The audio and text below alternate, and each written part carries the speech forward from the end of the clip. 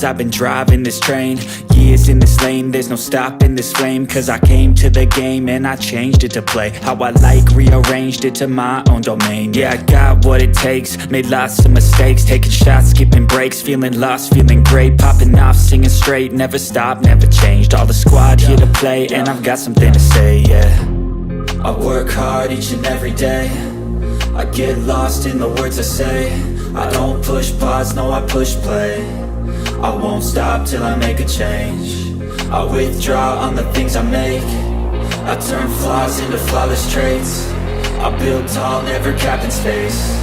I won't stop till I hear him say, oh, oh, la, la, la, la, la, la.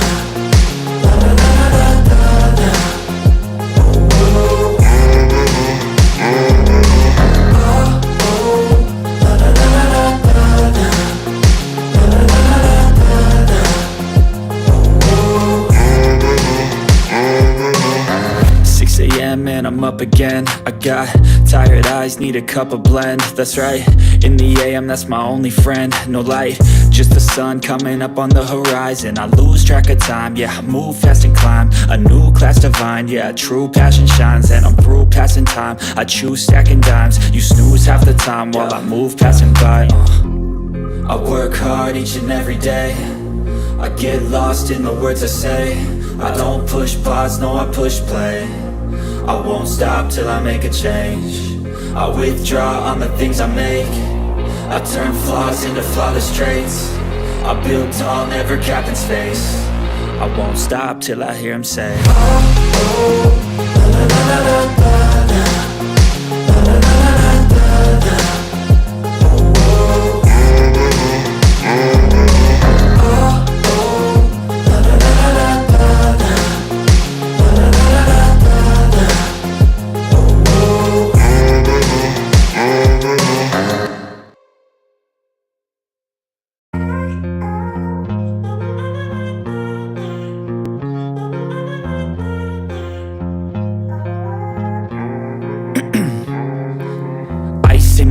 I've been driving this train, years in this lane, there's no stopping this flame. Cause I came to the game and I changed it to play how I like, rearranged it to my own domain. Yeah, I got what it takes, made lots of mistakes, taking shots, skipping breaks, feeling lost, feeling great, popping off, singing straight, never stopped, never changed. All the squad here to play and I've got something to say, yeah.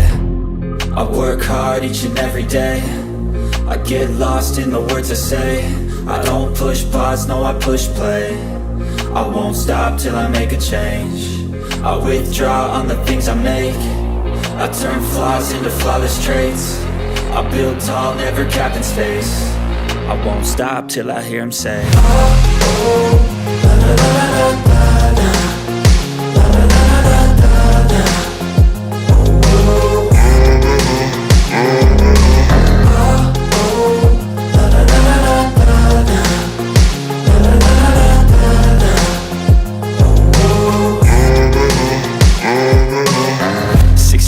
And I'm up again. I got tired eyes, need a cup of blend. That's right, in the AM, that's my only friend. No light, just the sun coming up on the horizon. I lose track of time, yeah, I move fast and climb a new class divine, yeah, true passion shines. And I'm through passing time, I choose stacking dimes. You snooze half the time while I move passing by.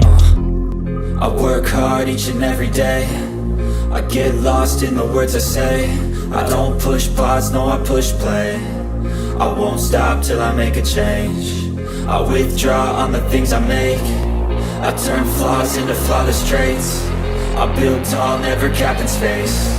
I won't stop till I hear him say, oh, oh, la, la, la, la, la, la, la, la, la, la, la, la.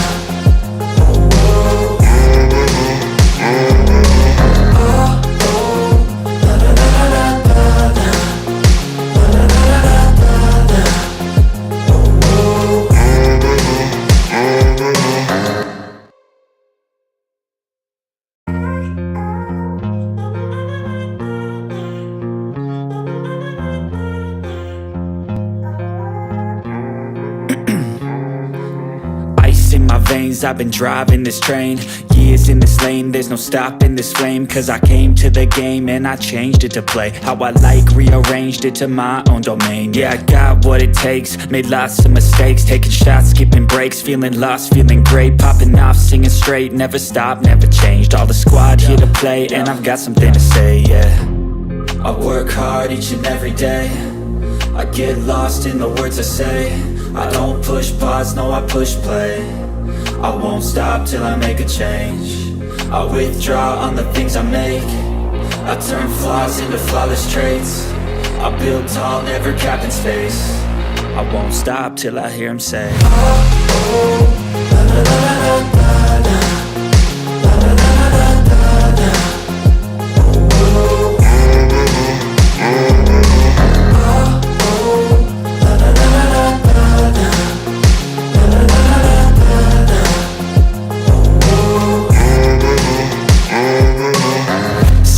And I'm up again. I got tired eyes, need a cup of blend. That's right, in the AM, that's my only friend. No light, just the sun coming up on the horizon. I lose track of time, yeah, I move fast and climb a new class divine, yeah, true passion shines. And I'm through passing time, I choose stacking dimes. You snooze half the time while I move passing by. I work hard each and every day, I get lost in the words I say. I don't push pause, no I push play. I won't stop till I make a change.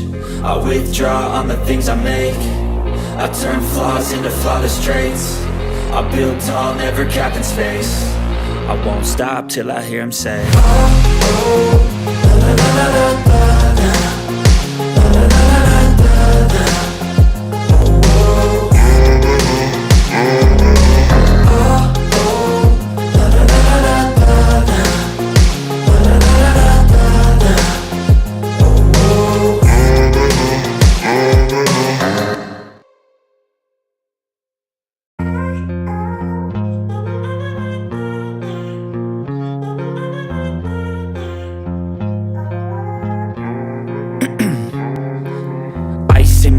I've been driving this train, years in this lane, there's no stopping this flame. Cause I came to the game and I changed it to play how I like, rearranged it to my own domain. Yeah, I got what it takes, made lots of mistakes, taking shots, skipping breaks, feeling lost, feeling great, popping off, singing straight, never stopped, never changed. All the squad here to play and I've got something to say, yeah.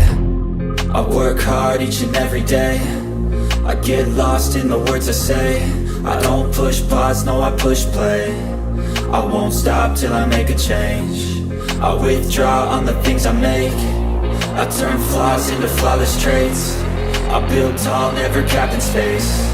I won't stop till I hear him say, oh, oh, la, la, la, la, la, la. La, la, la, la, la, la, la. Oh, oh,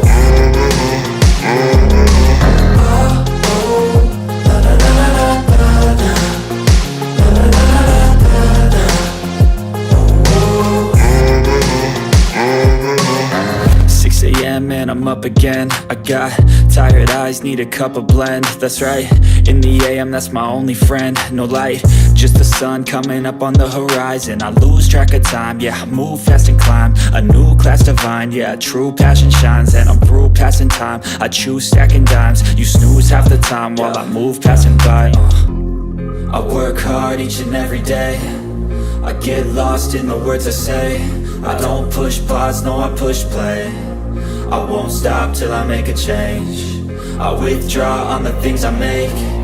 I turn flaws into flawless traits. I build tall, never capped in space. I won't stop till I hear him say, oh, oh, la, la, la, la, la, la. La, la, la, la, la, la, la.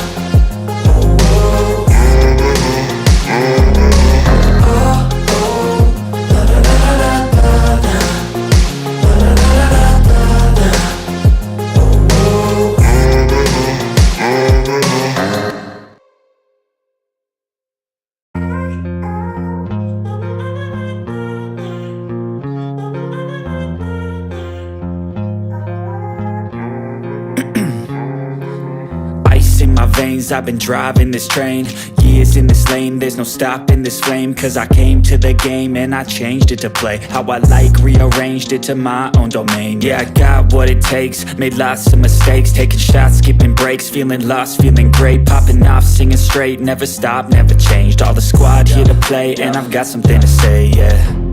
I work hard each and every day, I get lost in the words I say. I don't push pause, no, I push play. I won't stop till I make a change. I withdraw on the things I make. I turn flaws into flawless traits. I build tall, never capped in space. I won't stop till I hear him say, oh, oh, la, la, la, la, la, la, la, la, la, la, la, la.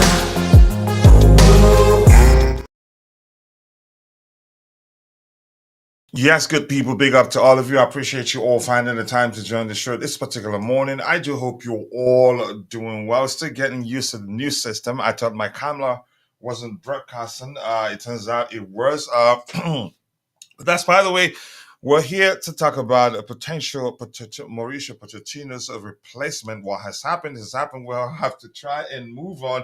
And like I told people yesterday, I survived the firing of I survived the sacking of what's his name? The sacking. Just give me 1 second here. I survived the sacking of Carlo Ancelotti, Jose Mourinho on 2 occasions. We will survive this one, but the truth remains, it could go either way. It could go either way. You never know. It could turn out to be the worst decision they've ever made. It could turn out the best decision they've ever made since they've taken over the club. But that's, by the way, we have a few news items to address. Uh, and then after that, we will get into discussing the situation.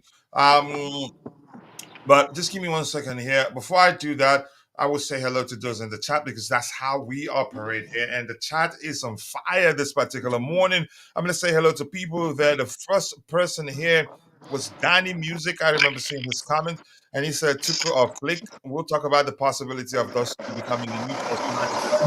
And can you mute on your end until you're ready to speak because we're getting some feedback there. Jude Oladipo Mesolid, the CEO of Chelsea FC Jingles. I appreciate you finding the time to join the show this particular morning. He said, good morning, coach, and everyone. We're all gathered here for our family meeting. A lot to talk about. But more importantly, Jude, I want to take this opportunity to say congratulations to you on the birth of your daughter. Just a few days after the arrival of mine, yours comes. My New York bro, congratulations to you. Something to celebrate. Hopefully, she'll become a Chelsea supporter or get to play for Chelsea someday.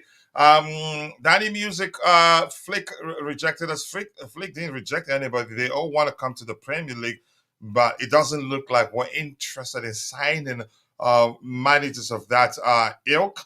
Him and even Thomas Tuchel, but we'll talk about that in a bit. Also saying this club, I'm not reading that one. If you want to say it, you come onto the panel and say by yourself what you have in mind. Let's see what else we have here. Hello to you, Constantine Dante. Big up to you, brother. Always nice to see you. I appreciate you finding the time to join the show this particular morning. Anything else to read? The chat is already on fire. Mabas05 is there. Constantine Dante, I've said hello to you. And my brother from another mother, Ankit, the CEO of Almighty Blues FC, Almighty Sports Plus. I appreciate you finding the time to join the show this particular morning, bro. I hope you're doing well. I cannot thank you enough for always finding the time to join the show whenever you can. Big up, bro. So disappointing. Names are coming up again. Crazy times continue. But up the Charles, bring us back RCFC. I think we will get there. Most importantly, I think a lot of us will find out that they want to win, really. Even when we thought, a lot of people thought that Mauricio Pochettino has done enough to keep his job. Apparently, to them, no, he should have done a lot more better. The question is now who comes in. Like as I've said before, that decision may end up being the best decision they've ever made since they've taken over the club, or the worst. It could go either way, 50-50, but I think they have to be cautious. And I don't believe for a second that they've not been talking to whoever takes over whenever they get to hire the person. I don't believe so. I think they've been talking to the person for a while, and probably at one point Mauricio Pochettino himself did find out, which led to him sounding the way he did sound towards the end of his reign as Chelsea manager. But we get to that in a bit. Keep dropping the likes on the stream, people. The likes that do go along with my boss. 05, nice to see you. And I have another brother in the house. Mikael is in the house, so big up to you, bro. Always nice to see you whenever time allows. Finding the time to support you, bro. Make it make sense. It's difficult to make sense of it for a lot of people. Here's where I have issue with people. Those that are judging him based on just the last 5 games of the season. I'd say if you bring it to the table, the argument that we average at least 7, 8 players per game throughout the entirety of the season, or the fact that we have an entirely new squad, or the fact that we have a very young squad, then I'll listen to you. Those are solid arguments, and I'd say give him a full season where hopefully he wouldn't have too many players out injured at the same time, and the players are starting to be players if they're properly rehearsed. Then yeah, judge him from that. Those are solid arguments. Those are sensible. If you argue that, I say that's sensible. But just going by last 5 games, I think it's a huge risk, and the owners, they didn't do that. They looked beyond the last 5 games and a lot more. But let's see what they do. But nice to see you, Mikhail. Um, let's see. What else do we have here? Yes, I would take Flick, but Flick I don't think will happen. But never say never. You don't know what they're doing. Chances are all the names we're seeing there are all just smoke screens. Remember, before we hired Mauricio Pochettino, there are names that were topping the list at the time. Nobody thought it'd be Mauricio Pochettino until towards the end of the whole process. That was when people realized, it looks like it's going to be uh, Mauricio Pochettino. But we'll get there. Keep dropping the likes on the stream, people. The likes do go a long way. And I have my Bass 05 in the chat, and I hope I've said hello to you. I think I've done. Back to square one. I think it depends. In all honesty, it all depends on what they do.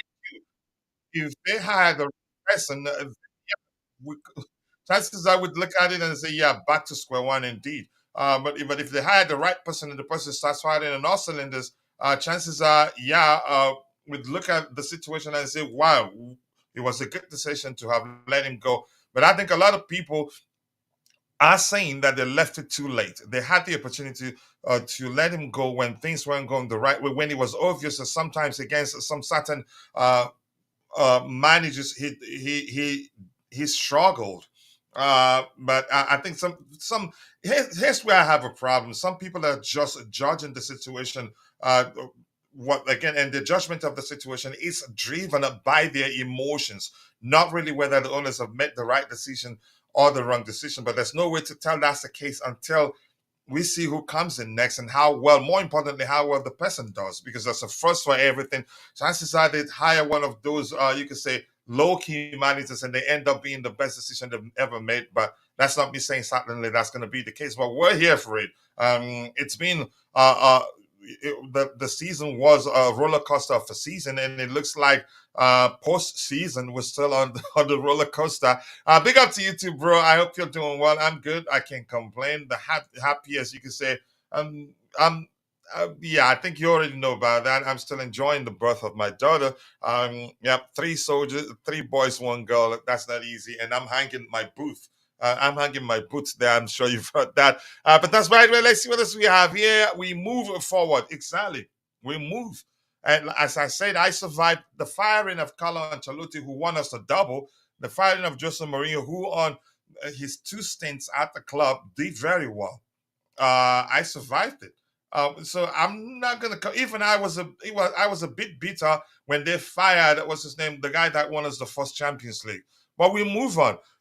It's a risk. Chances are this will turn out to be the best decision they've ever made. And I've always known that Mauricio Pochettino isn't here long term. Yeah, that which was why they were cautious with regards to the length of contract they gave him. But that's by the way, we'll move on. Yes, keep the blue flag flying high. Anything else to address here? Otherwise, I'm going to scroll to the very bottom, and I'm not going to be reading too much. If you want to come onto the panel, you let me know. I'm exhausted. I don't sleep that well these days, and I'm quite sure a lot of you know why. We have 19 likes, and we are how many minutes into the show? 19 minutes into the show. It's looking good. Let's see if we can get 100 likes by the time the show ends. I'm not sure what's wrong with YouTube on the studio. I'm not able to see how many people that are following the show on YouTube. I'm not sure why. It looks like it's 19 people in total. Something isn't quite right. Maybe something isn't connected properly. But that's, by the way, I can see your comments there. That's fine. Newman Ni Awule is saying that it's a shame what these new owners are turning the club into. I fell in with into. Okay, do they think everything is about money? And what have they done that has shown you that everything is about money? If anything, they're spending like they don't care about money. So I'm not sure I understand your argument there. They want a yes master coach who will never disagree with them in any decision. That may well be the case. I do not know. I just know they want to do well. And hopefully they will make the right decision because, yeah, screaming from now to tomorrow, I don't think would change anything. Am I concerned? I'm concerned. I will take the manager that want to be here, accept the project, and it's aligned. Yeah, it's business. But they want to do well at the same time. They have a plan, and the man himself, we've heard him speak of late. He said clearly that winning it's their priority because it just makes it's just common sense. If you don't win, you don't make gain. It's as simple as that. It's a result-driven business. Yeah, I've read that too. Let's see what else we have here. Keep dropping the likes on the stream, people, and big up to my Iraqi bro, Mabas05. Big up Kuchila. Which manager would you take at Chelsea as a Poch replacement? I'm gonna say this. I've taken my time, even before it happened. When people asked me that question, my response was always, "I haven't started looking beyond Poch." Why? Because there are a couple of factors there, but more importantly, there aren't too many elite managers out there. So I wasn't too sure. People mentioned Amorim, and I told them I'm not too sure about Amorim. And they said they bring up how well he's done with a Sporting CP, and I told them how about AVB. He went through the season without losing a single game. Came to Chelsea, we all know how that ended. Went to Tottenham, we also know how that ended. So I don't trust him. It's not to me. He's not proven beyond the Portuguese league. He's participated in European competition. Has he won it? No. Hansi Flick, even though he's done well beyond the German league, he's won the Champions League, Club World Cup, and also the European Super League. I'm still concerned because I know how he likes to play. So stubborn, so bent on playing a high line that in the Premier League, if he does that, he'd struggle. Which was why I said I'm not too sure he'd do well in the Premier League. Except if it comes in and changes. But that's, by the way, my boss, nice to see you. I hope you're doing well. Good morning to you too. Amaji Chigoze, one Nedalo. I appreciate you finding the time to join the show this particular morning. And Mark Smith is in the house. This is speak up after back in Portugal for job last time. I am not recommending any manager. The club picks who they want, and who's to say that they will get it wrong or get it right? We don't know. It's a gamble, and hopefully they get it right. But the good thing is that I think they learn. If they're hiring a manager based on numbers, hopefully they hire the right man. I'm just concerned, but at the same time, you never know what we'll do. And Kim So is in the house. I am tired of this club drama every day. I mean, you have every right to take a break. I mean, Brighton, you can go support Brighton if you want to. But more importantly, Kim, so nice to see you. I hope you're doing well. I appreciate you finding the time to join the show this particular morning and tell us, you told us you were looking for a girlfriend, and it's only fair to tell us if you find one. You have to tell us. You can't just come here and start talking, but it looks like maybe you found one. Who has the Arabs who has a bunch of money than them even gives Pep a hearing and some respect to make better decisions for the club. Okay, if that's how you see it, let's see. Ball, yeah, I think we're making a mistake. If you've been paying attention, you'd learn that Bali isn't actually the one that's making Bali is actually should be the list of your concerns. Bali is the main guy. Yeah, but I think it's difficult for people to start looking beyond Bali because he's you can say the consortium that which they're all under that single umbrella. That consortium in particular, Bali let the process of them purchasing the club. So, but he's not the guy making the main decision, and it sounded as if actually Bolly wanted Pochettino to stay. He took him out to dinner. Igbali is the one that doesn't want him. So, but I'm just going to leave it at that because I'm not quite sure with regards to who wanted him gone and who wanted him stayed. There's a possibility that Bolly just took him out for dinner just to save face and end up voting for him to be gone. So I don't know. But I'm just going to leave it at that. Yeah, congrats. And I've told you, if you found a girlfriend, you better let us know. You told us you were looking for one. Big up to you, to Wiz Paparazzi Bits. Nice to see you, brother. I hope you're doing well. And I do appreciate you finding the time to join the show this particular morning. When we started getting consistency, this happens. That's what I'm saying. I think it just means a bit sentimental there. You're letting your emotion dictate whether you want Poch or not. How about Houston? I get it. He's done some work. We've seen him. We did see improvement. How about if somebody brings this argument to the table that the reason why we were doing well, and in those games, actually look at them. Some of them were shaky wins. It brings to the table the argument that the team is just becoming more rehearsed. And then my argument whether I think the manager is the one for the job long term or not, I did tell people, here's something you should know. Even if you have a 12-year-old as a coach to coach a team, as they practice every day, the more rehearsed they become, they can win trophies even with the 12-year-old still in charge. If you get my point there, that's not me saying Mauricio Pochettino didn't do any job. I'm just letting you know that chances are the progress we experienced towards the end of the season was just down to the fact that the players became more rehearsed. You never know, but I don't think that was the case. I think he did some job there. So I'm just trying to make the point that we shouldn't just judge how well the manager did just given how he finished the season. There are other factors that you can bring up: the injury issue, the fact that we have an entirely new squad, inexperienced squad. Then I'd say, yeah, it makes sense, give him another season. But if you're just going by the last 6 games or 5 games, I'd say no. You're just letting your emotions drive your decision-making process, and that could lead to a lot of mistakes. But we'll find out whether it was the right decision to let him go or not. But here's one thing I want to say.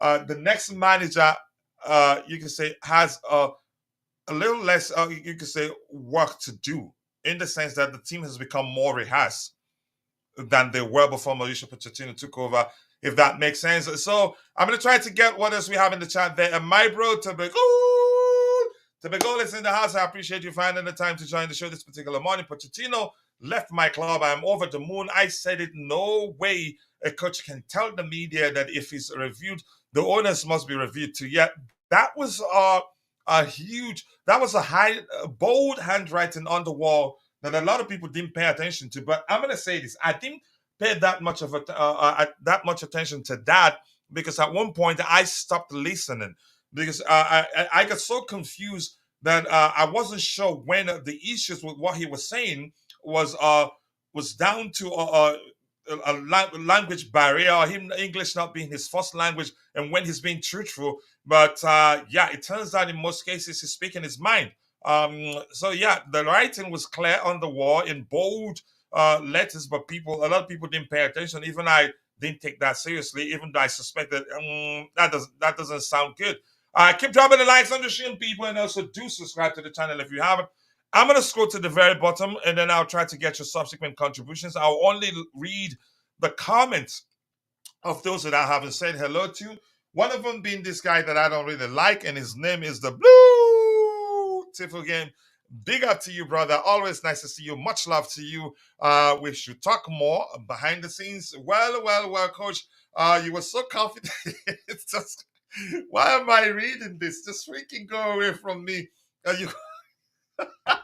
You were so confident that Poch was staying, and guess what happened? Maybe you should have, but I refused to, and I told you guys clearly that I'm not going to bet my buck on that, because I've learned sometimes you think a manager gets 10 years more, they get fired the next minute. So go away, just leave me alone.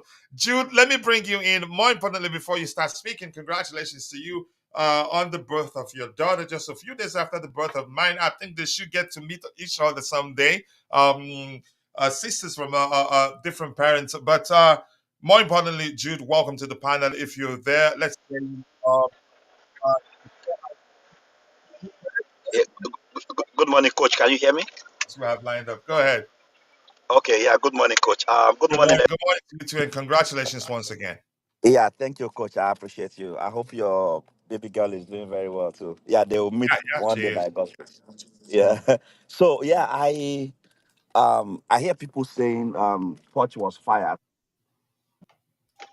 Um, I think I after listening the way it went out, Poch decided to walk out on the job.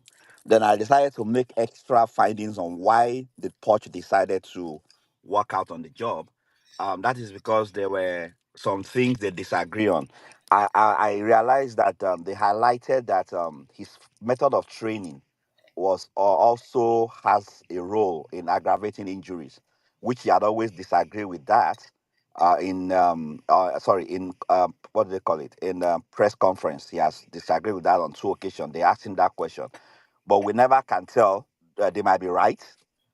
They might be right, but he disagreed with that. Then secondly, when it came to transfer, he gave them conditions. I want what's his name? Chaloba and Gallagher, they have to stay. He was highlighting the fact that it's a difficult thing to assemble a team, and then when they start performing, it's not good to start depleting the team. You understand? But it seems these guys are hell bent on selling Gallagher, and Are you speculating, or is there a way to confirm that this really happened? Because there well, are well, too many stories out there. I have seen it from different sources, from Okay. ESPN, Matt Law, and what's the other guy on name again? I was up watching in different interviews. I was searching different interviews. You understand? And all Mhm. of them are saying the same thing concurrently. That when they met, they're still hell bent on selling Gallagher and what's his name, and Chaloba. So, and then he wants more control on, hold on, he wants more control on transfer, right? Because he feels that when they want to sign players, he wants to know who is coming and let them work together. They also highlighted to him the fact that, oh, you felt it wasn't necessary to sign what's his name, Palmer. You said you had enough people in that department. He was the one who saved your season. And then he acknowledged that. And then he also brought out the fact that he told them not to sign Ugarte, that they were willing to overpay to sign Ugarte and all that. And then Mohamed Kudus also, they wanted him. He didn't want any of those players. He just felt he's okay. He could work with what he wants.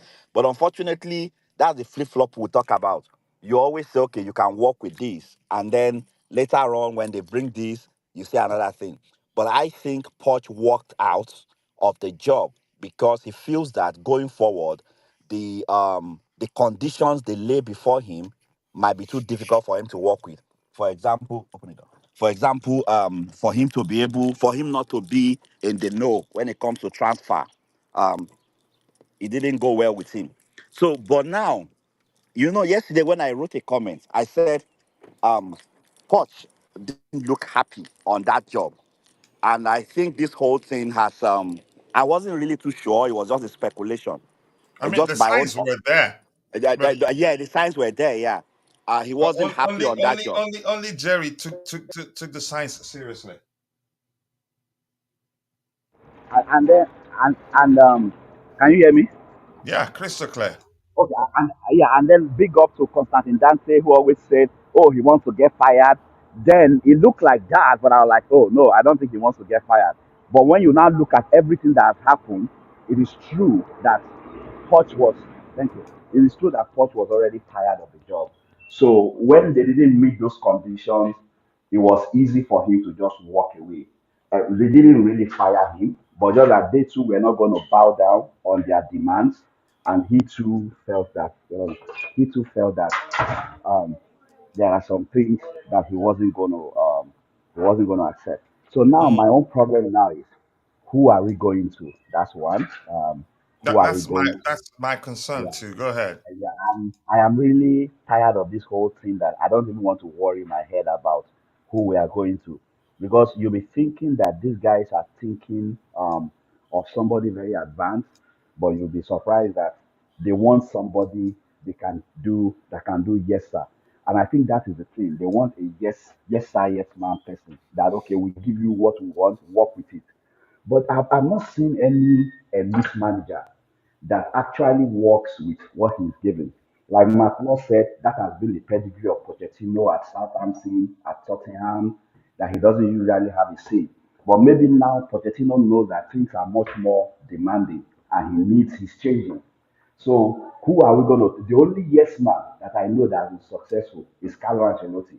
But now that he has been extremely successful, I'm not sure he's going to be a yes sir, yes man. You understand? I'm not so sure. I'm not so sure. But I Yeah, don't know. I don't want somebody of Carlos status anyway. But the guy that is stopping this thing is the Ipswich guy. They said they want somebody younger, but they are not sure about Amorim, but the Ipswich guy. Good morning. Yeah, well.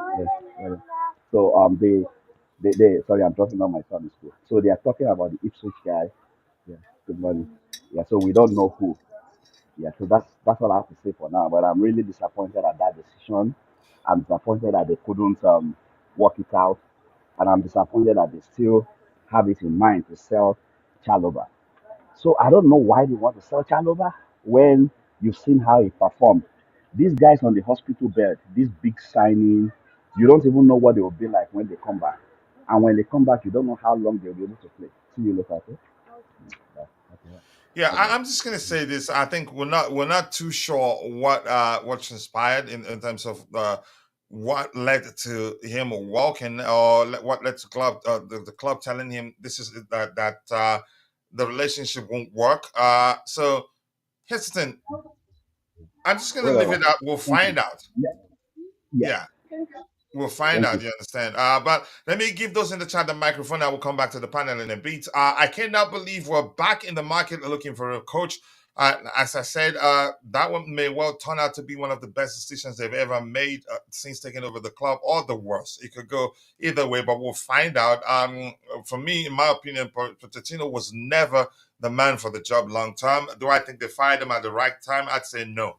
And again, everything comes down to who takes over and how well, more importantly, how well the person does. We may have questions with regards to who they hire, but more importantly, what we should wait and see is how the person performs. I don't think we have control of anything. I'm seeing people going about talking about protest, and protest what really.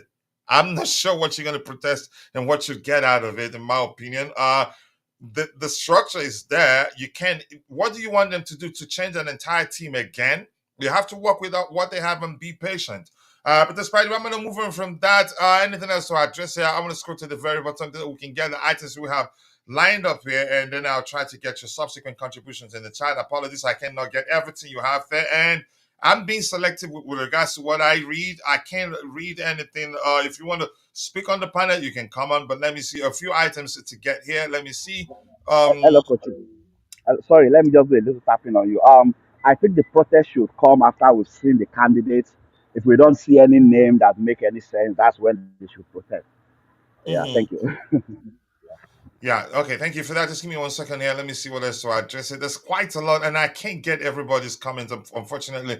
It's saying a big up to you. To all managers are gambles. The difference is the degree of gamble. We're finally free from I'm not doing that. You can come onto the panel and do that. So let's see what he has to say here. Bali is the chairman. He is one responsible person between Bali and Iqbali is a red. Okay. I can't pronounce that. They are operating under the same destructive money ball. Okay, that's just your opinion. I mean, you can join the panel. Sometimes I see some stuff. I like it. I look. You are entitled to your opinion, but I can't read everything you have. That depends on what you're saying. And if it involves name calling, I will skip it one time. I haven't said you've done that yet, but I think we just have to be cautious here. Kachila, I knew Poch was not the man to take Chelsea forward in the long term. Yeah, these current crop of players need a tough manager to make these players out there, but they need nurturing first, which was why I argued that Poch, he's the man for the job right now, but long term, I don't think so. And I said why. But I don't want to talk about that now. We've moved on. Poch is gone. We need to talk about something else. Imagine giving top four target, but wanted Okay. Interested with Thomas Frank for McKenna. Yeah, but Tangerino, nice to see you. I see some comments from Mikhail there. I want to read them. Give me one second here. Let's see what bro has to say. Frank Khalid is right when he says we at Chelsea FC, we miss the days when the owner shared the same values as the fans at Chelsea FC. Okay, an owner who wanted to win trophies and brought best managers. I don't know. I think you can argue that the new owners have gone about their business the wrong way. I don't think it makes sense to argue that they don't want to win. Even if you think they're here for the money. This is a result driven business. Without results, you don't make money. Even if the plan is to sell, flip the players you've signed to make money, if they don't play, if the club aren't doing well, the value of the players will drop. But that's besides the point. We're not here to talk about the owners today. Let's talk about the potential replacement for Mauricio Pochettino. I'm quite sure a lot of you have seen the list there. And JC is in the house. Nice to see you, JC. I hope you're doing well. Coach in the mud for his predictions. Yeah, I thought he was staying, but I did say also my comments at the time had disclaimers telling you I'm not too sure what's going to happen because, yeah, that's just and I refuse to bet on it, to bet that he stays. I was just banking on if the owners follow the numbers like we believe they usually do, he should keep his job. It's as simple as that. Keep dropping the likes on the stream, people. The likes do go a long way. I appreciate you all finding the time to join the show this particular morning. Ty, nice to see you. I hope you're doing well. Poch said I would like to keep Connor at the club and make him a captain permanently. 5 minutes later, security we're seen escorting him from the building. Yeah, I don't think it went to that level, but I get where you're coming from. And this comment right here, we just said they failed. I wouldn't say they failed. I think that the club have failed is just your opinion. There are factors you have to consider. We overhauled the squad. That's an issue. Yeah, and you cannot say they failed. You don't say they failed, but if you feel that they failed, it's your opinion, and I don't think they failed. But I don't want to get into that. We're here to talk about the potential replacements of the manager. I don't know. Chances are, somebody said yesterday that that's the worst kept secret. That the Zerbi will most definitely be Pochettino's replacement, but we will find out. I mean, I'm inclined to believe that that will be the case of a multitude of reasons. The way he left Brighton, and rumors that he's actually he already has an agreement with a certain club, a particular club not mentioned. But the agreement was done in utmost secrecy. That we don't know about it. Jude, that's Sabeho saying congratulations to you on the birth of your daughter. Let's see anything else to address here. Yeah, thank you, Tobeho. Thank you. Poch sacked Chelsea. Chelsea did not sack, but that is just your opinion. There's no way to tell that Poch sacked Chelsea. You don't know. You don't know that. If we're going by everything we've heard, that they brought the numbers and say that's not enough. With some people are saying some you can say some people on the board think it took him too long to figure out how to get the most out of the team. So that is just your opinion. But I know you're so strong-willed that you be trying to preach to us that that's certainly what happened. We can all speculate. None of us have ever been there at the table where they discussed the manager's future, or you haven't seen. You showed me a video where Pochettino said, "You know what? I'm done," and nobody is sure whether what led to his departure was because Coach. they refused to sign the players he want, or because they want to start Conor Gallagher. I don't believe that. Go ahead, Yeah, Jude. You were Coach. saying something. Okay, yeah, thank you. From all those Mhm. interviews I talked about, what you just read now is also not really far from the truth. The thing is, they didn't really give him a full pass mark. You know, they highlighted all his errors. They are not getting it right at the right on time. Training, they brought all those things out, and then they reached And an there's also, agreement. just quickly, Jude, and there's also Okay, somebody saying, some of them argue that his training approach is the reason why we had too many players out injured. So it's everywhere. There's no way to yeah, confirm if anything in any of them is the fact or lie. yeah. A lie. But go ahead. And then they said they reached an agreement that okay, we would allow you have one more season, and then triggering your 1 year will depend on your performance, and they want Champions League qualification or nothing going to the next season. And he agreed. But when it now came to the aspect of players, and he asked that question, and they'll be like, well, the board will decide. If they feel it's the best to sell them, they will still sell them. And he felt, no, you can't want a lot from me, and then you want to sell part of my best players. That he's not sure the guys from the injury, he's not sure what they are bringing to the table yet, because they haven't played for a long time. So, and it was on that basis he decided that no, I'm not going to continue. Yeah, listen, Jude, I know you can agree that there's no way to tell what happened exactly, right? Uh, Yeah, maybe, yeah, yeah, yeah, as time goes on, we'll find out. We can only yeah, speculate. Yeah. yeah. There are also some theories that he's gotten a call from some club we don't know, so his confidence is going to just go. He's going to get that I job. think Probably because, yeah, Man U is expected to be the club that has spoken to him. Man U. But do you think? I don't know. But do you think it's not insane to hire the Zerbi, a man that I don't know. But some people said the Zerbi's team too wasn't strong. That after they sold Kante and Cucurella, they didn't really replace those guys with very competent and experienced player. yeah. So Roger did that's make that argument yesterday, and it's sensible, but at the same time, I don't think it's Chelsea fans, and I think. I mean, I'm inclined to join that gang that thinks Pochettino is better than him. He beat him 4 times, even when he yeah, had yeah, players. So, yeah, and he has more uh, experience. yeah, exactly. But some will also bring the argument that we've always had a better squad than them. But Heston, and somebody said in the chat yesterday that the Zerbi to Chelsea is the worst kept secret. Chances are that's the case. You don't know. You Yeah, get my but point? it wouldn't be a secret to me because it's been speculated over and over, and then later they made it look like, oh, it's not gonna be true. But well, the only thing that I might make me accept this Abi, I feel his experience is not enough, and I don't think I really like his tactics. That's one. Like, so he gets fined out and somehow he doesn't know what to do again. It might sound like funny, but the fact that Italian guys have always been successful in Chelsea, so I would just want to give him that shot. And let's see how his own go. I I hope mean, his own is not going to be. that's being superstitious, but Yeah, you never superstitious. know. Yeah, but aside that, technically, I don't think I want him. Yeah. And here's been also he's made some comments that I'm quite sure a lot of people wrote that down. The fact that he said he doesn't play to win, he plays to enjoy himself.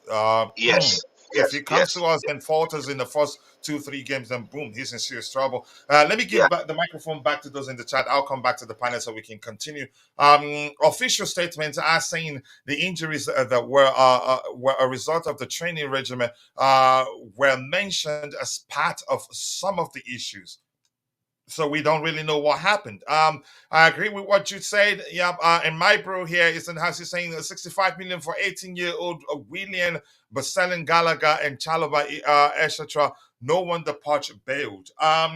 Here's the thing: the story of that Chalobah is on sale. I don't believe that. I think it's horse dung. And especially mentioning that Gallagher is on sale for 25 million pounds. I don't think so. I don't believe it. We know these owners, even with players that has a few days, that have a few days left on their contract, they ask for more. No, And Chalobah is, Gallagher evaluation is not out yet. 25 million was for Chaloba. yeah, Rumor that's what I'm of saying. I 25 said I million. Yeah. disagree. Even with at that, I disagree. His current contract, he still has. I think he still has more than 3 years left on his current contract, right? Yeah, That's I'm what I'm not saying. so I sure. don't believe that report. Yeah, I don't believe it too. 25, it doesn't make sense. No, Yeah. just give you know them. You see the way they operate. If anything, I think it'd be right to say they're greedy. When we thought it was a risk not to have sold Mason Mount when Manchester United came with their initial offer, it turns out they knew exactly what they're doing. And Chalobah, more importantly, is English, and I don't think they'd sell him. I think he'd still be here. But people, here's something I want to say. There are a lot of rumors are flying around there, and we Chelsea fans were vulnerable. And it's no surprises that the media they are exploiting our vulnerability. They put up a lot of bullcrap there, and we'll suck up to all of them. And sometimes, given the situation, one will be inclined to believe whatever they see out there. So chances are the rumors that Chalobah is will be sold is correct. After all, we were told that Gallagher will be sold in January. Did he leave? No. And remember, if we're going to just blame the owners for deciding to sell players, remember, we've seen a report that said specifically the players will be sold only if they ask to leave. I remember that. But I still don't think they will sell Gallagher, but it's going to be difficult to keep him. That's because from a negotiations standpoint, he has the upper hand, which means if he starts asking something that the club cannot pay, they'd have no option than to sell him. So I think they should have tried to get him to put pen to paper for a new contract last season, and I don't think they didn't push for it. Probably weren't too sure whether they'd keep him or not. But let's see what happens. Vic is saying, well, all knew Poch had the momentum going into the meeting. Yeah, because he finished well, and he will demand more control and a renewed contract, which he'd never get. And it has ended the way it ended. And I'm still going to say what I've said before. The next decision they make could end up becoming one of the best they've made since buying the club, or the worst. But we don't know. And Mikhail is saying Poch may have taken easy route. Maybe he realizes this team overachieved, and in the end, isn't ready to face the sort of pressure he faced next season. I'm not sure what to say, but that's a delicious comment, by the way. No more we've moved on. Can we talk about the potential replacements? And here we have a CAA Mafia saying Poch got Spurs to second end UEFA Champions League final and had no say. He won 3 titles at PSG and had no say. He underperformed at Chelsea, gets 6th, and now he wants say. Wow, some comment. I think it depends on who you speak to. I'm going to scroll to the very bottom. Dante, let's hear you. Your opinion of the situation quickly, of everything you've heard us talk about, because we have items lined up with regards to his potential replacement that we have to address. And apologies, after this Mikhail comment, I'm going to scroll to the very bottom. Apologies if I skipped your comments. Issues is that Poch left. Issue is the names. Yeah, exactly. That's a delicious comment. The biggest problem is the names we are hearing now. Yeah, whether it's a risk, and I think Roger will remember. I've always told him that I'm quite sure that the next manager will hire will be an elite manager, and that's because hiring a non-elite manager will be a serious issue. But Constantine Dante, let's hear your opinion of everything you've heard us talk about before we start talking about the potential replacements. Hi, Chipchilla. How are you? You gonna call me Chipchilla even on the panel? Chip, I'm trying. I can't really sing it like you do, but yeah, I'm gonna leave that one for you to sing it like that. Much love, brother. How are you doing? I appreciate you finding the time. I'm good. I'm good. Big up, Jude. Congratulations. With a minute or two, so that we can go into addressing the names we have on the list of our potential replacement. But go ahead. Yeah, Dante must start with Ole Ole. Big up, Jude. Congratulations on the birth of your daughter as well. Thank you so much, Jude, sir. Thank you. You heard them? Well, yeah, I slept very well. Got the news. I think it was around 2 a.m. I was just going to bed last night, and got the news came in, and yeah, it was a long night. I didn't go to bed till 6 a.m. because Jerry Z messaged every 5 seconds. So I couldn't sleep. I did not say that. He was very excited. That. You said it, but go ahead. Jerry Z was so excited. Oh my goodness. And poor Tiger, he was depressed. You saw the message, right? I was concerned when I read that message. Yeah, I'm like, Tiger, take it easy. That's a bit serious, Tiger. He really took it to heart. I don't know what's happening. I hope he's all right. To the chat, big up the chat as well. Congratulations to some and commiserations to others as well. So just depends which side you were on, the H gang or the other side. Yeah, look, like I was saying, the hold up. I kept saying the hold up. Poch is asking for something else. He's asking for more. Simple. Yeah, he didn't get it. They moved on. He's not aligned with the project. He wants to change things. He wants more power. He wants this. He wants that. So obviously they parted ways, which it is what it is. So yeah, Poch is old news now. We move on from Poch, like you said. He's old news. He'll be forgotten about hopefully in a week. No one will talk about him anymore. Other than that, there's not much more to say about Poch. Like I said, we're moving on from Poch. He's old news. We move on and we look to see who we're going to hire next. Simple. That's simple for you, right? It's simple because I'm not going to go on about Poch on, and I think everybody knows. You're not how going to much join I've the said. protest? Sorry? You're not going to join the protest being planned? Oh yeah, of course. Yeah, I'm gonna go graffiti all over the stadium. Yep. All right, let's hear JC. JC, pick up to you. Thanks so much. It looks like you're not in a meeting today, but I'm quite sure in the next 3 minutes you'll be in a hurry to leave because you're always busy. But we appreciate you finding the time to join us. Let's hear you. What do you have to say with everything you've heard us talk about, even the one you missed? Before we get into looking at the names being mentioned as potential replacement for Pochettino, let's hear what you have to say, brother. Coach, it's a fantastic day. The sun is shining. The best day of the summer. This summer. You slept well too. Yes. Fully enjoyed the freedom. You guys are definitely going to the educated place. It's as if Go ahead. The handbrakes are off.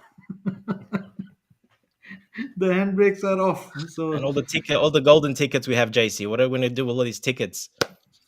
Oh, come on. I mean, we can sell it to a few players who have been throwing emotions on the Instagram. I mean, sell it to them. They can go along with their... Let's see if they follow Poch. I doubt that very much. Yeah, they can do that. Kick them out. This is Chelsea. This is not Pochettino FC. They have to man up and grow up. Exactly. If there is somebody who's like so sentimental about Pochettino, I mean, come on, guys. First look at club. The more important is the club and the results and how they have been performing. Actually, if you look at it, like if I was a student and I barely scrap through, like the out of a grade of 10, if passing is like 4 or 3, and I get 3.5 to round it up. And then going and demanding that I am the best in the class and I want this and I want that, and then the windows were not open and I need to open the windows and the teacher should not come from the front door but should come from the back door. And I said, come on, man, do you know where you are living? So he had the audacity to be demanding all these things. He played for 5 games. The club, actually, the league is 38 games or 38, yes? So I mean, what is this noise about that we are not in a crisis now? We are in an exciting time. We can look forward to. Now, I have not done like a background check on all the managers, but I did on one, which is the least possible, like the least possible. And even he looked better to me than Pochettino. And I believe if we look at the other in the list and just not go by the general assumption, but just have a little bit of digging and see, like, they are also good managers. There are good managers around. JC did his homework on McKenna, didn't you? Yeah, and I hope we do not go for the name, but for the substance. Because I am a firm believer in hard work, discipline, because that gives results always. There is no lot. You can win a lottery, but you lose that money also very fast. Yeah, can I ask you a question? Can I ask you a question, JC, please? So, can you hear me, JC? Yeah, sure. Okay. Please, what if the reason why you were scaling through grades in school was possibly because maybe, let's assume you are a child now. Let's assume that your parents didn't give you enough things that you needed. You don't have books, and you're now saying, "Oh, Daddy, I need these books. I need these books. I always borrow from my friends, and I get it at the dying minute. So because I think I want to do better." What about that? See, my job is to study hard, work hard. If it is really the books, yes, you can say that. But that is debatable. I believe he had enough good books. It was the application and the sincerity and the discipline that was missing. And also to be saying, I mean, there are some people who pick up a subject in 5 minutes, and there are people who need 5 hours. And he came across to me like he's slow. So he's not a bad manager, but it didn't pan out. That's it. That's life. Like when he did well, we said like he's doing well. But then when you look at the overall structure, then and if you're asking for books, I mean, come on, he signed up for this. He knew we had players on 10-year contracts. Now he wants to sell them and buy some other ones. Signing players on 10-year contracts means you are committed long term. You cannot change that swiftly. I mean, if we thought like we will be like selling all our squad with 10-year contracts this summer, I mean, he needs to be real. That's not happening.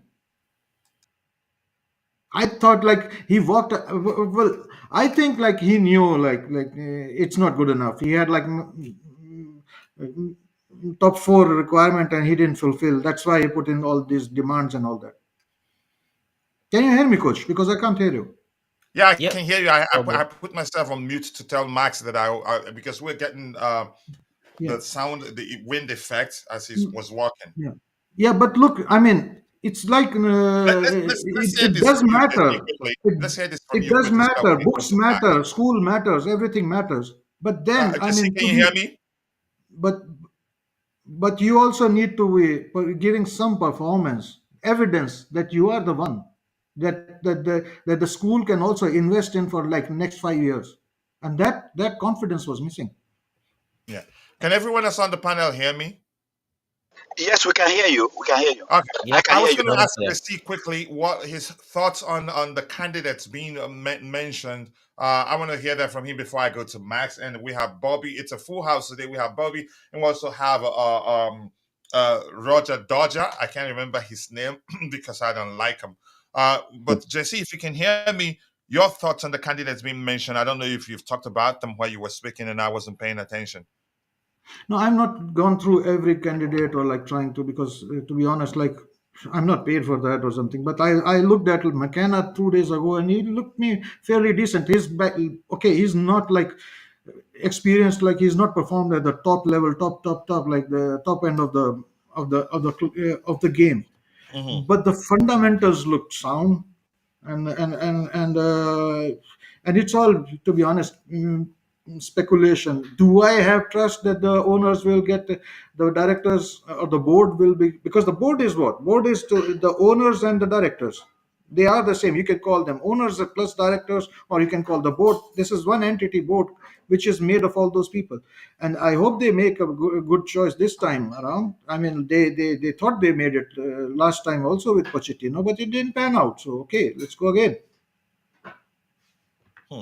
Max, big up to you, Max. I appreciate you finding the time to join the show this particular morning. Always nice to have you on the panel here, Max. I'm sure I don't know where you want to come in, but more importantly, we want to hear from you.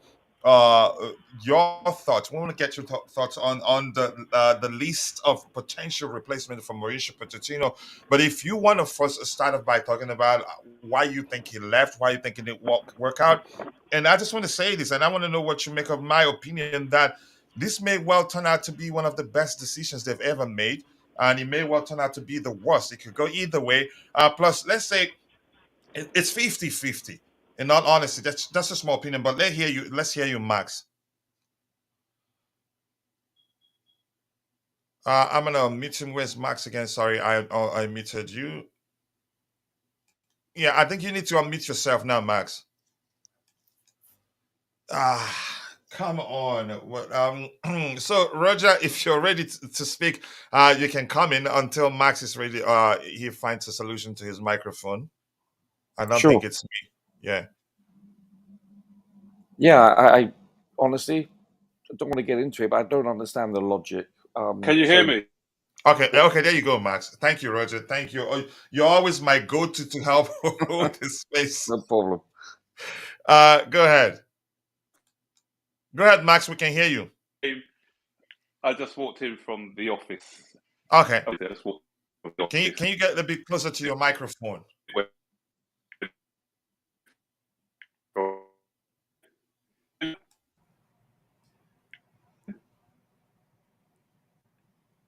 Max, I think his connection is seriously breaking up.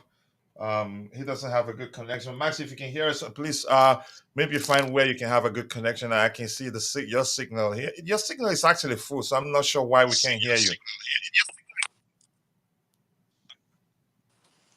Go ahead, Max. Can you say something? It's a bit faint.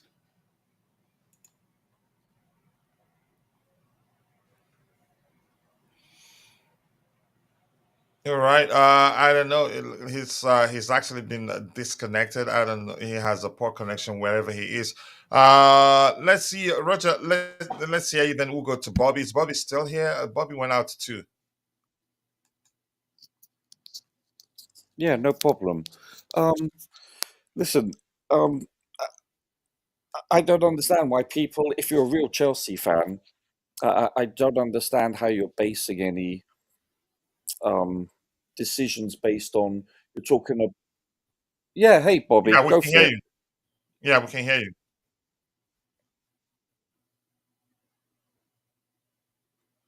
Go Yeah, ahead, Roger. Go yeah, ahead. you're right. We don't know whether it's a good decision or a bad decision. Only time will tell.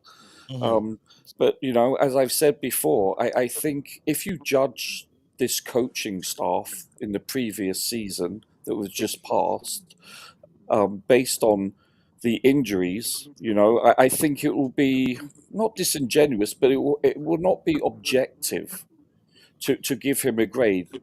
It's that simple. I believe it's 414 injuries compared to 216.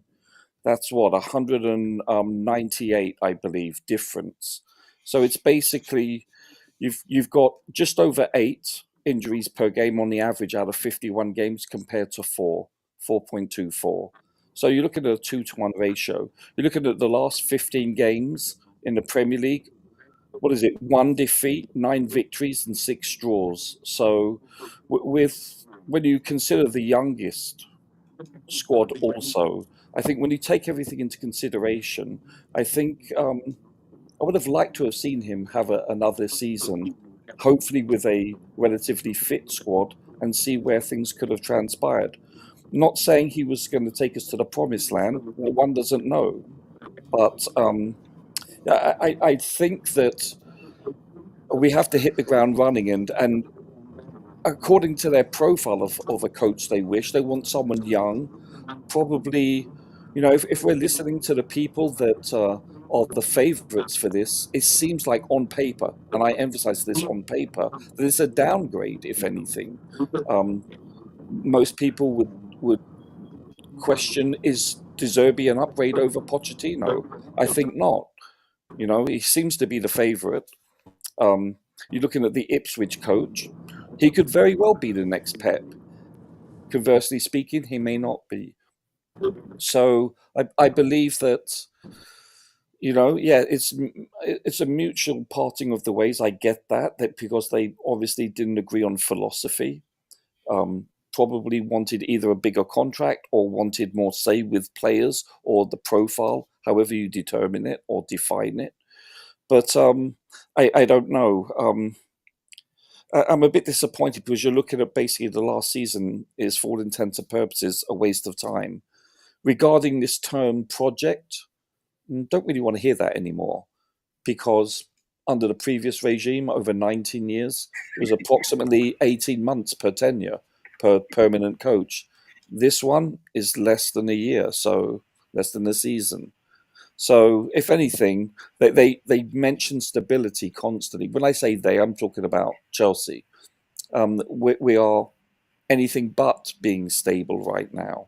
And so, to me, this is a contradiction in terms. So I'm worried in that regard because this cannot be sustained. It's as simple as that. We don't have the squad for it. Maybe in a few years when they're excellent players, perhaps, assuming they'll all pan out. This could traditionally and historically, this took place because of the squad was so deep. We were full of internationals, mostly in their prime. That's why you had two average managers at best take us to the promised land originally, while people like Mourinho, etc., couldn't take us there. Why is that? That's because it's the players. It's that simple. I don't know. It's disconcerting because this is one I wanted to see with these new. When I say owners, I believe that it was the sporting directors that pulled the trigger with regards to this. So they're the ones that are doing business with the ingress and egress of staff here, and so. Yes, ultimately it's the board of directors that hire these sporting directors, no doubt about it. But I think if they get this wrong, let's say hypothetically, well, obviously we're going to get a new manager, and let's say yet again it's a failure, however you want to term it or define it, then I believe it's the sporting directors that should be looked at because this will be what they've already fired. Well, not them, the sporting directors, but in this tenure, we've already fired 3 permanent managers. We're going to be hiring our 4th. And I believe these sporting directors, this is going to be their 3rd manager hiring. So if they get this wrong again, and let's say it's less than a year or a season, then guess what? Then the common denominator is them. Yeah, but Roger, do you think they are not being looked at as well? Don't you think they are also being evaluated? Isn't it? To a certain extent, probably, but you have to take into consideration that coaches coach, players play. It's that simple. It's not And like directors manage.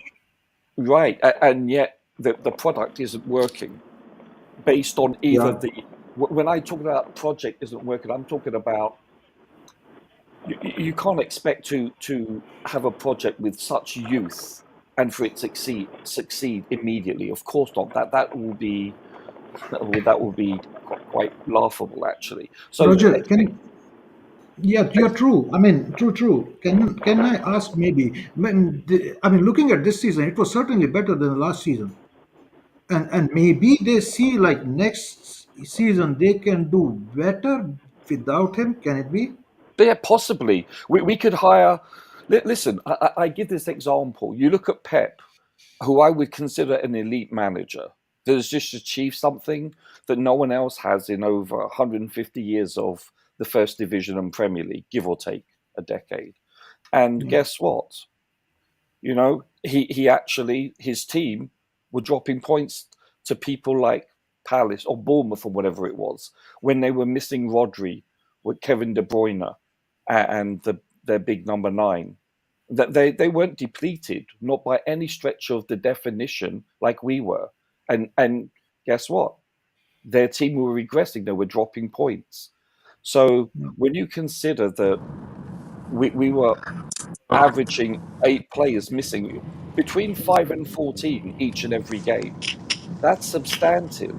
And so you can't grade someone based on this kind of depletion. It's the most amount, the second most amount in all 5 European leagues, but the most amount in the Premier League. Yeah, Roger. Then please correct me. Just, Yeah, just one because second, please. coach. 1 second, JC, and we'll come back to you guys if you don't mind, because we still have IBZ. He was joined us today for Okay. a Yeah. 1,000 years Sure. life Sure. right now, but I'm happy to see you here to sign that you're good. Apologies that I haven't reached out again. But it's a good thing we did speak. I think twice or once, and when I asked Guys, how you were faring after can I going under jump the in? knife. Because, I'm coming, Bobby. I'll get to you in a bit. And you told me everything was coach, going well, and you came onto the panel and advised us to, more I'm importantly, going to get take cut care of off. So, ourselves. That we appreciate that. I'll come to you in a bit, IBZ. Let's hear you, Bobby. Where do you want to come in? We don't have too much time, so if all can try and be as snappy as possible, I think we can get to a lot of the panelists. There, we have full house today. Go ahead, Bobby. It looks like Bobby is having a very shaky connection there, as you can see. Let's see if it works out in a bit. Otherwise, I'm gonna go to IBZ. Okay, before I go to IBZ, looks Max. I don't know if you fixed your connection. Go ahead, Max. Yeah, we can hear you crystal clear, better than it was before. Oh, It's okay. perfect. Hello to you Hi. too. Go ahead. Once you're done, we can bring in IBZ. Bobby, his connection is really shaky. Go ahead. And thank you, Collington, for the donation. Sincerely do appreciate it. I think that will go a long way for us. Go ahead, Max. Yeah, I will come to you again in a bit, Bobby. Go ahead, Max.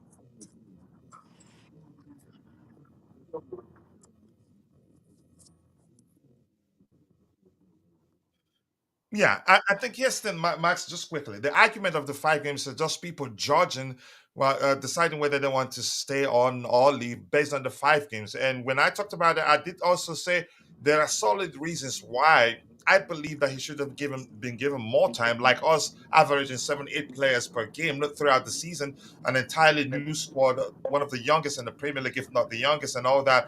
That's not saying he just played 5 games.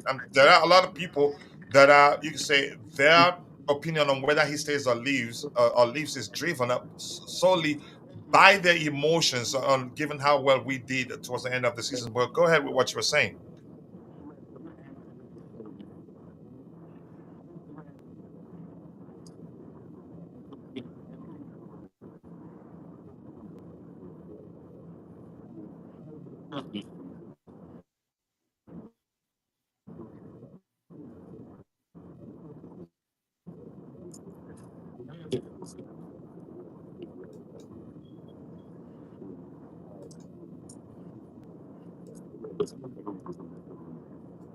You need to know their strengths and their weaknesses as well. So to get 7 or 8 new players integrated into the side under the circumstances, I feel that I would have given him a bit more time. Can you hear us? I think someone said you can't hear me. Yeah, we can hear Can you you. hear? Yeah. I think because you were going in and out, you weren't on the previous scene, so I had to switch it in the studio. But go ahead. Yeah, everyone can hear me. I hope so. Yeah, Yeah. they can hear you now. So basically, I see that it wasn't just footballing reasons why he left, because a lot of people back in the day they'll say that he was a yes man. This proves that he wasn't a yes man, because the reason that he did beautiful game wants me to start again. So I'll just quickly summarize what I said. I said over the course of 38 games, I thought, in my opinion, he deserved another season because he had to integrate a lot of a brand new team, and plus we had a lot of injuries. So that's briefly what I said before. So and then we're going on to what I'm saying now is that I don't think it's footballing reasons why he's leaving. I know that he wanted to keep Gallagher. That's one of the Mhm. things. Um, and and obviously the board want to go in a different direction. I think Shalabar was also an issue, and he But wanted Max, just quickly, how do we know that that was really the case? because he's played. We do know that because he's played Gallagher throughout the whole season, and No, no, I'm we saying know my that argument is board how do want to we sell him. know that he's left the club because because I'm thinking you're Yeah, referencing the rumors that he wanted to keep him and the club wants to sell him. How do we know that that was yeah. really what transpired between him and the club? Because there was conversations on the day after the game. We all know he went for a meal with Todd Bowley and he had conversations. And there was a difference of opinion. There's a lot of people in the industry who are saying that the direction the club wants to take us and the direction that Pochettino wants to go are totally different. And so, reading between the lines, you can see that he wants a bit more experience. They want to carry on down this road of getting younger players into the team and integrating these younger players. So that is definitely a reason, one of the reasons why they want somebody who's going to buy into that principle of we buy the players, you coach them, head coach rather than manager. So that's what they want next, a head coach. And there's one other thing. one other reason why they didn't extend his contract is because if they did extend his contract, it wouldn't only have been for 1 year; it'd have had to be for 2 years. And the reason why is because we've got the World Club Cup coming up in June, and I don't know what the complications. I don't know. There was either you can't if you sack somebody in June or something, or you have to wait until the start of the season before the other manager can start working. Apparently, I didn't know that was the case, but I heard that yesterday. I didn't Um, know either. yeah, yeah. And so, had we kept him, his contract would have to, because football contracts don't expire until the end of June, and that would have been during the World Club Cup. So, if we'd kept him, we'd have had to kick halfway during the World Club Cup. He'd have left without no appointment, apparently. So that's why it was either that's why we couldn't just let him stay for one more season. He'd have had to sign an extension for a minimum of 2 years. And had it not worked out next season, then we'll be left with compensation to pay a bit more compensation, apparently. So that's one of the reasons as well. But he wanted, it was a joint decision. It wasn't just him. It was a mutual. When they said usually when they say mutual consent, it's usually a second without the manager having a say. But in this case, apparently, I'm hearing that it was a mutual So consent. they So had a conversation and agreed it's not going to yeah, work that out. the And direction his that farewell message is reflective of the fact that it was truly a mutual consent. But go ahead with what you were saying. yeah, as I said, both parties agreed that the way that we wanted to go, the way he wanted to go was different. My thing is, why did they appoint him in the first place as well? Because when I and I always support whoever manages the club. But when you saw the profile of players we were buying and the profile of players that Pochettino likes to work with, it's chalk and cheese because you only have to look at the players that he had at Tottenham, physical players, players who can press aggressively from the front. Our profile, people like Mudrich, Sterling are not going to do that. Let's be honest. So we had midfielders. He likes 6'3" midfielders like Wanyama and the boy Dembele. People like that. Eiffel Towers, we call it. Yeah, big, powerful players, and that's why I think people like Matson missed out because Matson. The only reason Matson missed out on playing for us is because of his height, and because Pochettino felt at the time we had quite a small side physically, so he needed to get a bit more height into the team. That's why Matson missed out on playing, and that's why Okay. Gallagher played a lot of games as well because he likes road runners, aggressive players who are going to be And we defensively, the tradition transition, we got caught out a lot. Oh, on the reason why we started to shore up a bit was when the penny finally dropped, and we thought the midfielders that we have cannot cover the space as quickly, so we put Cucurella in there to give us shore up the midfield a bit, and then we became a bit more solid defensively. But Let me and ask you this, Max, quickly. yeah, Well, before I forget, maybe you can just once I'm done asking you the question, you can round off with what you were saying and then add to that one. The question is, you did talk about him coming in, whereas we don't have the players, the profile of players that do well under him, for lack of a more, you can say specific language. I forgot the language you used there. The point is, I'm quite sure he was well briefed before he put pen to paper and agreed to become our manager. It's either they lied to him that's during the why I thought it was conversation. strange. That's why I thought it was strange how Yeah. because somebody somewhere, because why they did that's what worries me as well when picking a new manager because you've got a set of players who in their right mind would have thought these can work well under Pochettino. The only thing, well, maybe the only because what Pochettino can do is he's good at nurturing young players. He's got he's a very good because all the players love him, and he's very relatable to the players, and so maybe that's what they thought, but they didn't look at the profile of players. They probably looked at the personality of the players rather than the profile of the players because and when they're picking the new guys, when the new guys are the new guy's coming in. He's got to have, not only has he got to have this attractive way of play and patterns of play and all this stuff they're coming out with, he's got to know how to work with this set of players. We've got a young, look at the players we've got. We've got players like Nicholas Jackson, people like Madueke. We've already seen that at times they can be a bit volatile and immature. So can a young manager work with the types of personalities? Pochettino had a way of working with them, and but that's what I'm saying. We need somebody who's going to take no nonsense. We don't want a manager who's coming in.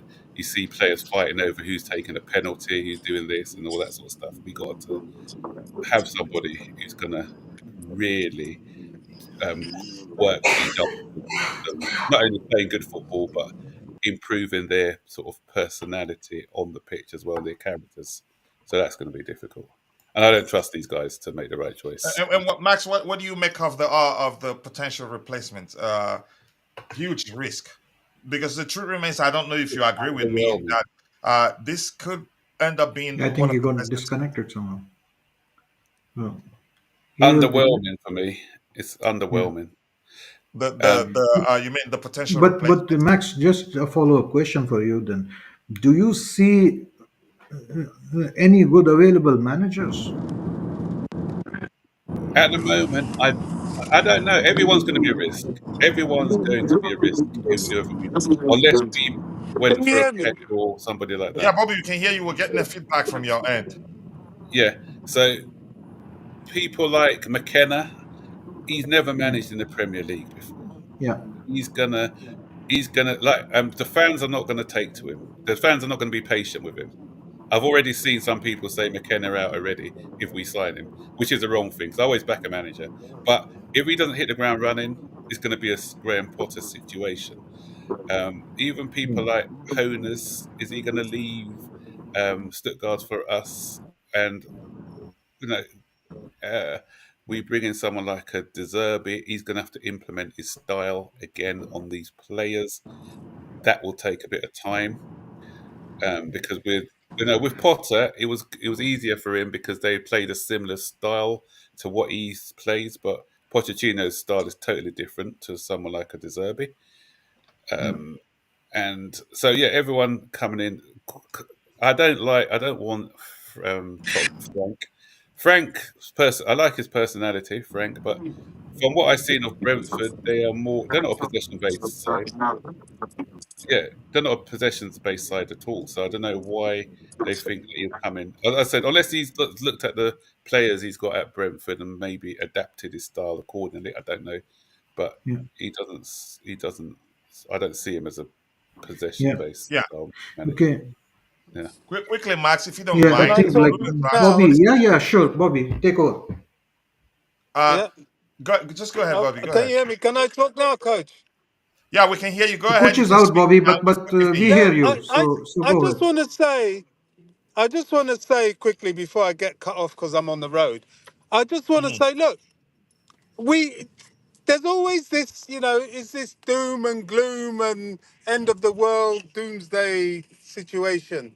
I don't think that's the case in this case.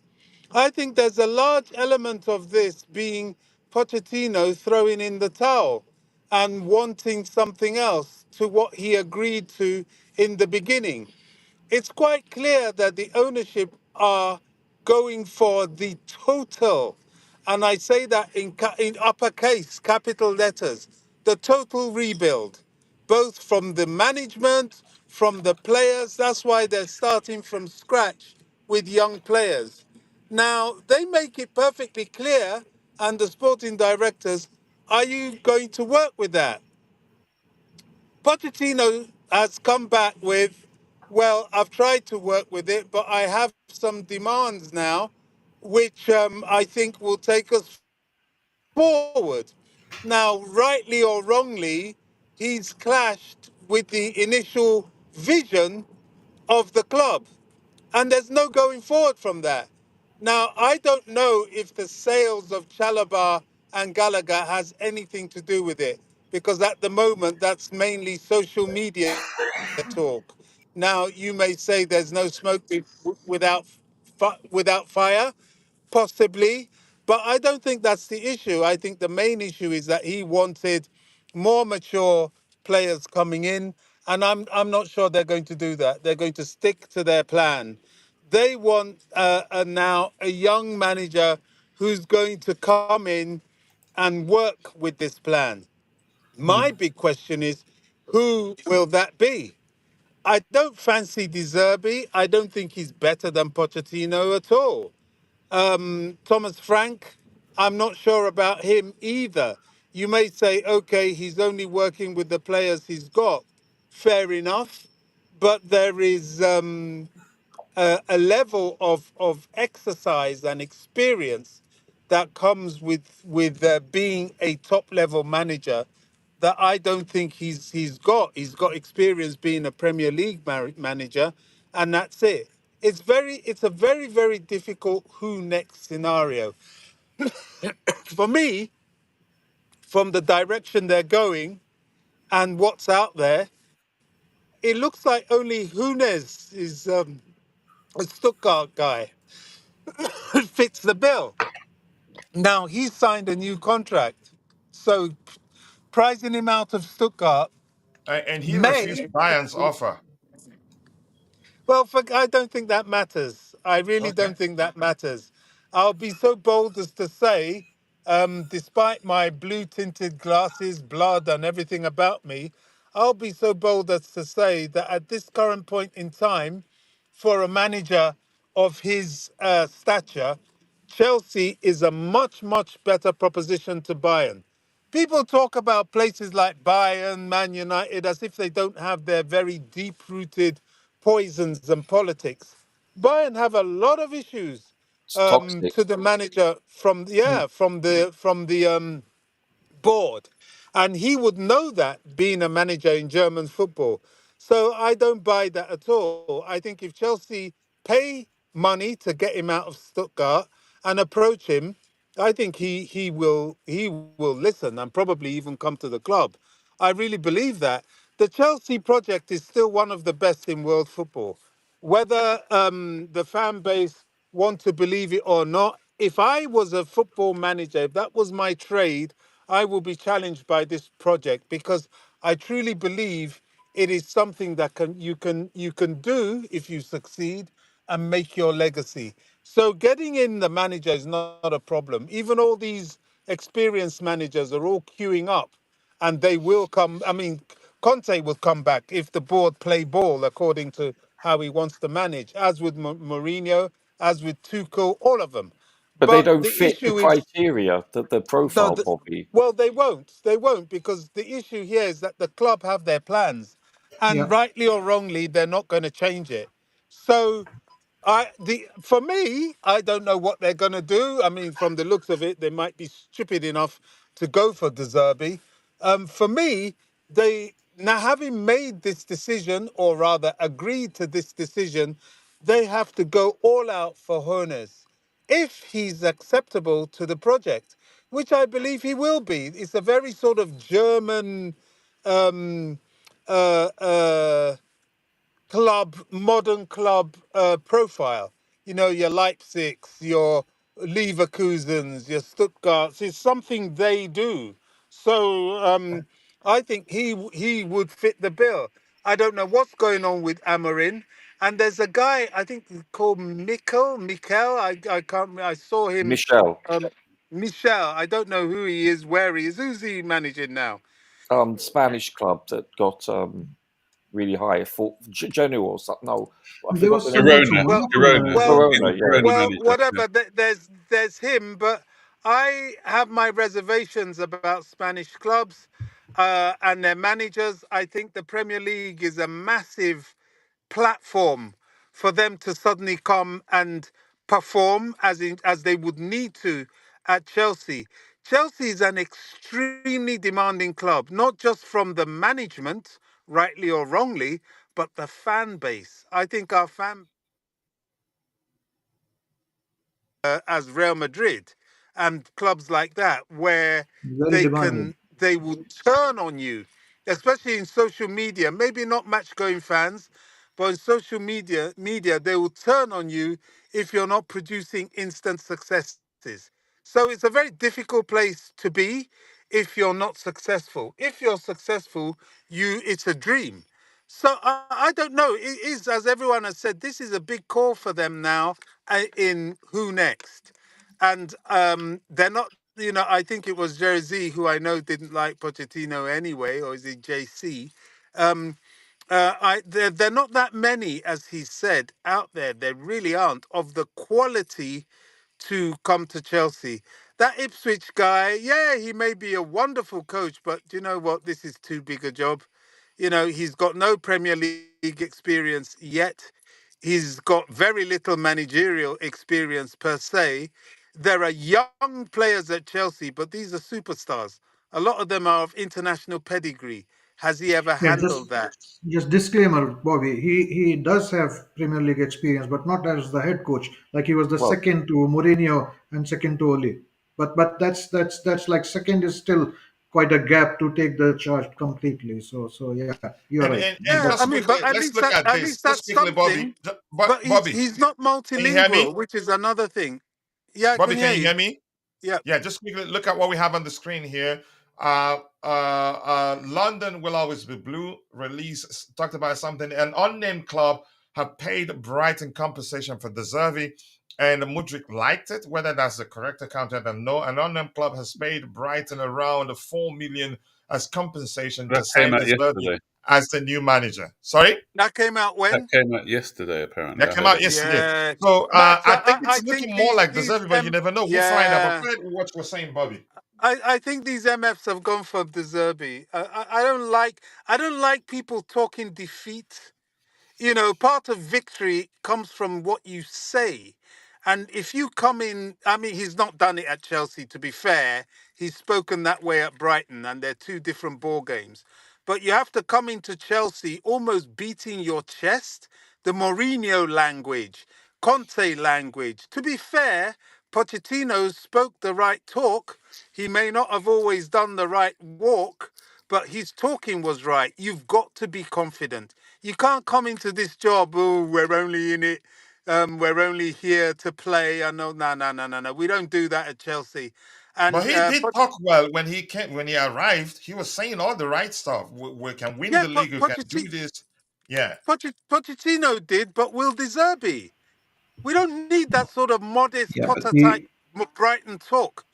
he's Okay. That Okay. I doesn't. think That he won't go flip I flop a down. lot. I get mean, what that you're was saying. not Yeah. very clarity in his thought, and like you could see, like he was uncomfortable. You can say that Yeah. And the in the new press So report is yeah, I conference. mean, saying that sorry. Enzo, the former second to I think Pep Guardiola, he's in the lead to take the job. But yeah, go ahead Who? with what you're saying, Bobby. The second to Pep. Who's that? He was second to Pep, the current Leicester City manager, wasn't he? Oh, What's his right. name? Yeah. Who's I Enzo? mean, What's the name of the second to Pep before? His I name's can't Maresca. remember. I Maresca. don't pay that much attention to Man City. Yeah, I don't Maresca, right? know. Enzo Yeah, his Maresca, name's right? he's Maresca. Yeah. Yeah. Yeah. So they say he's He leading. He's the leading candidate for Chelsea manager. he was in charge of Cole Palmer and Lavia as well, and he Yeah. I mean, that's pedigree, isn't it? yeah. I could see that. I could But see that that. wasn't It a Premier League B. doesn't matter. You don't have to be well known to make it with a young squad. Do you see what I'm saying? Mhm. Xavi Alonso was a well-known player, but he was a non-entity. As he's a non-starter as a manager. He's on the platform of Frank Lampard. So you don't have to be that well known. In fact, it's probably better for this Chelsea team, since they're looking for a coach and not a manager, that you are of that ilk. So in view of what's out there, I wouldn't mind, but I just don't fancy De Zerbi. Someone that Pochettino slapped up every time he came close to him to play. Someone that's talking weak. Nah, it's not for Chelsea. We are a huge club, a massive club with massive aspirations. You cannot be an average Joe and take the reins at Stamford Bridge. but that's what we're going to I'm have to surprised. do, Bobby. We're going to have to get someone that's unproven, probably, ergo average, Yeah, yeah. because That's okay. Can I just rephrase that then? Sure, sure, You cannot be somebody without self-confidence. sure. You've Yeah, got to that's true. have that. You've got to have that eye of the tiger. You've got to have that swag to be a Chelsea manager. You can And say like you know, you have to have belief in your capabilities and confidence to Of to course, to stand self-belief. on the stage execute and it. deliver. Yeah, yeah, Absolutely. You can't be a Graham Potter. All that yeah. sort of weak. No, no, no, Meek. no. I would, I You'll would, be I torn would, to shreds. I would categorize that as being meek. My only thing is we must be careful what we wish for. The chances of us hiring a new coach, head coach, I should say, someone with zero experience at this level, the chances of him succeeding, the odds are against him as opposed to an elite Roger, person. No matter what Roger, Roger, experience. that No, no, that hold on. Let me finish. Just let me finish. I've let you chaps talk. yeah, yeah. All Okay, I'm trying to go on. say, Yeah. the odds, statistically speaking, the chances of us. Listen, we could get Coach A that has never coached before as a head coach, and he could be the new Pep. I'm not denying that. There is a possibility. I'm not dismissing that at all. All I'm trying to say is the odds are diminished because no matter what you do, whether you're a road sweeper or a brain surgeon, you need experience. And so there's going to be a letting in, a bloodletting in, so to speak. It's going to cost us eventually, or initially, I I, should say. And I so, kind of listen, fancy the idea of I'm that I'm Pep optim- number two. I really do. I think sure, he sure. has enough pedigree to take on this job. You know what, Right. All Roger? I'm I trying to say mean, is be if you careful are, what you wish for. yeah, Roger. You know what? I mean, if you are not confident, I mean, the manager will not survive the players. I mean, fans come afterwards. Like the players No, I won't know that. trust you. Yeah. So and No, of if course. somebody has been managing already, then he has something in him to be so it's not like zero, zero, zero there. No, nobody is zero, absolutely. Yeah, and nobody comes out of the blue also. Like you have to deliver at certain levels and then Sure. growth in the So, system. so this So this person has to have the football technical acumen, with regards to formation, substitution. He has to be charismatic. He has to be able to be a people person. Because don't forget, this is the youngest squad in the Premier League. You know, yeah, and but and we the, will he's not he. look for manager in our panel now. That's No, for no, no. sure. Hold on one second. I'm just saying that this person has to tick all these boxes for him to succeed.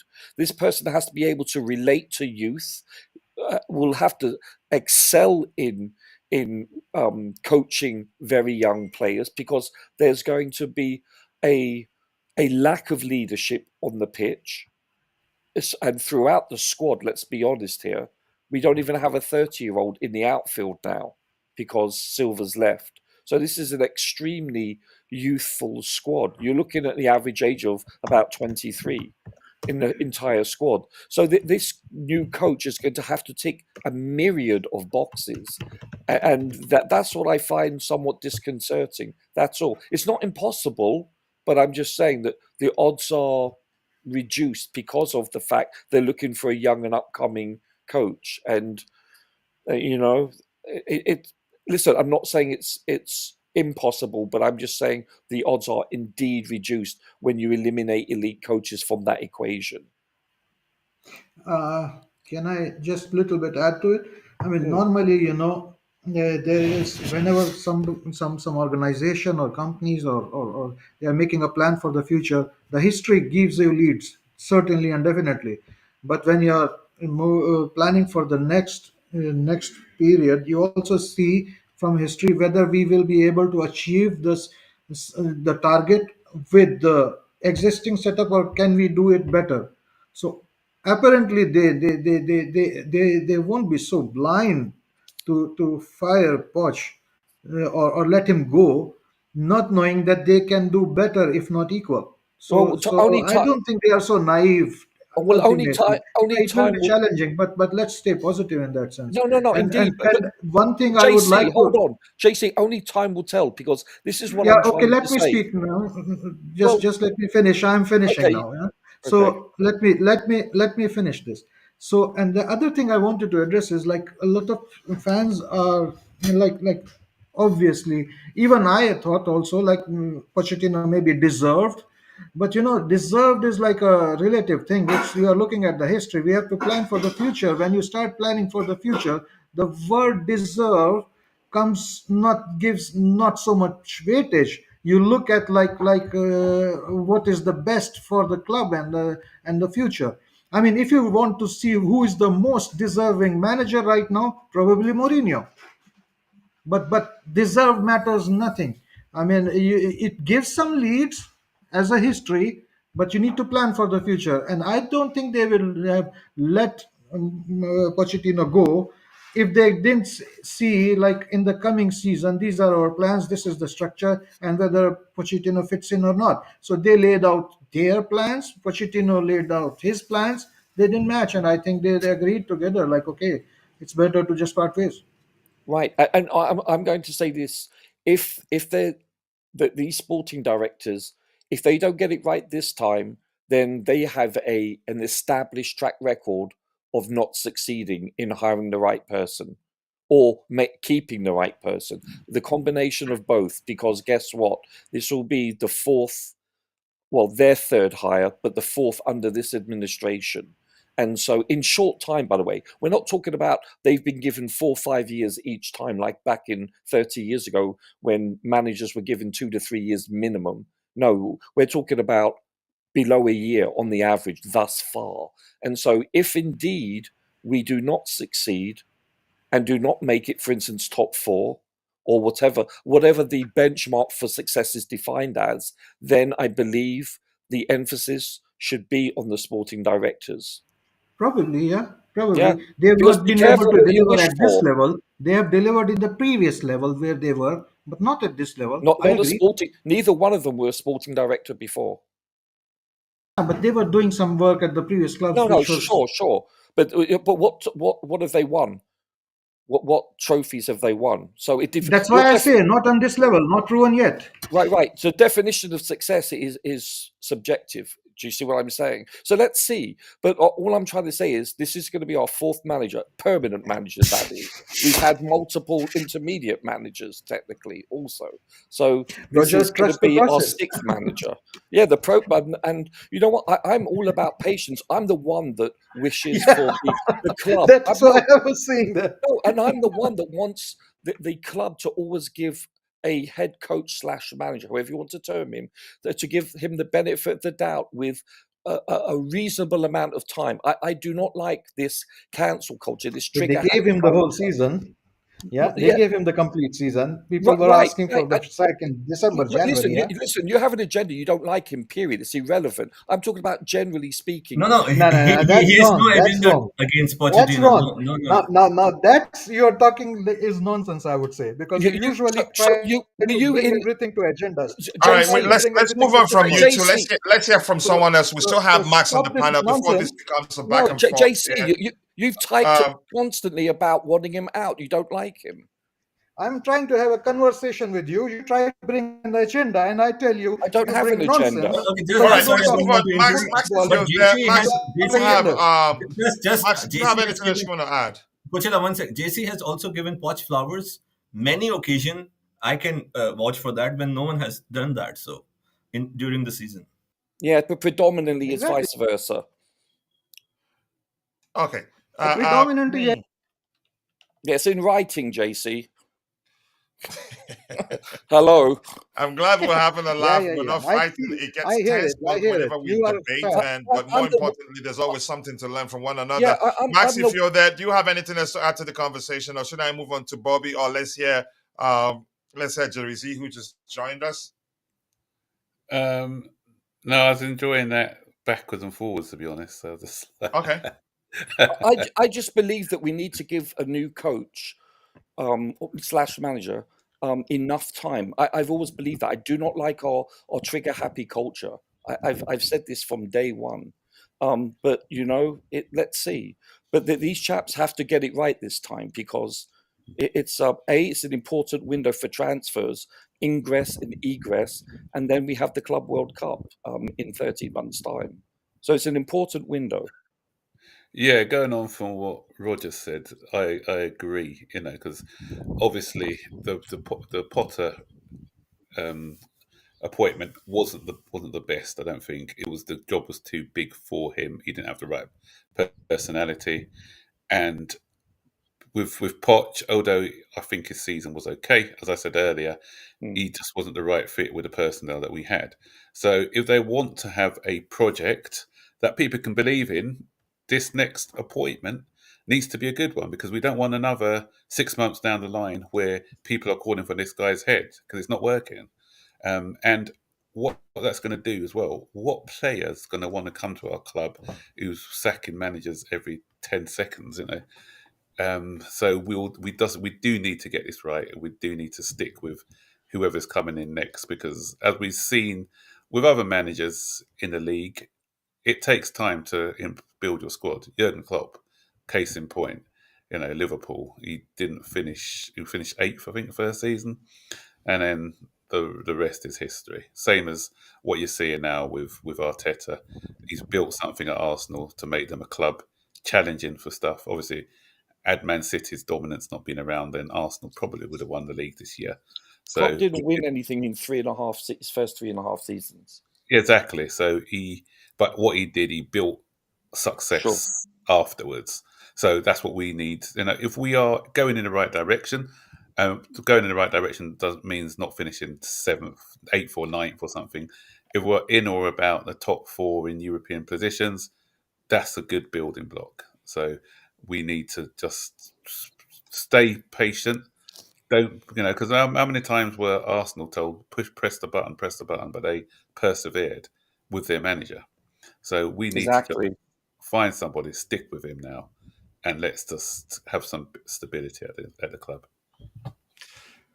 All right, gentlemen. I'm going to hand over to Jerry. I'm not sure. He's going to be asking the questions. As you guys know, he's always been my co-host, but being busy. I was asking Max and using the push to talk to ask Max and Roger. It looks like they didn't hear me, but I'm handing over to Jerry. I sent him a message and he responded.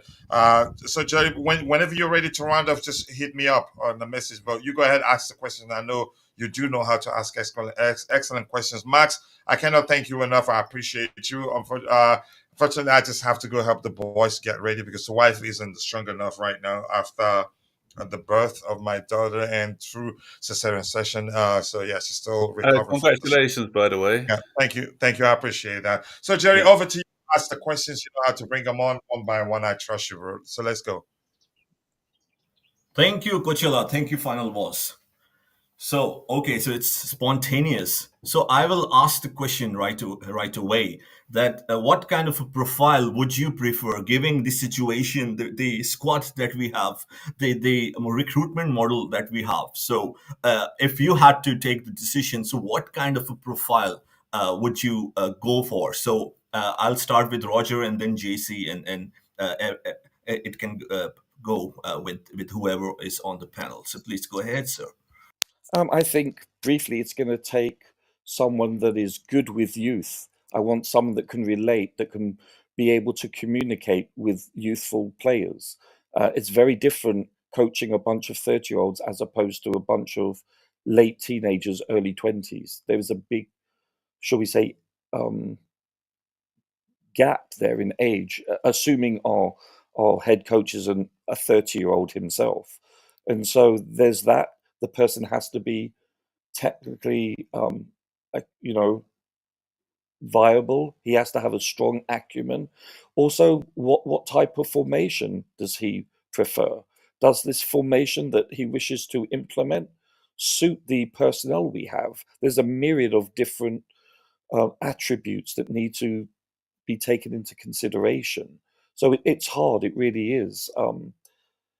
As I said, we could hit on the next Pep Guardiola. We could hit the jackpot, but we could also have this revolving door, and this is what worries me, because the type of profile of manager we're looking for, in my opinion, it reduces the likelihood of that person succeeding based on the fact that he won't have that much experience in all likelihood.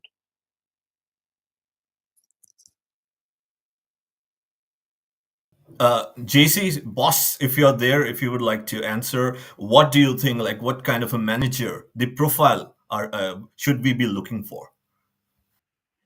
Yeah, first of all, I hope like the new manager will be able to pick up these players because they will have definitely taken a hit. They would be feeling really uh, down. That's acceptable. That's understandable. So he has to Hmm. the bring the team together, and I hope he is able to also improve on what positives Pochettino did. But because believe me, Pochettino did brought in some positives. The team was improved definitely, and there are positives also. So pick up on those and start and continue the process and take it to the next level. In terms of results, I would like to give more time. Same as with Pochettino, I think I thought like really started losing trust in him after the United game in December or something like what is this and all. But so I hope he's able to bring on board the fans also and work together with the management, the board, and the players, and start to build further on what has been achieved this season. Another role which I really hope is like whether you like it or not, these managers have to take press conferences, and like this is really a window where you bring on board like communication skills, and you are able to bridge. You are kind of a bridge between the club, the fans, and the media. I hope he is level headed in that direction, that he does not struggle with the communications, because believe me, I mean, communications is very important. If you're not able to communicate with the players, with the management, then you will struggle. So I hope he has these level headed qualities, and I don't expect us to be winning league next season, but this being Chelsea, and as we have seen from the board, their expectations are minimum top four. I hope I hope the new manager, whoever comes in, is able to deliver that. And this is a difficult time, so the new manager will face challenges right from day one, and it's a club where there are no easy jobs. This one being one of the most difficult ones. JC, But if we finish out of the tops, let's say we finish eighth outside of Europe next year, do we keep the coach? Is that no. a success? See, No, it's not going to if I, happen. if you Yeah. ask me, I mean, we need to have a competent manager and a playing style, but we cannot be building a club and playing style based on a manager. That's how normally big clubs don't do this. Their planning. You look at Real Madrid. I mean, they change managers, A but lot of a lot of what I don't know if I'm being heard as well. Can you hear me as well? You are. Yes, yeah, yeah, I can. I'm just, you see, a lot of what is currently being perceived is, dare I say it, a phased out era of football. We're now very, very much in the blue coat Chelsea model, where your sporting directors, I think even Liverpool are very much in that model now as well. That's how they were so quick to get Arnie Slot. The club is driven, structured, purchases, directed by the sporting directors. yeah, That is yeah, where we are. The coach is there to coach. He doesn't have to be a big name. He just has to be good at what he's doing. yeah, And often, if modern occurrences is anything to go by, I think we've got one or two, three or four even examples. Maybe not in our country, but certainly in the lower leagues of our country and in Germany, in Portugal, even in France, where these young coaches that are coaching are producing successes. I yeah, think it is all about who they select. I really do. Hoeneß is very much top of the bill for me. That guy that was the number 2 at Man City, though I don't know much about him, but he has been exposed to management or at least coaching at a very good technical level. That's where we should be looking, and it will be successful. Somebody Yeah, said Bobby, something about top 8. That's not Bobby, acceptable for So Chelsea. what Bobby, the only what kind of manager would you So, want to bring in? just a second, since I was given the authority by the final boss, and of course I'm getting the directions how I should navigate. So, if you guys don't mind, Chelsea Dan is waiting for a long time. So please go ahead, Chelsea Dan, if you're there. Can you? Sorry, I'm new to this stream. I'm the stream. hey People Dan, know me. Yeah. I'm you new. got Can you hear friends? me? Yeah. Yeah, Can of you hear course. me? Yeah. Yeah, Yeah. Dan. Okay. Yeah, we can hear you. All right, guys. I big up to everyone in the house and Yes, sir. congratulations Please to go Tuchel. ahead. Please go ahead and Okay. express yourself. Oh, what I was saying is right. I spoke to JC on Blue Cloud Media's. Yeah. We're talking about manager compensations on basis of the Chelsea Football Club. As the owners has now sacked, this is our fifth manager has been sacked. Like I said before, the recruitment of Pochettino this season, as you know, they didn't want to sign this manager in the first place as he was a Spursy, but the situation. How could we blame Pochettino for the mess what we've had at our Chelsea Football Club? Had like 52 injuries, 14 less injuries. Never had the best team of the first team 11 this season. He had to rely on a couple of players come from in and out of injuries. Then had like Cole Palmer and all these lot to get us to where he was into a final of a cup. Yes, we should have won that. But then we lost against Liverpool, against a bunch of kids, but Van Dijk scored the winning header. We should have won that game. Got us to the semi-final of the FA Cup. And now you're reducing a manager like Pochettino, who was never young kids, yeah, got us to top 6 to European football, where now we're going backwards and you're relying on another manager to come in. And what was if this manager does not work with these produce of these young talent players? And what are we going back to square one? So, as the fan base, I want to know who you would be really, our fans, or who you actually going to be happy with a manager to come in. What if we get a manager, yeah, it's going to be non-experienced, back to the same square one again, we're going backwards on ourselves for next summer, that he might not provide to these young talents of the players. What happens if he don't want to play like Caicedo? What happens if he doesn't like Disassi? What happens if he doesn't like Colwell or Jackson or these players, yeah, and don't play? And he tells these owners, I want to bring my own players in. I can't play with these players because they're not good enough. What, are we going to sack him off? Is these owners going to sack him off because the raise of the basis of these talent players and he wants to bring his own players? Dan, that won't What? happen. Dan. It's the thing is, Max, yeah. No, it won't happen because These I think these owners these owners. It will happen, though, Max, no, it because won't these because the owners, yeah, are person now when have they gone and interview. done an Hold incredible on, thing and are back in Dan. Pochettino. Dan. Just a second, Max. Just let him finish. So kindly, Dan, can you just finish it in the next 1 minute so that then I'm so going to do Max it, my can boy. follow? Yeah. Oh, I'll let Max finish here. But what we're saying is to you, Max and Rogers and these lot, yeah. Pochettino has worked with developed with this young team, right? Worked with these. All these players were happy to back this manager to high in heavens, yeah, for next summer. And now you're going back to square one to bring in a manager that might not work out for these young development squad. We're going to be back to square one, and if we bring in likes of like these like managers who we don't know yet is going to be potential good enough to work with these young development squad. So if you're going to have these players not going to like looking to play for this manager, all this other fan base going, oh, sack him, he's not good. Like they wanted Pochettino out this season. And now now they're happy that Pochettino's been sacked. Are you going to be happy with another manager that's not going to work with the basis of the system, of this project, what these Yeah. owners are saying? Trust the process? Well said. What Well said, process is Dan. there?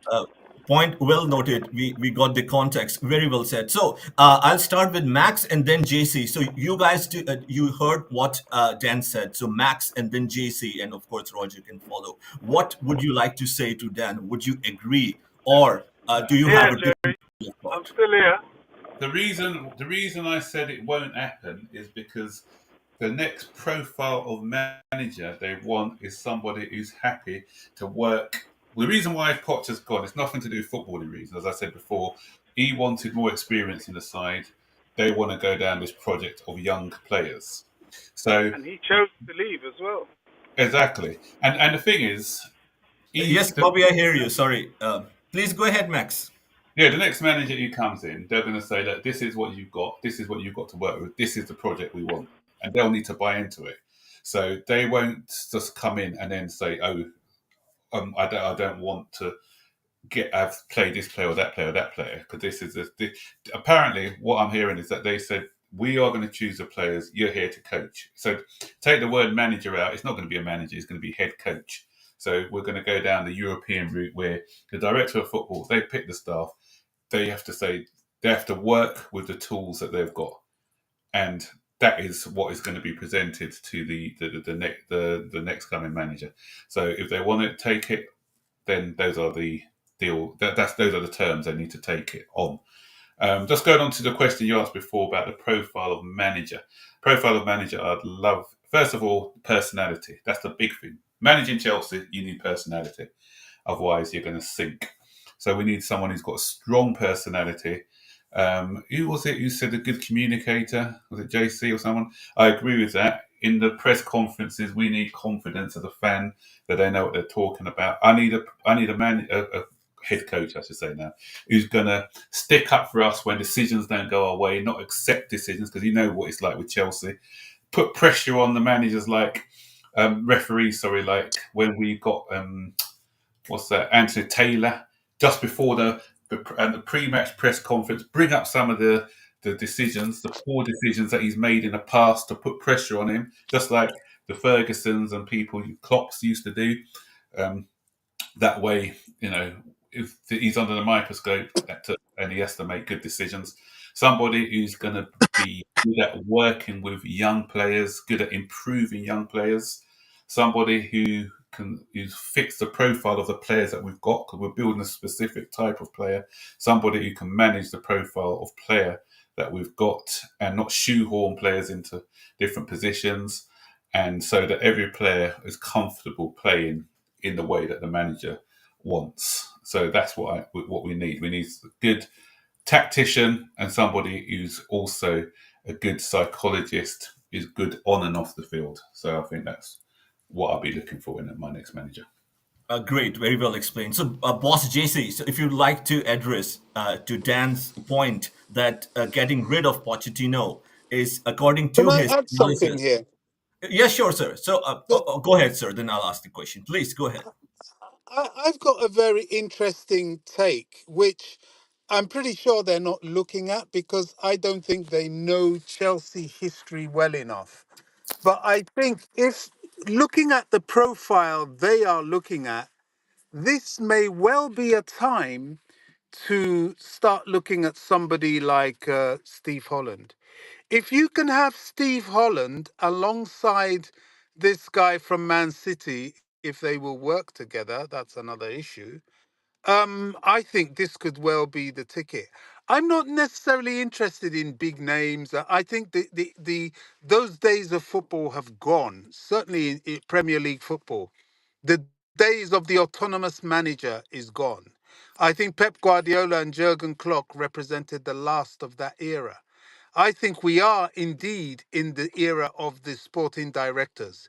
Now everything, all eyes are on the sporting directors because this is their call. The buying and selling is their call. The managerial appointment is their call. However, the training, the tactics, the press conferences, the astuteness is all down to this person. And I think for me, looking at this model, which we have to follow, for me, a dream team would be somebody like that person that was second to Pep Guardiola, and Steve Holland, who has managed young Chelsea players in the past and proved Yes. himself certainly with young players and has been a number two to all the world's elite and is number two in England. So it'll be two number twos to make a number one. And I would go down that road since we're forced to anyway. I think that would be a very strong managerial team. Someone like Steve Holland that understands Chelsea, understands the Premier League climate, understands young players, and this other guy that worked with Pep Guardiola that has had a good schooling in tactics. I think if anything let Pochettino down from the footballing point of view is honestly his tactics aren't really that great.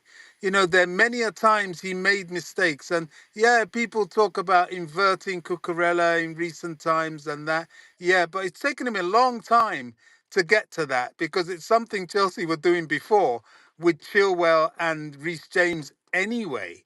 So it really wasn't a rocket scientist move for him to do that. Look, whether we like it or not, this is what we're going to have to do. Go um, young coaching and hands-off player purchases. This is where we are.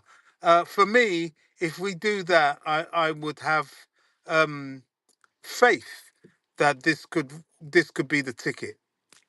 Maresca, I think, is the guy you're talking about, Yeah, and Maresca, yeah. and Maresca, Steve yeah. Holland. Steve Holland is leaving at the end. I think because Gareth Southgate is going to leave at the end of the Euros, so he will be available. So It's we should. possible, So but But I are one they don't thing. think they'll looking give there? Steve That's the Holland. thing. I don't see with Bobby. I agree with what you're saying. You spoke 100% facts there. You're right. But consistently, would these owners actually bring Steve Holland to Chelsea Football Club with the development with this young squad? I don't think That's they the will. problem, isn't it? That's Yeah, the I problem. don't think they know enough They just don't know to Chelsea think. history. They just don't Yeah, know. They don't know the Chelsea history and the background of the development of our history lines. So yeah. this Even could if be they bring possible? Like, yeah, JT as a number two to hundred whoever, percent. you know, but they don't think Chelsea. This is what concerns me. They've got too many Brighton people. There's not enough Chelsea people who understand our DNA, our culture. That's my concern. If they do something like that, happy days. John Terry Start coaching our defense. By Wow. Bobby. Sorry to Okay, butt so in there. Dan, Gus by yet? No, Gus I'll don't get by back yet. to you. I'll get back to you. So, Yeah, yeah.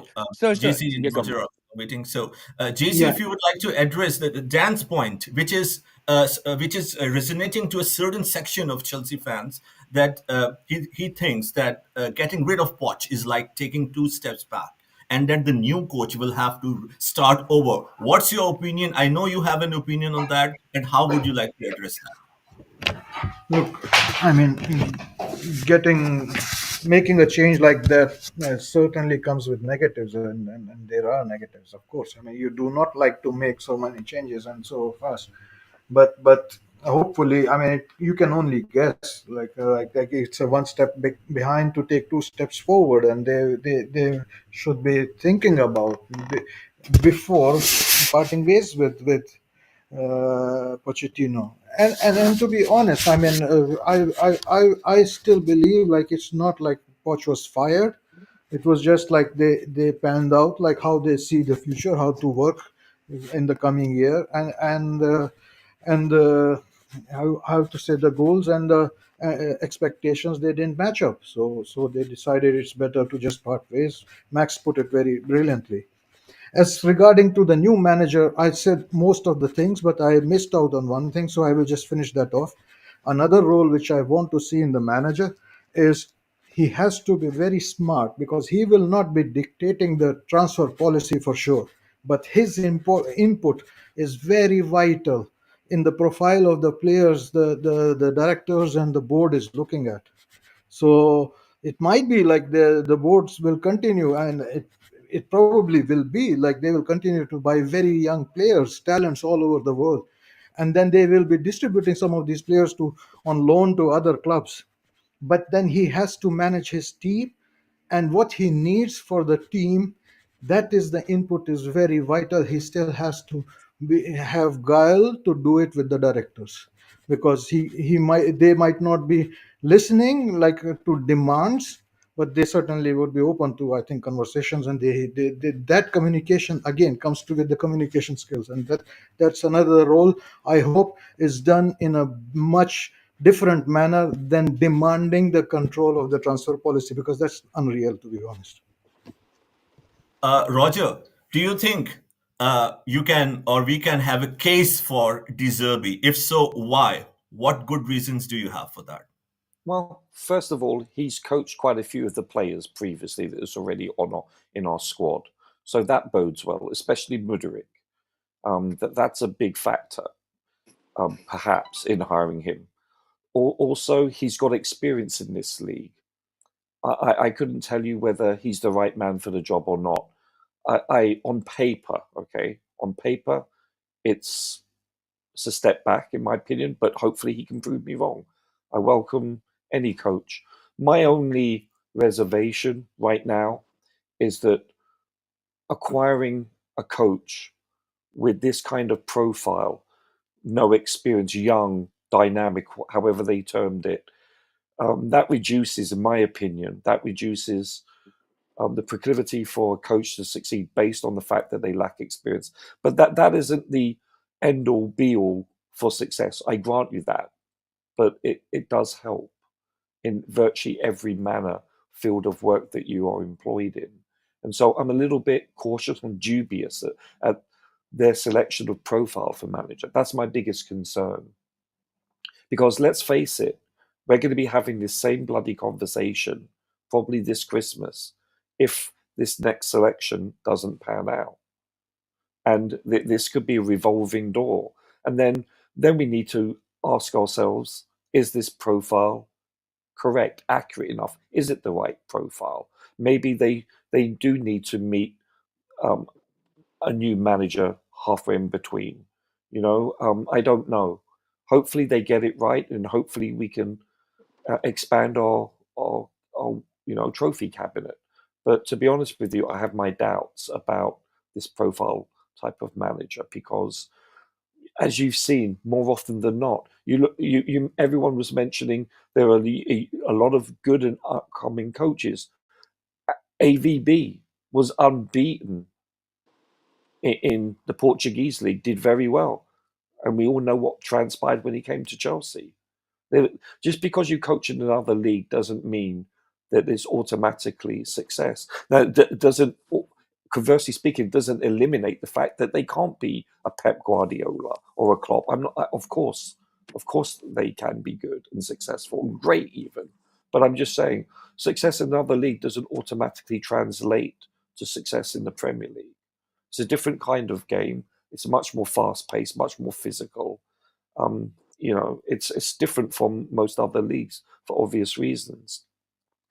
And there's a myriad of boxes, as we've discussed, that this new coach has to tick. A lot of boxes that he has to tick. And, I like Bobby's idea with Holland coming back, right? I like that, because in all likelihood, Southgate and his staff will probably not be there for any future. In fact, but their contracts end in December, I believe, from Sky Sports was saying. So it's not immediately after the Euros, by the way, just to let you know. Or at least Southgate says. I'm not sure about any subordinates, so that could be an issue. But listen, these are interesting times, interesting waters that we're sailing in. It's disconcerting, to be honest with you, because I wanted more stability in this club. That's my only observation that worries me, gentlemen. So, Max, according to Evening Standard, they just published a few minutes ago, 20 odd minutes ago.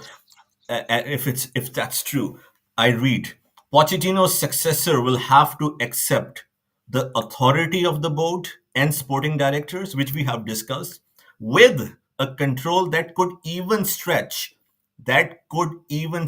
into elements of on-pitch coaching.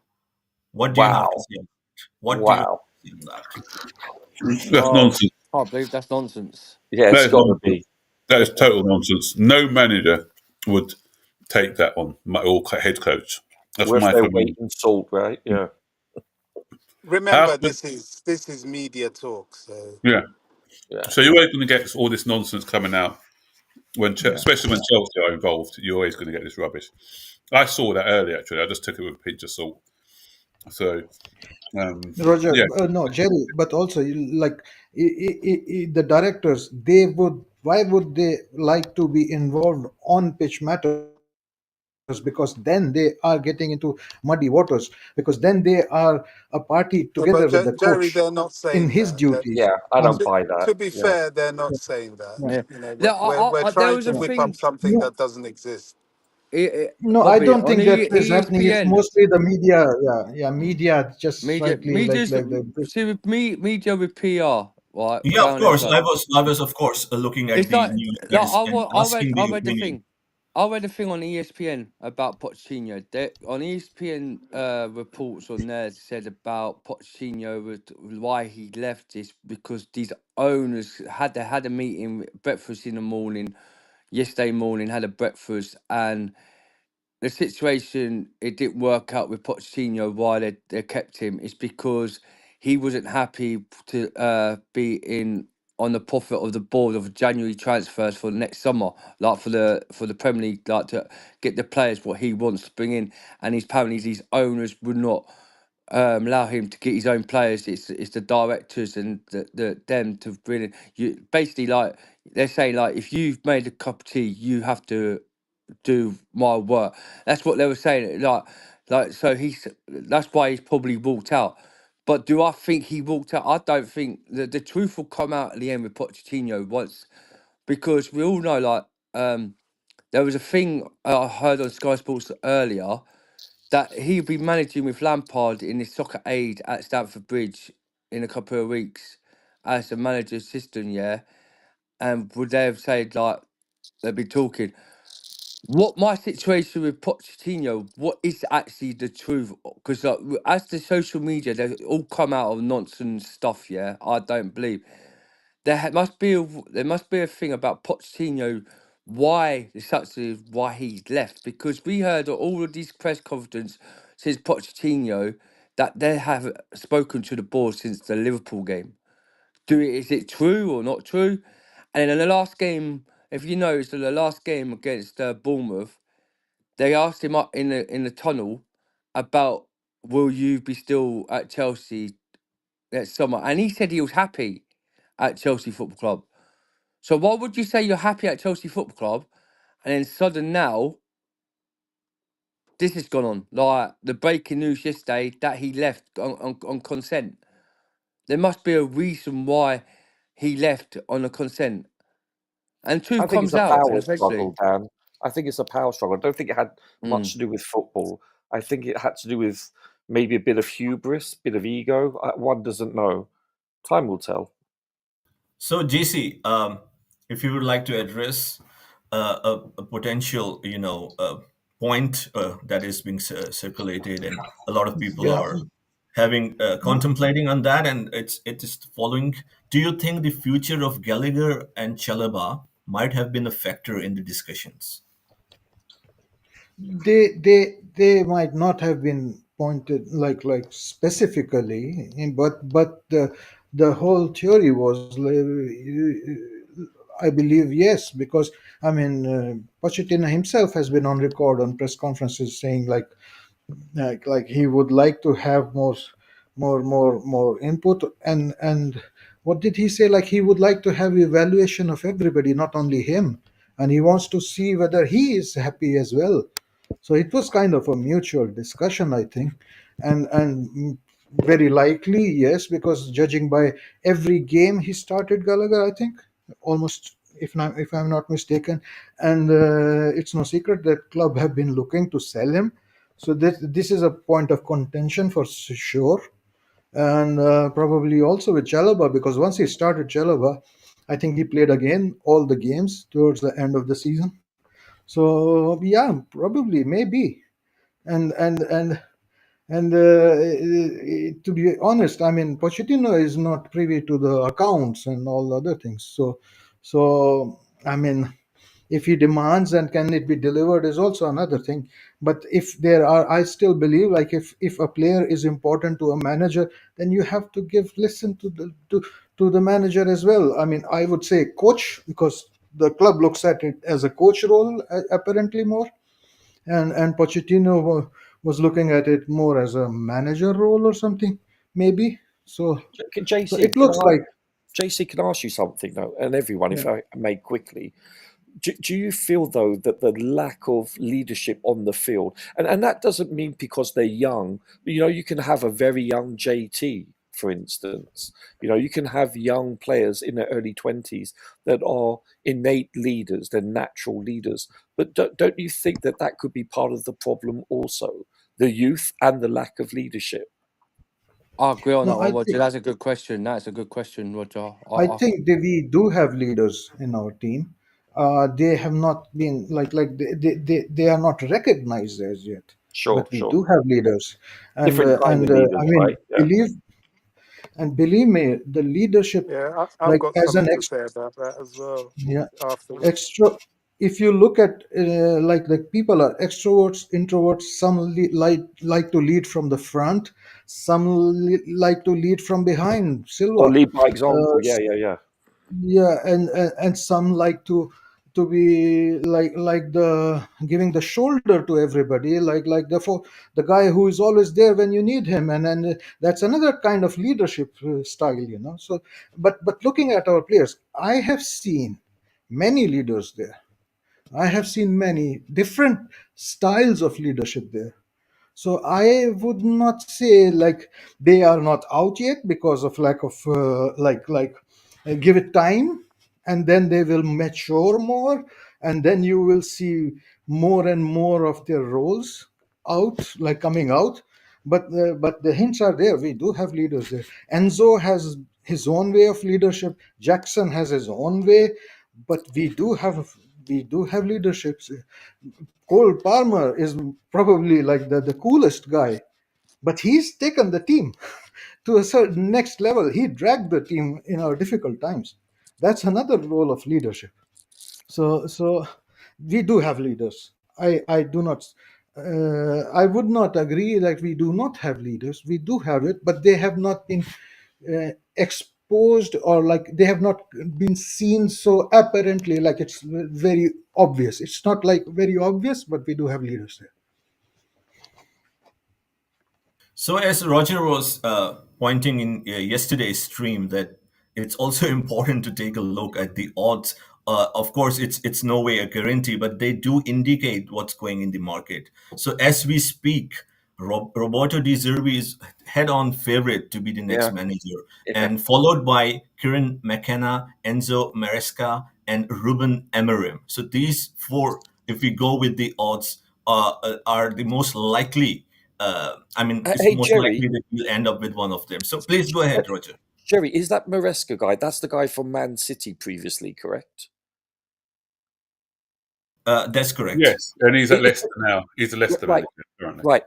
May I ask, is he more of a defensive orientated coach, or is he more progressive? Because He's I would like, progressive. yeah, see, I personally would like a more defensive orientated coach, to be honest with you.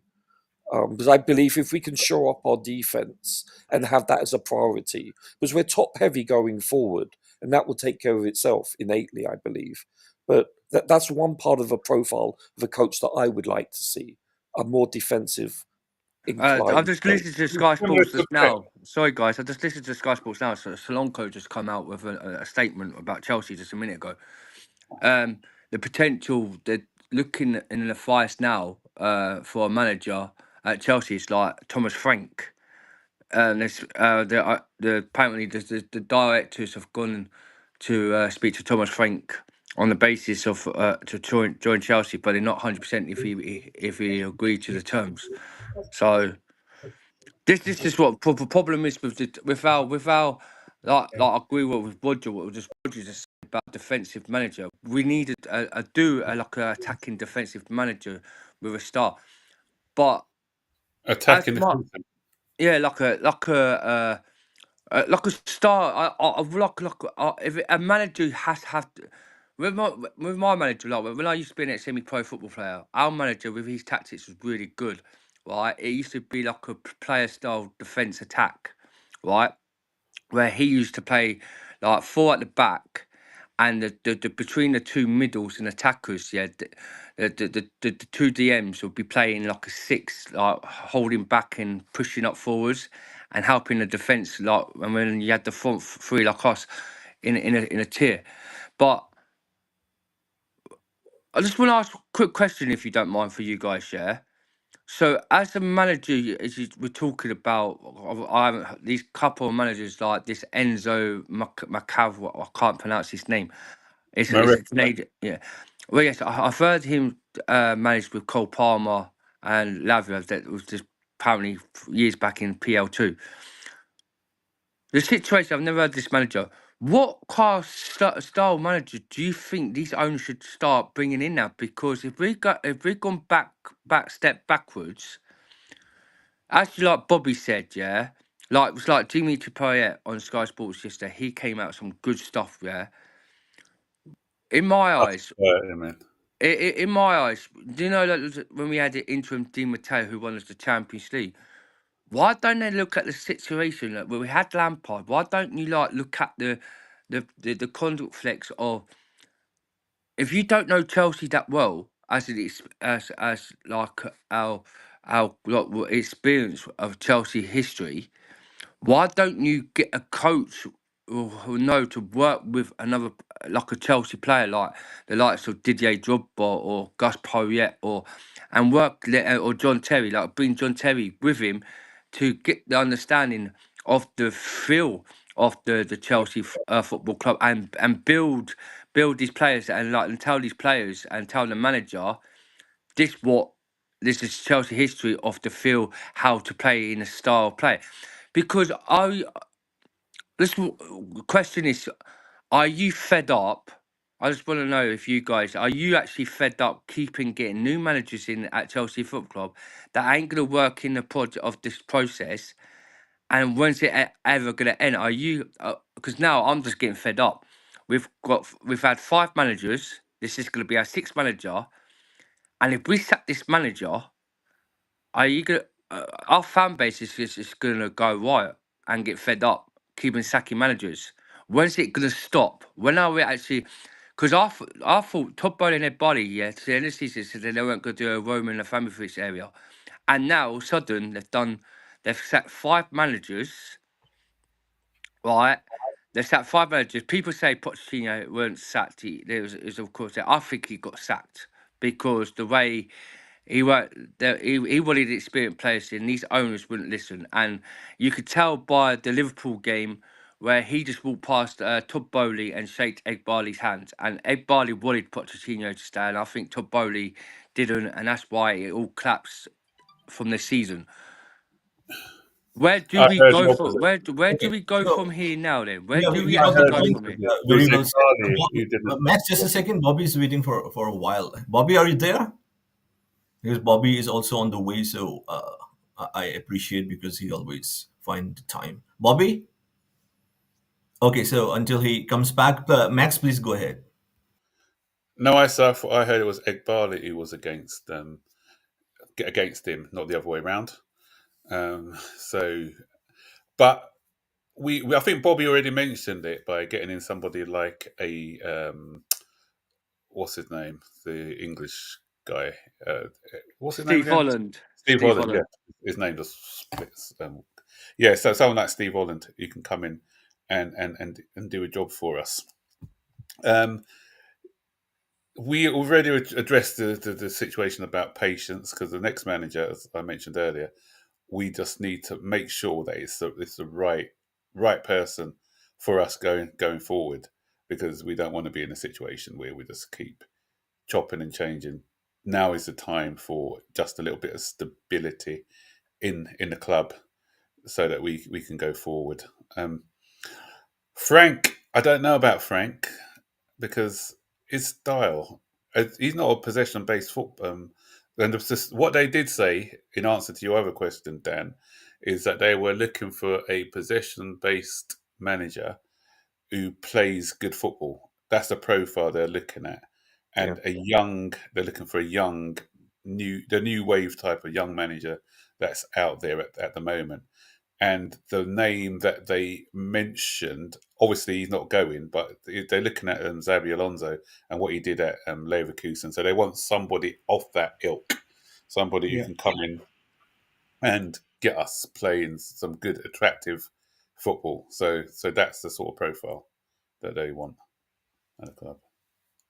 So JC, I know you reason very well, and you have a great idea. So if we go by everything we have been hearing, the kind of a manager that they're looking for who will play possession-based, attacking, dynamic football. First of all, do you agree that they should? I mean, it's always good to have a plan, but they should have this a structure or philosophy. And then, the point is that they would then ignore potential and good candidates like Ruben Amorim. So, what's your take on that? Or should they be flexible that no, if a manager is great or has the potential or is perhaps the right candidate to take the team forward, they should not have the manager should only play this style of play. So, sir, please, you have the floor. No, I think they are looking for more of a coach, less of a manager, and as Max rightly put, like they want to find their own Alonso project, to say, as they say, put it in the brackets, and I think Amorim is a candidate for that. So, but is he playing possession-based football? I don't think so. So is also another thing which I am curious, like where we end up with. So but look, I mean, there are managers available. There are like even managers like the Barcelona manager is apparently now going to leave again. So he's another possession-based Oh, attacking really? football. Yes, the latest reports is like they are having a rethink about him now again. So I would not make any hasty assessments or something, because I mean, to be honest, I mean there are a lot of managers which are not like Champions League winners, but they are really good managers as well. So I think they should have somebody in their mind, and if they are saying like it will be resolved in a matter of days, so we will see going forward. But I don't think Thomas Frank, at least not from what we have seen, is very much heavy on possession-based football. And Amorin is also not possession-based football. He's more like a, how to say, back three, but Yes. in a more counter-attacking fashion. So let us see. I mean, those two do not fit the reports, but then again, whether to believe these reports is also another thing. Or the sources, these sources. But I hope we take like two steps forward from here, and as I said, like the new manager has to have priorities to build up from the positives, and definitely there were positives from Pochettino time there. It's not all doom and gloom. No, definitely not. There were a lot. I mean, our team matured from the beginning of the season to the towards the end of the season. They were playing as starting to play as a team. So build on that. Build on that. I'm scrolling the news all the time, getting some information, and one of the reports, which I hope is true, is that Sec Fabregas has been spoken about as being somebody who can potentially be involved in the coaching staff of the new manager who comes along, and that sort of goes on to from what Bobby was saying, because Sec Fabregas obviously had been at Chelsea for what 5 or 6, so 4 or 5 years, I think it was. So he knows, he gets the culture, he gets what it's like to be part of Chelsea. So and he's a good young up and coming coach as well. Yeah, So he's supposed to be very cerebral, I hear. exactly. So if we bring him, even if we have him as a coach, and then as a succession plan, once that other coach moves on, he may be in a position to take over. You never know. But that's if that's something that's been looked at, then I think that's a positive. So Roger, coming to you, and if the reports are true, which is all around the social media, the tabloids, about the style of play that what the owners want. So I'll ask the same question to you. Do you think that they should like only go for a manager that would fit that style of play? Because as you said, and I agree as well, that at this point, perhaps a defensive coach, a coach that will provide a structure would be better. So if you have a potential manager, I think he's a great manager, Ruben Amorim. So just because he doesn't fit the profile or what they are looking for, do you think this is the right criteria to evaluate and to pick the manager? So please, sir. Personally, yes. That's just my preference. That doesn't mean to say that they will. They want someone that's more progressive, it sounds like. I don't know. I think the weakest part of our entire squad is our defense, and therefore it behooves us to improve it, whether that's through more acquisition of better players, upgrade, or better coaching. Because we do need to improve our defensive portion of our team. It's unacceptable to be conceding these many goals, roughly 4 times where we were conceding in 2004. We need to get it down to 25, 30 goals. Sorry to interrupt, Roger, but do Yeah, you of think course. it's to do with the coach? Because like, if you look at the last 5 games, didn't we just concede 1 or 2 goals? Sure. Also, So it has to do with the opposition, but it's also the players. And the injuries hasn't helped when you keep on chopping and changing centre backs. There was never really an opportunity to establish a partnership per se on a consistent basis. So there is that aspect. I concede that, but still, we saw Disasi look like the next coming of JT versus City, but then he evaporated afterwards. At least he was able to be available for each and every game for the most part. But the fact is that there's so much inconsistency defensively, especially aerially. This is my biggest concern. We are vulnerable aerially, especially on transition when we're taking a corner. It's just that to me is my biggest concern. It is our centre backs aerially. They're not as dominant, and going forward, they're certainly not as clinical as their predecessors, with the exception of Silva, who's very technical aerially. We don't have that proficiency aerially. So these kind of things really concern me going forward. They really do. Dan, what should be the realistic expectation and target for the next season? And do you believe that the board will give time to the new manager? No. No chance. I just, honestly, too, like, it's just you've got where can we do this?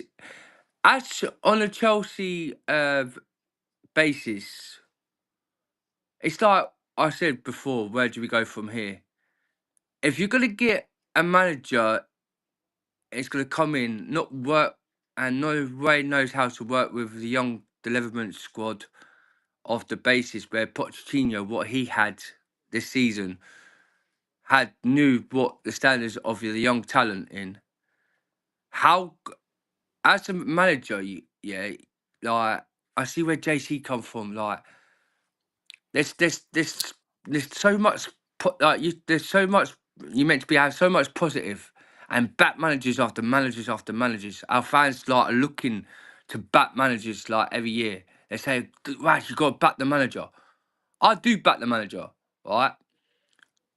But can you consistently back a manager who's going to might come in this season, and we're back from the start where, as Pochettino worked the progress, done well to get to 6th in the Premier League, knew the players all backed him, happy to work with Pochettino, and yeah, Cole Palmer putting out Twitter thanks if it weren't for Pochettino, all this stuff, and now then Jackson and all these stuff found out that on a consent that Pochettino's gone.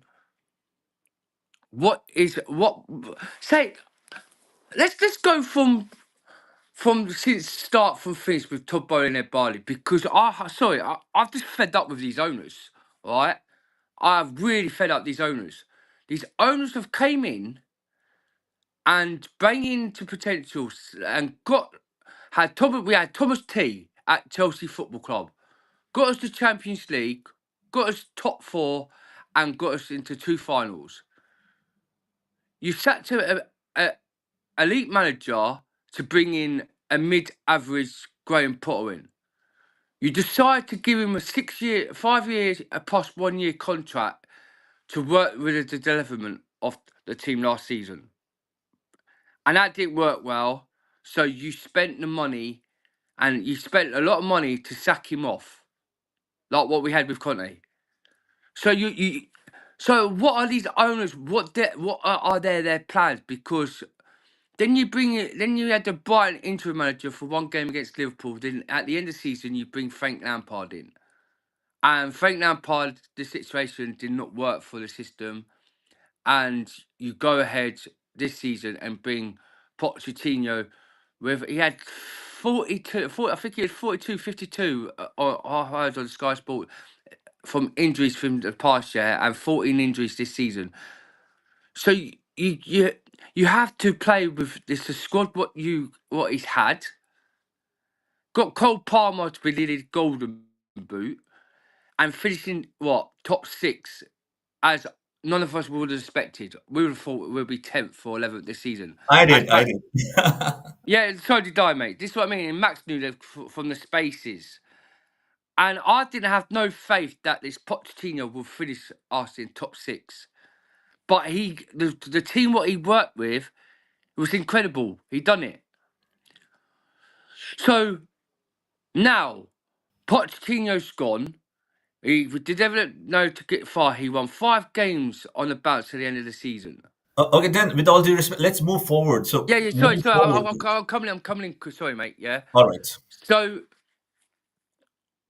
with a manager basis, like, if this manager comes in and don't provide the basis of this young development squad, what they're saying, these owners, because that's what they're doing. They want to buy young non-experienced players. Like, as we all heard, all this PR saying they're not going to do this 25-year-old ball non-experienced. They're going to get experience in. Pochettino cried for experience. So if you got a manager who's going to come in saying, listen, we need experience, are these sporting directors and these owners going to actually listen to this guy or what Pochettino said? No. So we're going to be in the same scenario, same boat. They're going to sack him off, and they will want to get another manager where it's a yes man for this criteria that they want a manager to work with this project. What this project is not even working. So how long are we going to concede sacking managers after managers? And we were in the same boat. Where would you go? For me, the owners have to tell us, speak out to the fans and tell us what is your plan now. Because if this new manager comes in and he doesn't work with this young development squad, and it come out he finishes 11th or 12th this season, and you sack this manager and all the sports, you have to come out to the fans and say, what is your plans? Dan, this new manager has to hit the ground running. If not, it's not going to happen. We're going to be having this same conversation probably before Christmas. Let's be honest. Okay, Roger, I'll ask you a question. Right. So, say a non-experienced manager has not won any major trophies, yeah? Who's going to come into a Chelsea? We agree this Chelsea. It'll come into a Chelsea Football Club, right? That's what they're going to get in, right? A non-experienced manager, or like a coach, yeah. How do you expect this coach is going to work with this player's system? Pochettino tried this last season. How much it was in a mess, yeah. How much it was a mess with all the young fans, but he got there in the end, and worked with got the system working. So you're going to bring a non-experienced manager in. Yes. What happens if he comes straight in and he's got no clue what to do? Okay, so No, I have put this question, and surely I'll ask Roger. Roger, if you don't mind, so I have to maintain the order in the queue. Max has been waiting, GC. So, Sure, of Max, course. anything you would like to say? And I would like to ask you if you have done any research or followed Enzo Maresca, if I pronounce correctly. So, and do you think if he could be the next manager, if he is the right fit? Yeah, on Enzo Maresca. Oh, I've watched a bit of Leicester. I used to keep a close eye on them because we had Casadei playing for them Right. at the time, and I know a couple of guys who support them, and they, from what I've seen, is like very impressive the way that they play. As stated before, he won the PL2 with Man City. Cole Palmer and Lavia were there, so he knows Joe Shields as well. So he's probably the one who's maybe pushing for him, and it's like a possession based, which controls positional play and ball circulation, etc. And he usually plays in a 4-3-3 formation. Oh wow. Okay, Yeah, that and would they, suit us, Max. yeah, and they believe in pressing high up the pitch, gaining possession quickly, similar to the sort of what Pep does at Man, and that's probably working under Pep, and also similar to what Pep's done, and you see with Arteta at Arsenal, he likes his fullbacks to invert, so to push into into the midfield, and the wingers to provide the width. Um, and yeah, that's it really. Can I ask though? Is he flexible where he can sometimes play with a back three, or is he purely a back four? I Just haven't curious. seen him play with back three at Leicester. Obviously, I haven't seen every single one of their games, but Sure, sure. Just primarily, I curious, think mate. he plays as a back four. Thank Um, you. and the centre backs split. They split centre backs. I think that's most teams do that nowadays, anyway. Yeah, yeah. And I think with the midfielders, he likes them to make these third men runs as well. So yeah, that's it. Very well explained. Thank you so much. JC, you've been waiting. Anything you would like to add? And I would specifically would like to ask you because I've been reading and following you on different forums. You are very high on Karen McKenna. So could you tell the audience why and the reservation of some of the audience or the fans that it's too early for him to take this step? No, to be realistic, like the general assumption is right. I mean, he's not been proven in high pressure environment, and that's true. That's true. But the fundamentals which I studied, they seem he seems to have them. I mean, he's very flexible coach. I understand he can change the system mid games, like going back three, back four. If needed, go back. His teams are playing quite intelligently in formations and patterns, and he's very tuned in with his players.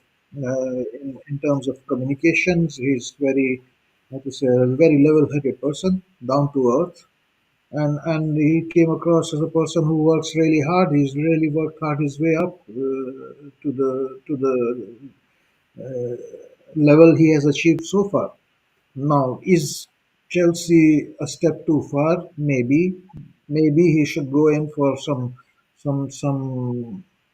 like the Premier League club, and his club is in the Premier League. So look, I mean, it is difficult to say. I mean, if like say comes December and he's in like top five, six, and doing miracles again, like he's been doing it for past 2 seasons, then we might think, okay, this guy we should have taken. But that's like who knows the future. But I like few things in him. He's like very level-headed person, very communications, very coincide, precise in and the values which I hear when he's speaking are generally good for success, like discipline, working hard, being respectful to others, like working for each other, working as a team, and things like that. These are fundamentals. These sound very simple things, but believe me, I mean, it's hard to consistently do this day in, day after day after day after day after. and apparently he's been doing it. And he's also intelligent in terms of game management and like reading of the game and making quick changes if needed be, and he has shown the results, although at a different level. So maybe in a year or so he might be ready, or maybe we should take a risk or go for him. But looks potential, very good potential. But hey, I mean our team was full of potentials. So, but I doubt he will be able to. He would like to be. It will be a big call. I mean, just like Lampard, when a big club comes calling, he couldn't turn down. But then maybe Lampard would have also stayed a little bit longer. But McKenna has done more than Lampard for sure. I mean, doing one promotion is admirable, but like doing the next season another promotion, like that's tough. That's tough with the budget he had. I mean, that's this. But also another funny thing I just read today, like Ipswich have come out and offered him a salary for making him his salary four times. Made a new offer of multiplying his salary four times.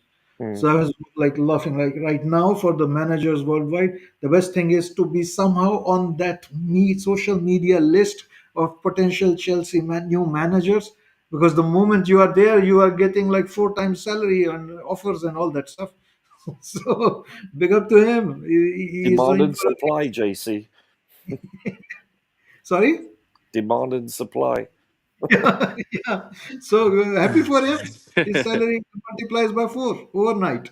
So There's been JC Almiron blue board. There's been a thing about from David Austin of apparently Almiron that the Bulls of Chelsea are not interested of his style of play. They're just like, and Almiron's not interested in the project at Chelsea. So that's a no go. Almiron has turned the Chelsea job down apparently. Mhm. Yeah, we already addressed that the style of play could come into contention. So I remember the question. So thank you, JC, for a very well explanation and for covering different variables in your perspective on McKenna. So Roger, would you like to answer the question that Dan asked you previously? Oh, I actually can't recall what it was. So you'd like to Dan, refresh Dan, me can you ask the question again? concisely, please? What from what I said earlier? Basically, so say like, oh yeah, if Roger, if a manager and a system could not work with this young producer, the young producer of this young talent, They're gone then. It's that simple. yeah. They're gone. It's listen. But would you be happy for another manager just to go? And what happens if we have another manager and it's not going to It's work with it's this it's going to be project a system? revolving door. Get used to it. It's that simple. There's nothing to ponder about it.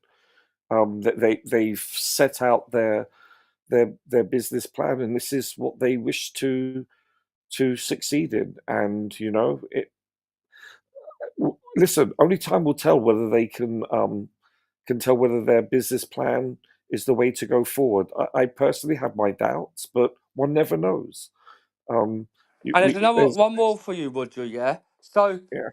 so if these owners don't provide the project of their what they're doing of their model, do you think enough is enough to have to come up with the fans and say, That's up to them. Only they know that. mm. To be honest with you, I have my doubts, and so does most analysts. I mean, there has to be a balance, and that's one thing we've lacked is a lack of balance, both in leadership, in my opinion, and age to a certain extent.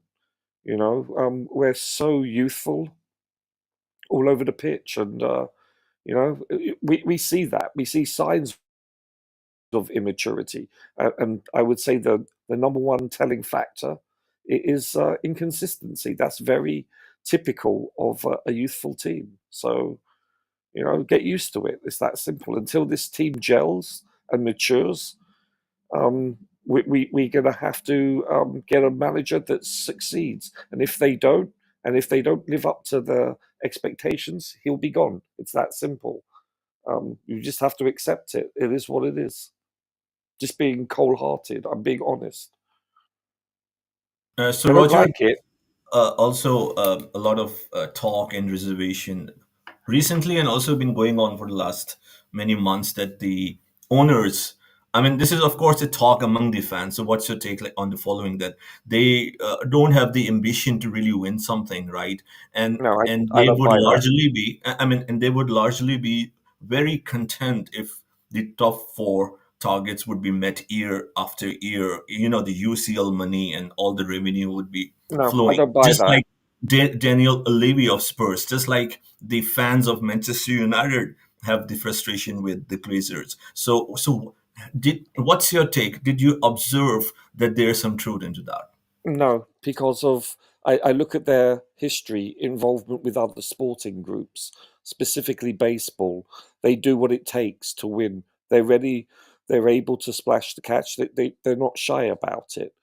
I'm not saying that they go about it the right way, but if there's one thing I must commend them on, it's the fact that they are willing to do whatever it takes to win. This is the huge um, characteristic with which I applaud them with, because they're not in the same mold as a Daniel Levy, that runs it as a business. I believe these owners, well, first of all, it's an investment for them. Let's be honest; they're not fans of Chelsea, like our previous owner.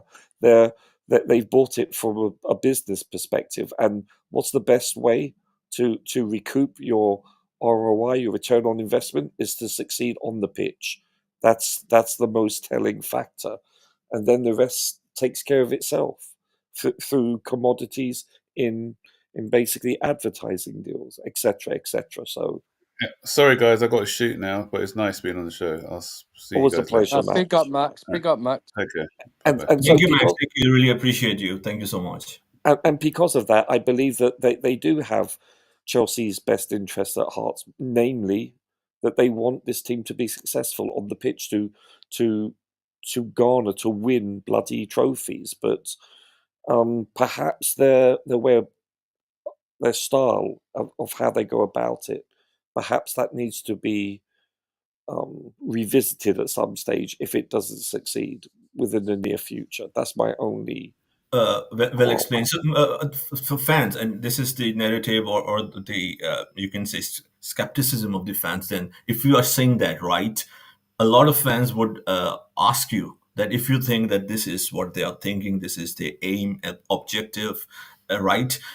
Then why? And then we are just assuming then why would they go and sell Chalaba, Gallagher? And we are assuming if that's the case. And I know, and we know it will be because of the FFP, pure profit, and all Yeah, that. yeah, If PSR. that's the objective, but if that's the objective to eventually succeed, win, and of course you have your recruitment model, but with the academy players, the players, we can always agree and disagree on Gallagher, who are improving, are instrumental to the team.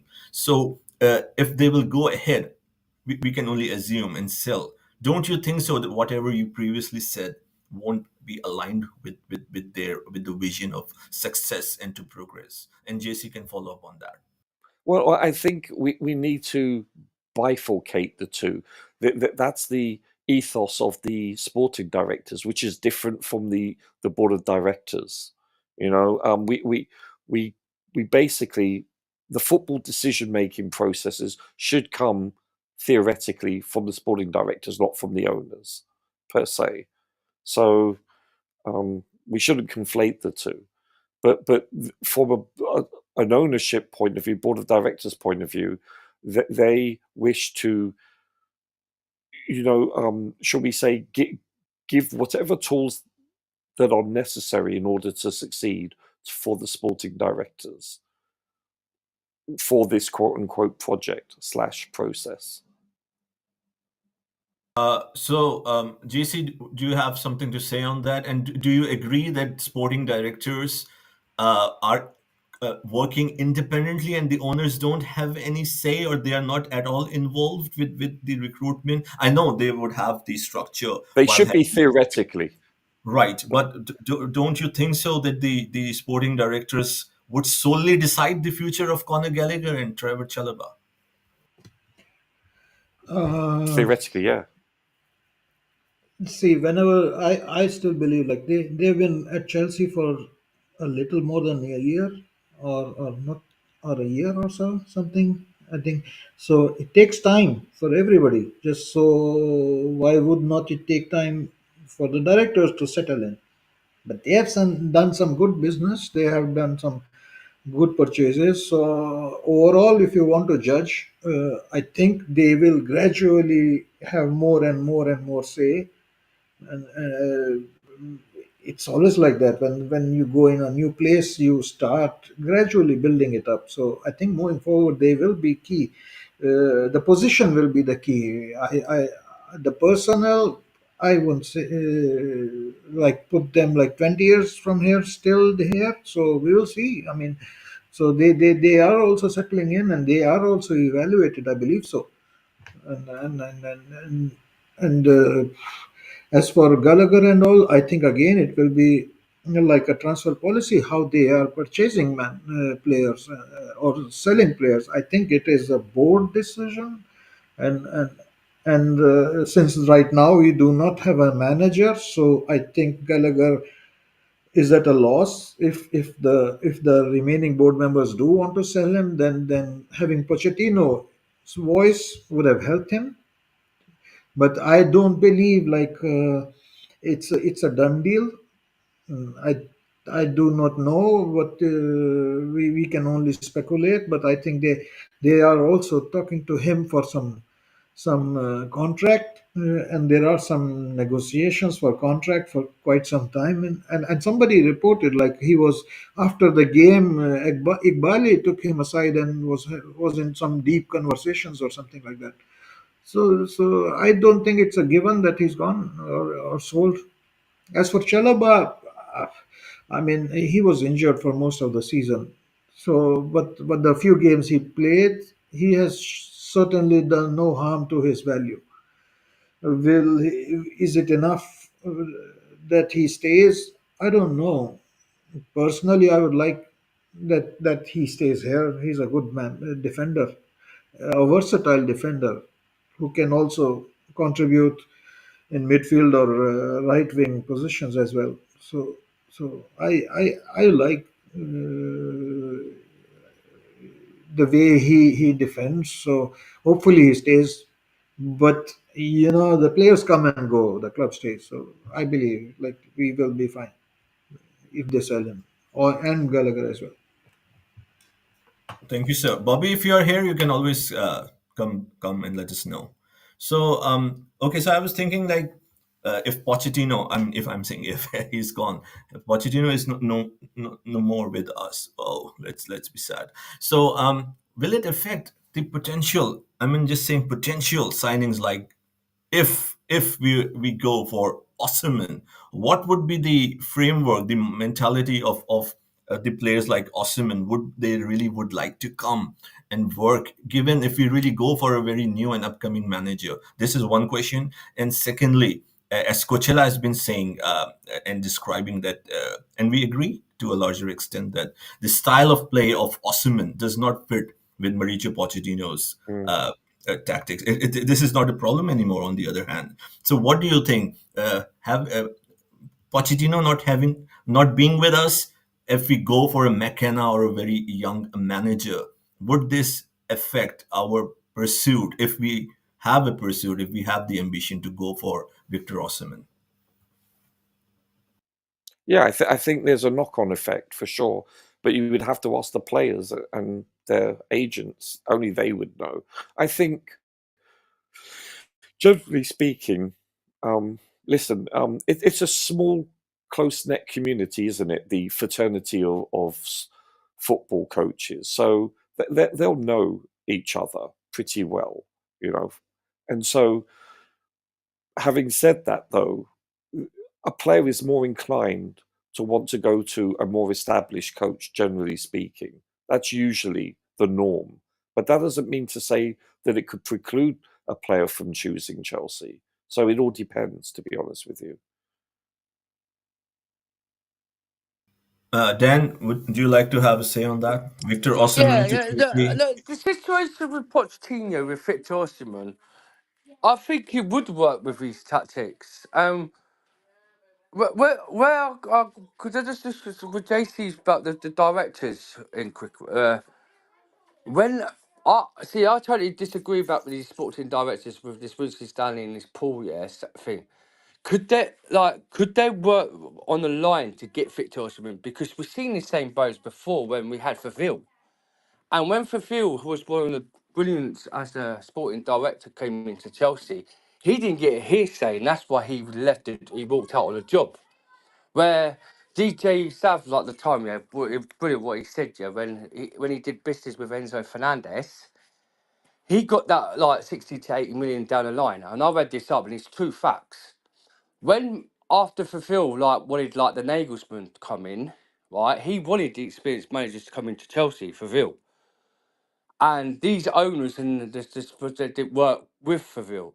So my category with Victor Osman, are we going to be in the same scenario? Because once Winston Stanley and Winston Stanley goes to try and do deals with this Victor Osman, is it going to be the same scenario both where they're going to try and ruin the contract again, and we have to go get these have Ballerz to fly out and do the business on the agreement with Victor Osman?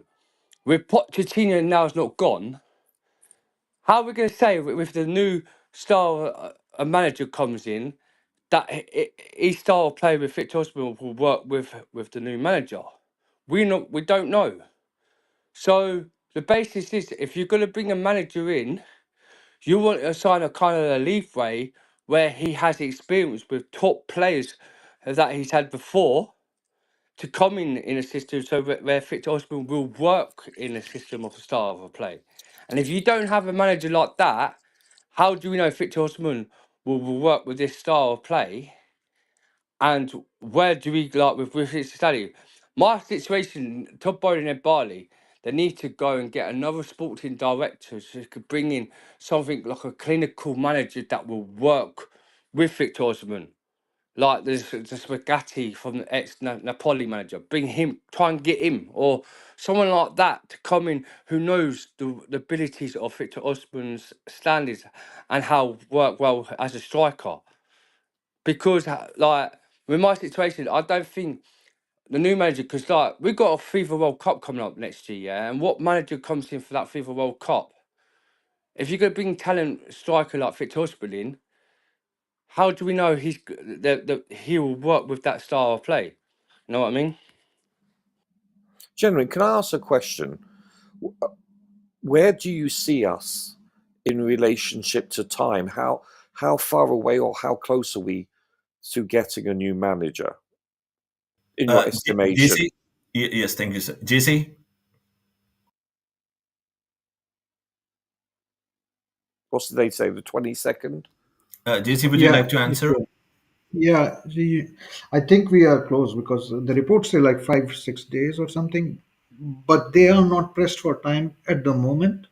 They can take a little bit of time until everybody's on holidays and things like that. So, but ideally, you want to have a preseason already with the manager. So it cannot be like last year, the lengthy process of 3 months or 2 months or something like that. So they do have time, and basing on that, I would say within the next couple of weeks they should have somebody already in there. Then if they want also some input for the transfer market, then you better have it in like next 2 weeks. Dan, do you have a timeline in your mind? Well, as no Coach Hill and everyone knows, I've got sources who's a journalist, and I've really spoken to him, and they're not actually in the rush to get a manager straight away. They're looking potentially someone who could be a clinical manager to come in to work with this young relevant squad to learn how the base is. They're saying my mate reckons it like what JC just said. It'll take 2 to 3 weeks, but there's a lineup of the other sources. He was saying in a few days, 2 to 4 days, they have got a manager lined up. but they're not sure what manager it is, and they will be announced. But my thoughts is just don't rush it. Just check the CV on the managers first before you get a tier manager to work with this Devlin squad, because we don't us fans don't want them to rush things if they're going to make another mistake. Just look at the CVs of these managers, talk to them, and see what your thought, and ask them questions. What your abilities you to do to come into Chelsea Football Club to work with these young developments. Then just take your time, and then if you think one of these managers are good enough of the questions you ask him, then appoint him afterwards. But just don't rush in. Just do your job, yeah. And these sporting directors need to come in and do their jobs, like Paul Reed Stanley and Esther. I think it's Esther. If they're willing to, because I've heard these the ones that be willing to get a new manager in, and I'm thinking, God help me, do not rush in, do not ruin it, because you ruined it with Enzo. If the Phil was here, he will know a sort of manager will come in, will work with the system. But now we ain't got fulfilled there. Does these sporting directors, know the system of a manager that will work with the young talent? I'm not sure. These are Brighton. And one of them's an expert. So just don't rush in. Just don't rush in. Get someone that you're willing to get in that will work for the Chelsea for next summer. That's what my opinion is on that. So, JC, we all know that Enzo Fernandez has not played the best football under Pochettino. And we have also identified most of the people in the industry that he was not utilized correctly. Of course, the situation of his health, we know that as well, playing in different positions throughout the season. Don't you think so? It will be a brilliant opportunity for the new manager to build the team around Enzo Fernandez. No. If to be honest, I don't want the new manager to be building around one or two players. It should be a team. It's a team sport. And if you look at this year, our best player has been Palmer, so he plays a central role. But but to be honest, I mean, our team has some really good players all Yeah. around the pitch, and We need to and be and we need to build on the spine, in my opinion. yeah, and to be honest, there are already enough good players in there to make a core and then start to add to. Well, he won't be adding; it will be directors as we know right now. But there are already good players out there, and I don't think Enzo is the only one. We have Caicedo, who's been very good like the last few games. Gallagher plays a specific role which is vital to the way Pochettino was playing. I mean, high press kind of thing, and to be honest, like he is the best in that. I mean, the Caicedo brilliant goal came courtesy of work done by Gallagher in that role.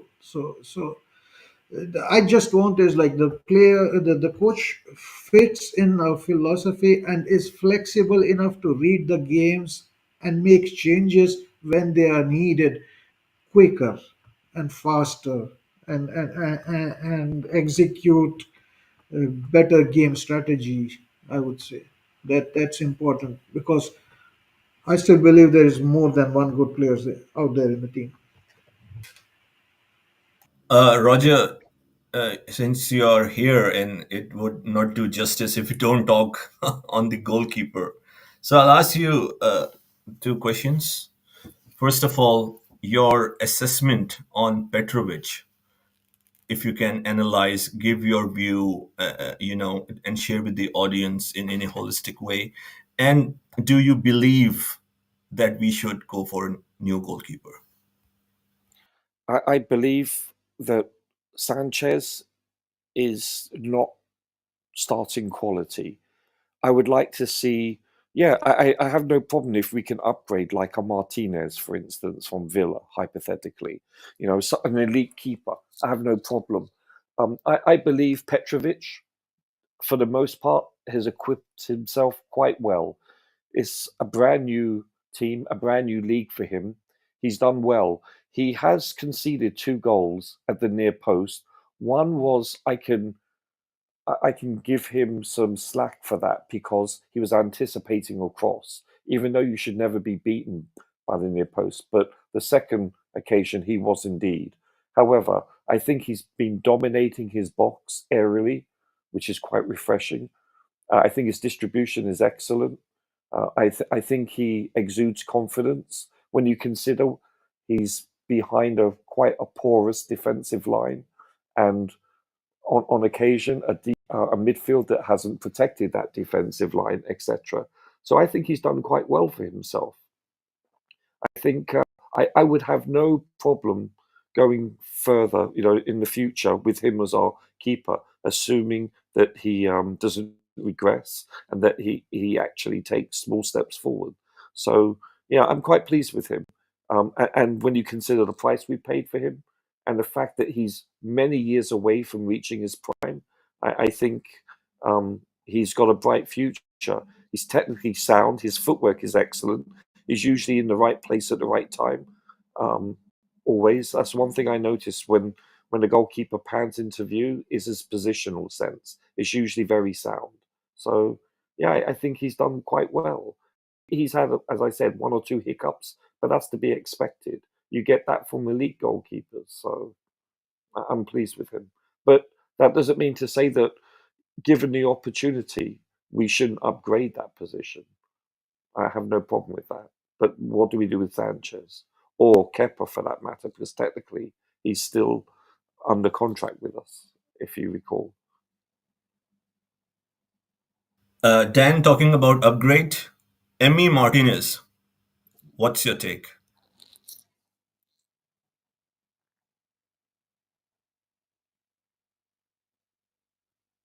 Dan, you're there. JC, you can go ahead.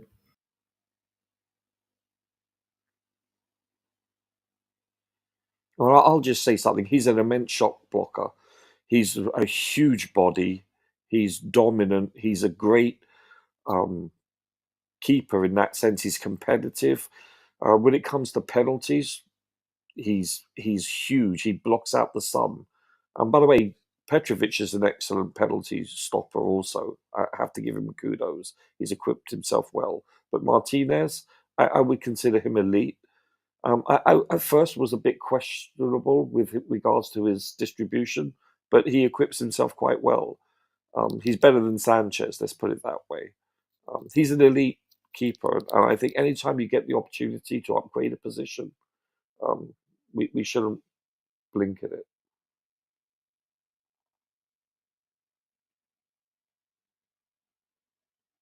Yes, yes, I agree. And additionally, I believe the X factor, he can bring the leadership as well, right? We can Very much always so. agree or disagree on some of his, behavior and Antics, yeah. antics, right? That's another thing. I don't look too much into that, and that's just 1 or 2 times whatever he did. So it's not a big deal at all. So I think he's in my opinion, a great leader, someone with a lot of passion. He's very vocal, and so it could be an additional reason to his skills, right? How instrumental he can be with our young backline, Livikovic, Exactly. Fana, Reece James, Gusto. So I believe he will be a great fit because of his versatile qualities and what he can bring to the table. And we need that. We need that in this young team.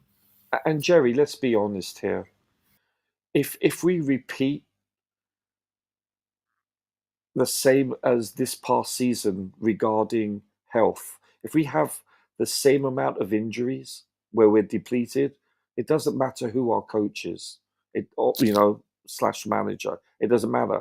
We're not making top 4. No team is going to make top 4 when you're experiencing a team that's been depleted for injuries.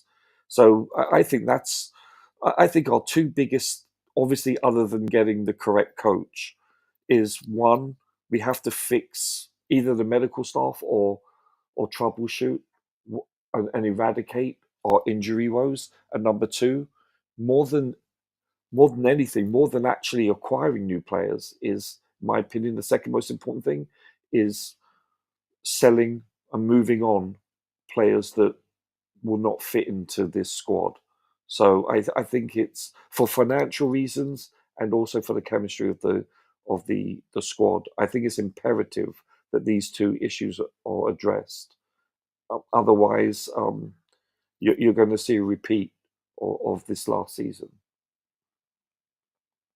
Talking about the project, this long-term project, as much as we try to analyze or give it a pass and understand the framework, don't you think so? If we see the other side or the risk or what could be, if it doesn't go according to the plans, don't you think so? Because I have this fear that we could be stuck, you can say, in no man's land. So, are you really sold, Roger, on this project? What would you say to the audience? Not really. I believe the chink in the armor for this project is the fact that it's predicated on a very youthful team, and as we've seen, we lack leadership and experience. I think there needs to be a smattering of experience, especially in the centre back position. Yes, I know we had Silva, no doubt about it. He was very much experienced, but we need some more all over the park, and I find that to be an issue. Also, it's not just the experience; it's the maturity level. You look at Jackson; um, he's petulant. He's juvenile on occasion, but that's indicative of someone that's just 22. If you look at the age, the median age of this squad, it's a bunch of fetuses. And so I believe, based on that premise, I believe there's a flaw there. I believe they may have to adjust it ever so slightly, perhaps. And, I think the other thing for us to succeed is maybe have an emphasis to be more defensive orientated. But this project, I'm losing faith in it to a certain extent, especially now that we've identified what kind of profile the manager they wish for. And that, to me, it reduces the odds of stability. That's all I have to say about that. You know, the chances usually. That doesn't mean to say we can't succeed, but it definitely doesn't expand our chances. I think the chance of us finding a non-established coach and for him to succeed with a very youthful squad, I wouldn't say it's a recipe for disaster, but I also wouldn't assume that this scenario is the most optimal scenario, and that's what worries me. On paper, it looks great, gentlemen. You must concede that on paper, this project, yeah, this is the way to go. But data driven, etc., youthful. But you speak to any pundit, any former player that's played at the highest level, they'll all say one thing, and that's you do need a, a, a, a balance. And when that's one thing we're not, we lack balance in that regard, and so that alone worries me. I find that troublesome, if that makes sense.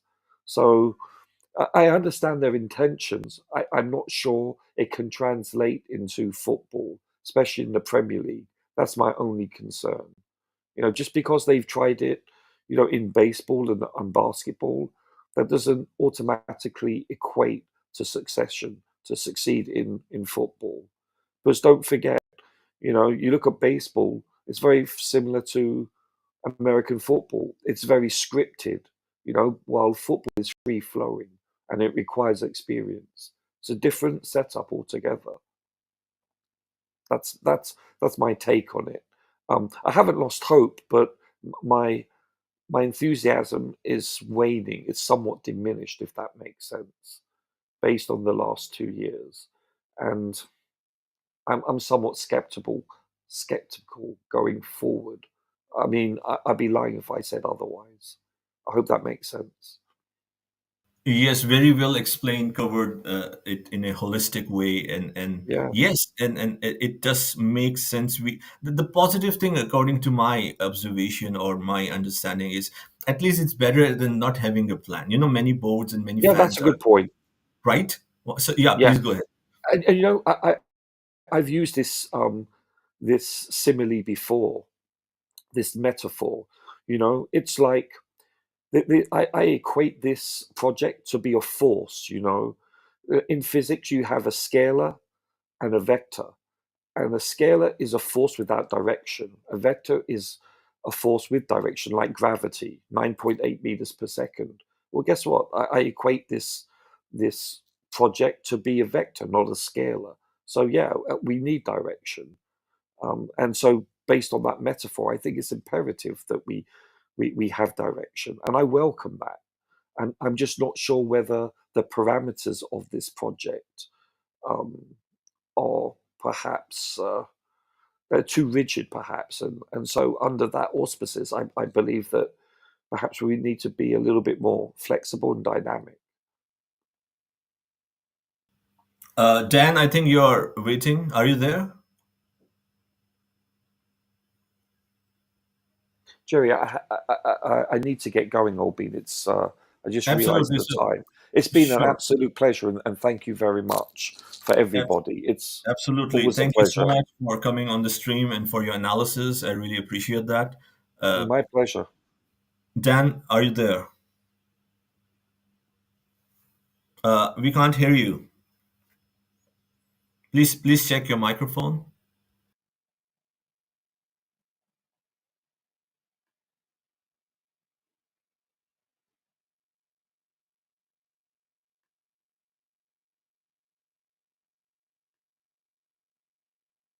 No, no, I cannot. I can't. I can see you, but I can't hear you. Nope, nope.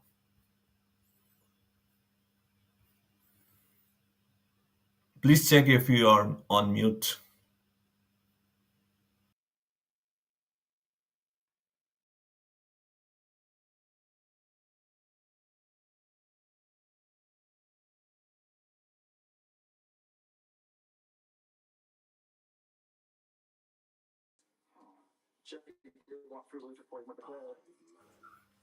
Yeah, now you're audible.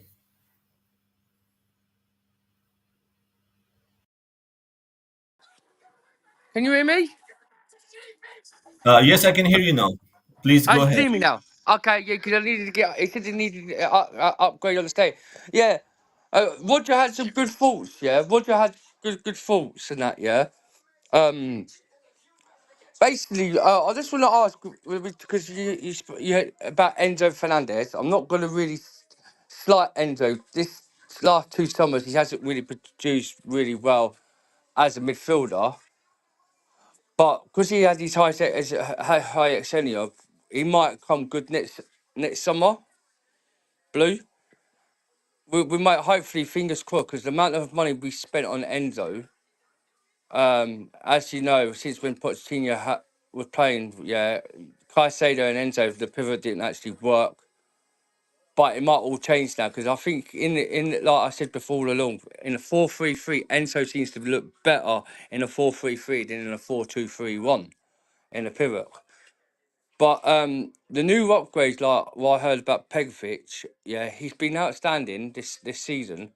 But we do need a good surround goalkeeper, an experienced goalkeeper, and have Pegovic to be the second choice of it. Because don't forget, we've got that Selenia,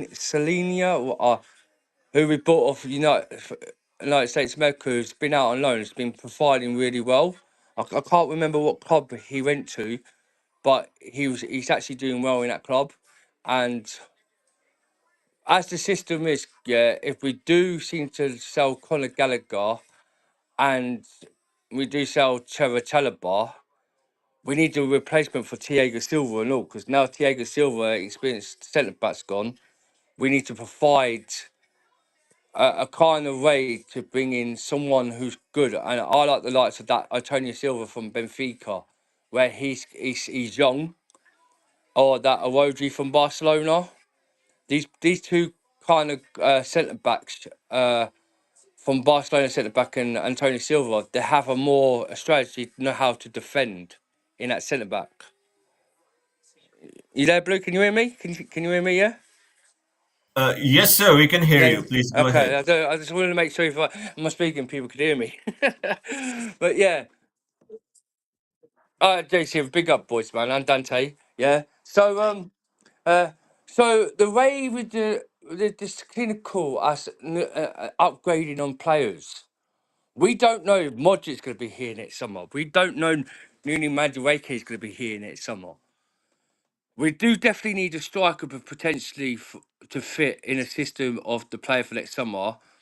Like if we do get fit to Osman, will the basis are we definitely going to get fit to Osman because they're looking at the Portuguese of looking at Ivan Tony. There also be talks about getting Ollie Watkins. So the situation is PSG are also in for Fit Osman, and we all know Fit Osman wants Chelsea move. But can we provide if we do get Fit Osman next summer? Can we provide to get someone on a wing attack to work with Victor Osimhen? Because as we've got Cole Palmer, we'll know the system, and he's been good this season. We need some kind of good strategy players, like experienced players in the system to work with Victor Osimhen, to work with Enzo Fernandez, to work with Caicedo, to work with Lavia. And our back four, they're looking to sell Cucurella. Kepa is still on the books at Chelsea, but he's going to be hard to get sold in the summer. So how much do you think with the profit we'll get on Kepa? How much do you think we'll get on Lukaku? Because Lukaku still is a Chelsea player to day one. Are we going to sell him cheaper or is he good? Because I think his contract is 2 years left on Lukaku. So if Lukaku, Hakim Ziyech is still on a 2 year, how much are these lot going to provide to sell these players in the summer to get the new players? Because now on the books we won't have to spend on the spend cap as much what we did this last 2 seasons. Because when the new rules comes in the spend cap, how much are they willing to spend in the summer? And we still haven't spoken about the basis of the Chelsea Football Club Stadium. How much are they willing to spend on the Chelsea Football Club Stadium? Because it's going to take them at least 2 years to rebuild on the stadium. As with Roma Abramovich had it all planned out for the stadium. So how many players are going to get sold? Look, we don't know how many players are going to get sold this summer, and how many players they're going to bring in. So how much are they actually going to spend? And also if we do get if we get a manager in, what kind of players will he want to bring in? Are they going to help him out to get the players in, or is he going to be another yes man and he just stays back and don't have a word to say in on players, and then these lot will just like buy the players what they want, and he will have to work with these players. What situation do we go from for this manager to think? Because what happens if he don't get his own players in, and the boards get these players what the owners want, and he can't work with these players, what situation do you go from here? Because on a line of on the income, how do we feel on the players' mind of a manager if he can't work with his players and he wants to bring his own players in? What situation? Who we don't know what he might want to bring in. You know what I'm saying, Blue? So it's a really hard basis of mind on these players, because like we've seen players today to this season have actually gelled and worked together. So if you're gonna go sell all these, like sell Conor Gallagher's, like the Trevor Chalobahs, who's been outstanding for us since end of the season, and we buying players, are we gonna be step back again, and these players are gonna have to gel together? The work of the experience. What I'm saying is, yeah, the question is, do you think us, our fan base, that this manager will work with the new players, what the owners will bring in? Yeah, very interesting point. So before I address that, so to the audience, thank you for being here with us. And of course, we are here. We will try to wind up in the next 20 minutes or so. So please send your questions in the chat if you have any question to Dan or any other panelists who would like to join. Any question would you like to have on the new manager? What do you think? Which, in your opinion, should be the new manager? Are you happy that the ex-Tottenham manager Mauricio Pochettino is gone? Because I believe a lot of fans should be happy, obviously, because he was the Tottenham manager. And honestly speaking, what do you think? Do you think the club is in safe hands? Do you believe in the sporting project? Do you believe in this process? Please have your say. It's a very important time in Chelsea football timeline, and the present and the future. It's very important. Each and every step, each and every decision will be instrumental how we will progress from here. Will we progress or even regress? How much time will it take for us to get back? Will we go and challenge for the league? It's interesting times as a fan, and I know a lot of fans are concerned. So please openly share your ideas, and if someone would like to come and please have your say. So Could I to just the ask you a last, question quickly, Blue? Could I just sure, ask you, yes. you and Dante, because Dante's here, innit? Bobby and all that lot's left, innit they? Lord Dante is here. I didn't even know. Lord Dante, Yeah. Lord Dante. So, You gave me the energy. I got the energy back, sir. Okay, so Danny, go Blue, ahead. so, so Blue, if these owners don't provide the basis, because it's been 3 years, it's going to be 3 years till now, and the 3 years of this project has not worked, and now they've got rid of Pochettino, and we thought Pochettino will be the guy now to get these players going for next summer, and now they're bringing a manager. Say these owners don't provide in the ability of their project in the next summer or two. Are you going to be happy to keep these owners, or will you want these owners gone by 2 years? A short answer would be like it would be unrealistic, right? Even if I want or the fans want, what's the probability, and if you see the landscape and how the business works, so even if you want, we cannot push them out of the club.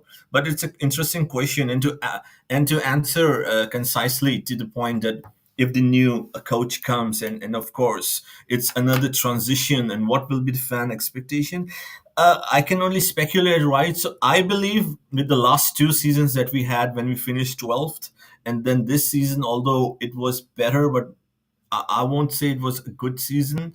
I think the fans, as much as I hope at the same time, they don't accept mediocrity, but I believe at least they know it will take a minimum of a season or two to get back to challenging. So I believe that the fans will be patient, not really patient in the way to be patient, but comparatively to the last season or the season before, I believe they have realized, or they have accepted, even if they like it or not. Let's put it this way: that what the owners and the sporting directors, the direction that they are heading towards, it will take time. So I believe they will give. I mean, the fans will give time to the new manager, but knowing the DNA of our fan base, knowing us, which is good because we want the best. I think again, as we were speculating, that if by Christmas the situation is not good, then of course it can take a downward spiral. But they will be patient a little bit more than what they have been. Lord Dante, thank you for tuning in. Thank you for coming on the panel. Please go ahead if anything you would like to say, and would you like to address the point that Dan made?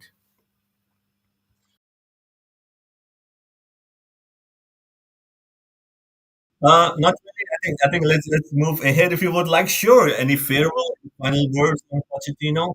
Dan was asking that if the new manager comes in and cannot integrate well, it will take time and with the players getting his ideas across the pitch. How do you see the new? I mean, the fans to react? Would they be patient?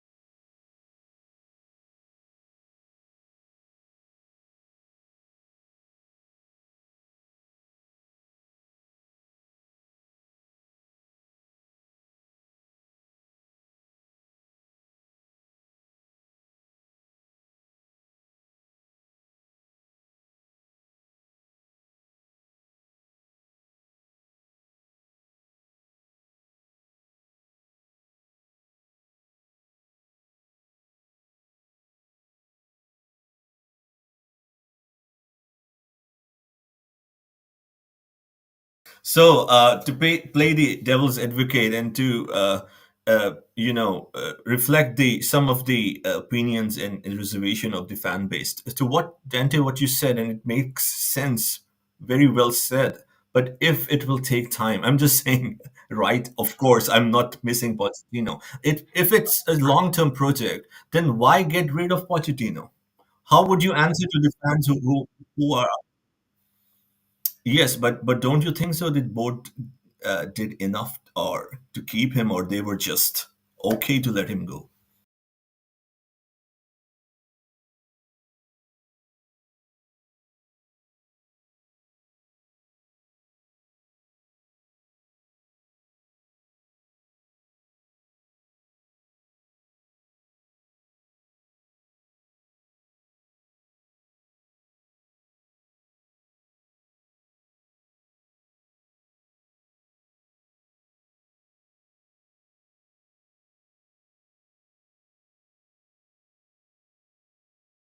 Do you believe that, like Dante? Do you believe that?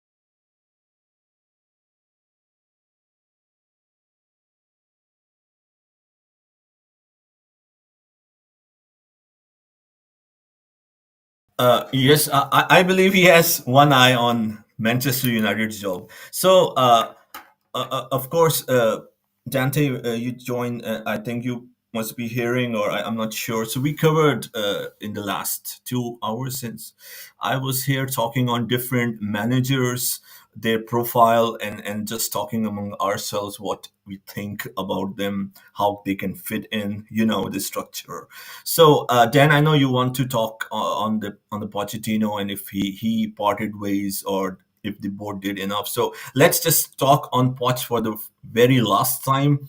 Uh, uh, yeah, I would say last time. Let's move ahead. So, any farewell message, anything you would like to say to Pochettino, and what's your school of thought and understanding that is it really that Pochettino walked as Dante, Lord Dante say, and I also I won't say walk, but I say he was open to part ways because I believe he has an eye set on the Manchester United job. So I think he took a risk.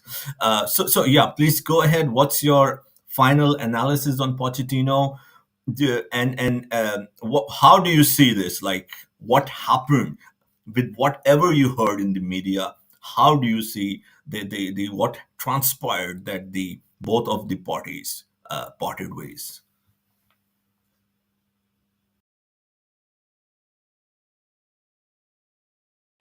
I thought you said Dante there. Is that for Dante or me? No, it's for you. Dante I, already gave I his was going opinion for on me, that. yeah? I was like, you Yeah. wanted to talk on Pochettino, so a final farewell for Mauricio Pochettino. Like, listen here, like, people have their opinions. Like, I said my piece on Twitter Spaces, and I've said before, I'm not going to say it again. These owners need to go. They've ruined the club. They've ruined the structure of this Chelsea history. The football club basis, as you know, before Roman came in, we know that Pochettino he wouldn't sign Pochettino. Actually, we know he's Spursy. There people say he's Spursy, but yeah, he loves Tottenham Football Club, but he also loves Southampton. My situation this year, we knew full well that Pochettino's getting sacked. The conscious sense that you people say he's walked out. No, he walked out because he couldn't get the agreement of the structure. He was cried out for so many this season that he wanted experienced players in. These owners don't look as the potential want to bring experience in. They just want to bring in more kids to come as a gamble of the basis that in the future these might come at best, but also you sign a really young 17 that we might not see in the future in 3 years. He might come. As a flop as he's spending all this money on basis on players.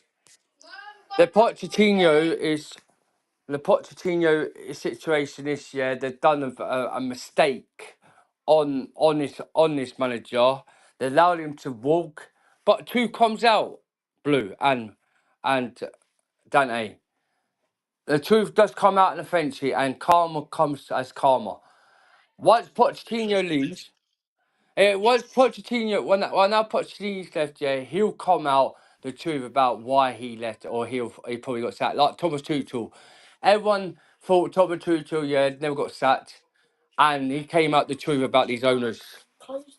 Yeah, so my situ- so well, no, he come out when he had that mental breakdown in the So hospital. just a second, just a second, so the audience can understand where you're coming from. So do you think there was a rift or there was like an animosity?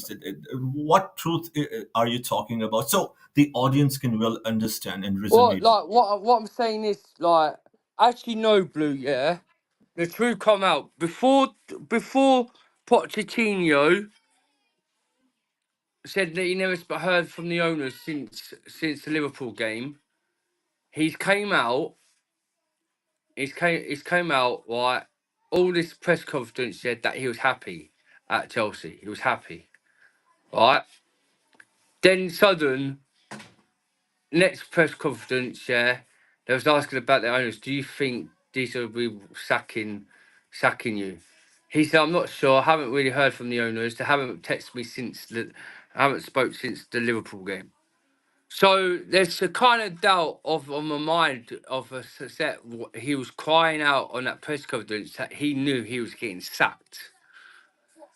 And the Zerbi next day leaves Brighton. There's rumours about someone spent 4.3 million to pay out the release of Brighton to come out. Yeah, sudden De Zerbi leaves at the end of the season for Brighton. And then next day, you see Pochettino's left in consent. So my mind is they're probably thinking these owners have come out and said you didn't do the job for us. You wouldn't listen to the basis of our trust the process, our project. And you wanted experience. We're not going to listen to you. We're not listening to you. This is our club.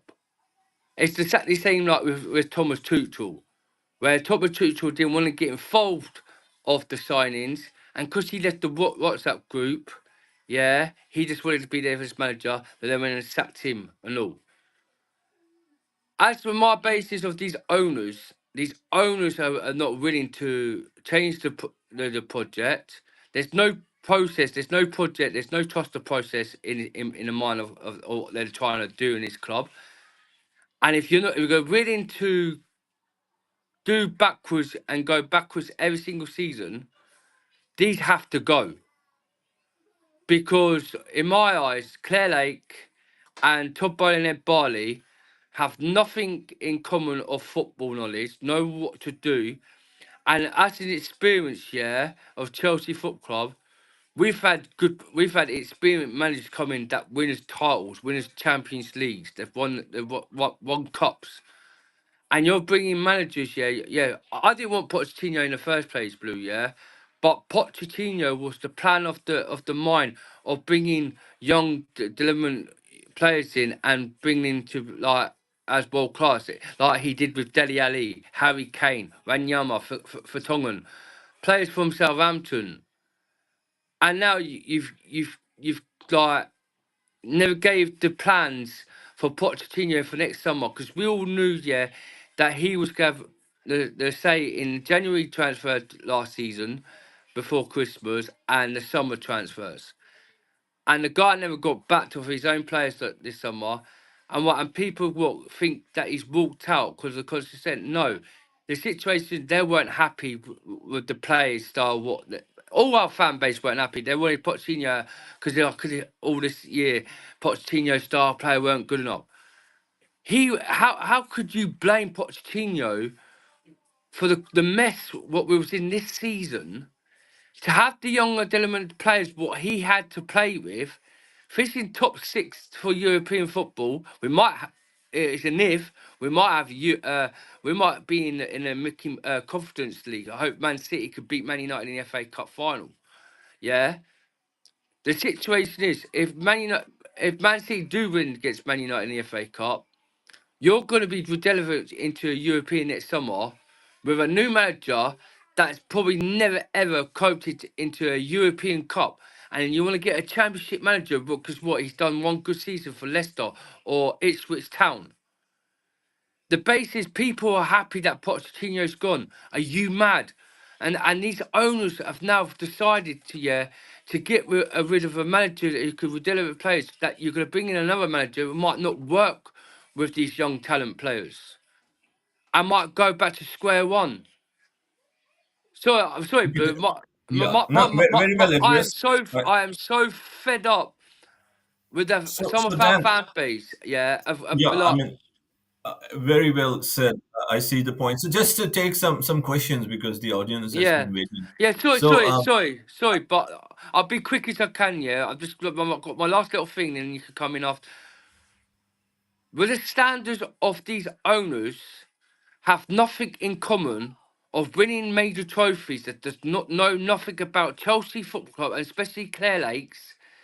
You buy a club for Strasbourg FC, and yes, you might have got another club, and you're gambling on non-experienced players that might produce well in the future or might be flip-flops.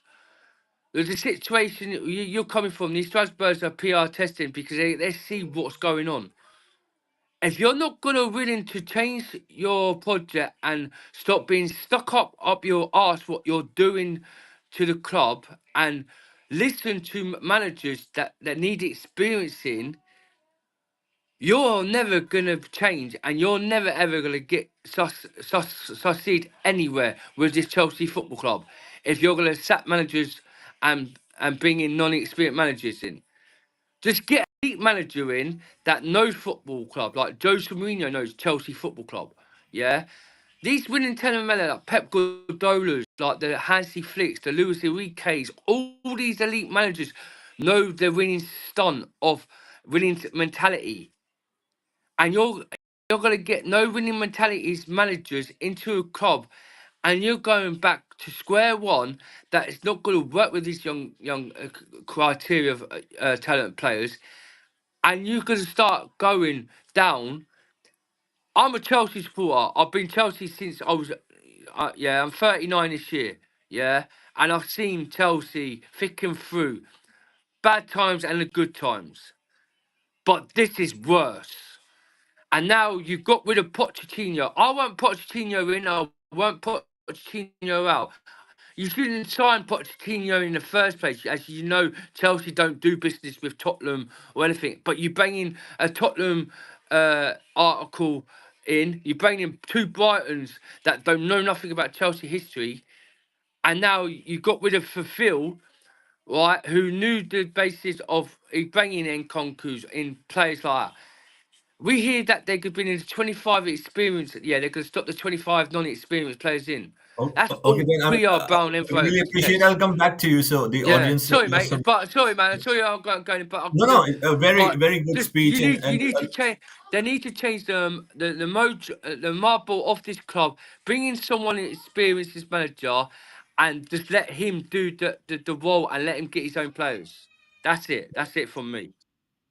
very well said. I mean, very good We points, know and it's not I going to see happen, your. but they need to change Just the a minute, mode. I'll get back to you guys. Just a moment, please. I appreciate that.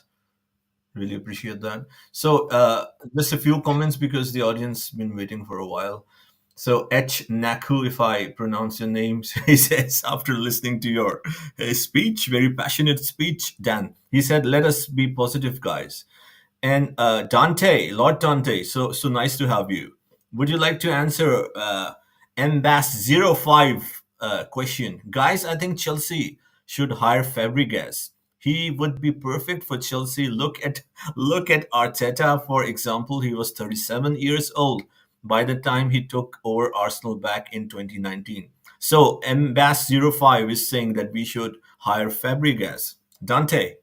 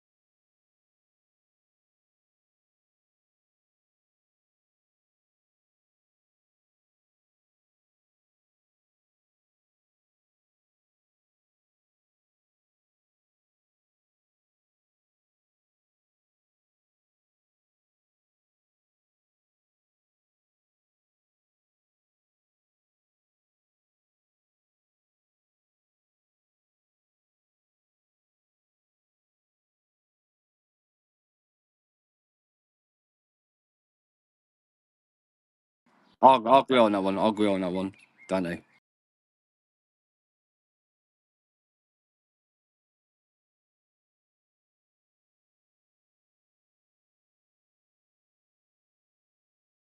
So just a couple of more comments. So Chelsea Mitch Boy in the house. Thank you for tuning in. He said, "I'm glad." He said, "I'm glad we don't have to listen to Poch hate anymore." No, Dante and I still exist. We still exist, Mitch Boy. It's not going. And if Poch joins Manchester United, you will hear that a lot. Right, Dante, So right? blue. If Pochettino joins Man United, he's gonna have a great succeed at Man United. I'm telling you, we like fair. He will. I'll guarantee you. I've Dante. I'll put money on it. I'll put money on it. Yeah, because Man Okay. United So are in. yeah. So let's make it more interesting. Okay, and it's a probability. It's realistic that he, if of course, first they have to sack Ten Hag. So I won't be surprised that he will be in the contention. Let's say uh, hypothetically, the voice is not clear. Sorry. Yeah, the audio's. It's only audio's playing up. No audio. Um. So I think if Coachella is here to look at the studio, I'll try to figure out. But you can hear me, right? Yeah, I can hear you, Blue, and I can hear Dante, but I Okay, think okay. So the people in the so chat can't let's say hear us. If Pochettino is appointed by Man United, I mean to what you were saying. So what do you think? Because you said you're very confident that he'll do well over there. So please go ahead and explain why and what do you think he'll achieve at United? What me? Well, it is Blue. Like I'm going to tell you why. Because they've got a lot of deadwood, and they're going to sell a lot of deadwood and bring in new players, and especially Man United. See, with me, Man United owners are better than these owners because in realistic of these owners at Man United, what do they bring in? Experience. What do they bring in? Yeah, producers of good directors and sporters. What they've got. But yeah, but Dante, could I ask you one why they finished this season where they are?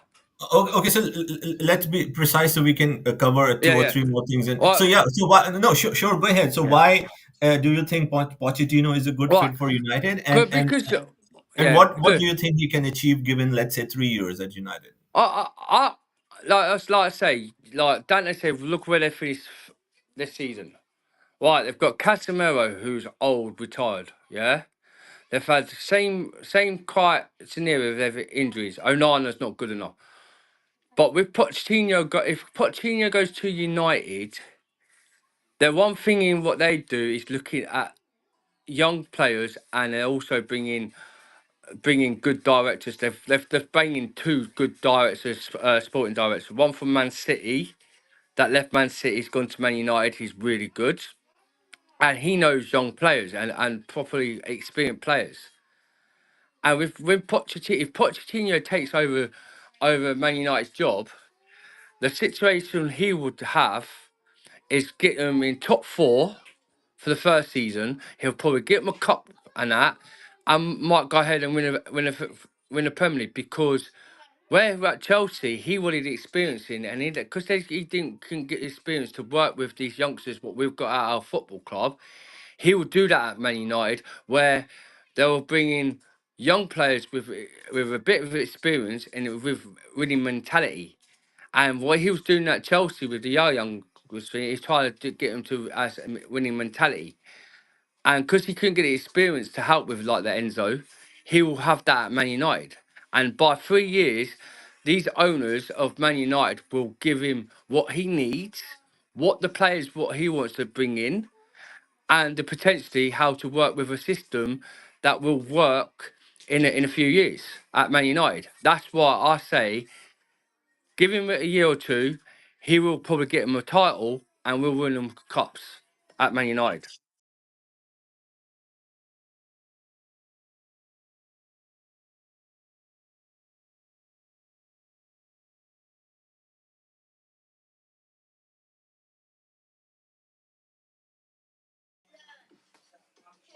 Depends how long they sign a contract with him. They give him 5 years, give him 3 years, where he gets experienced players in and that, and players that what he provide, what he wants. give it about 2 years, he'll do something with Man United.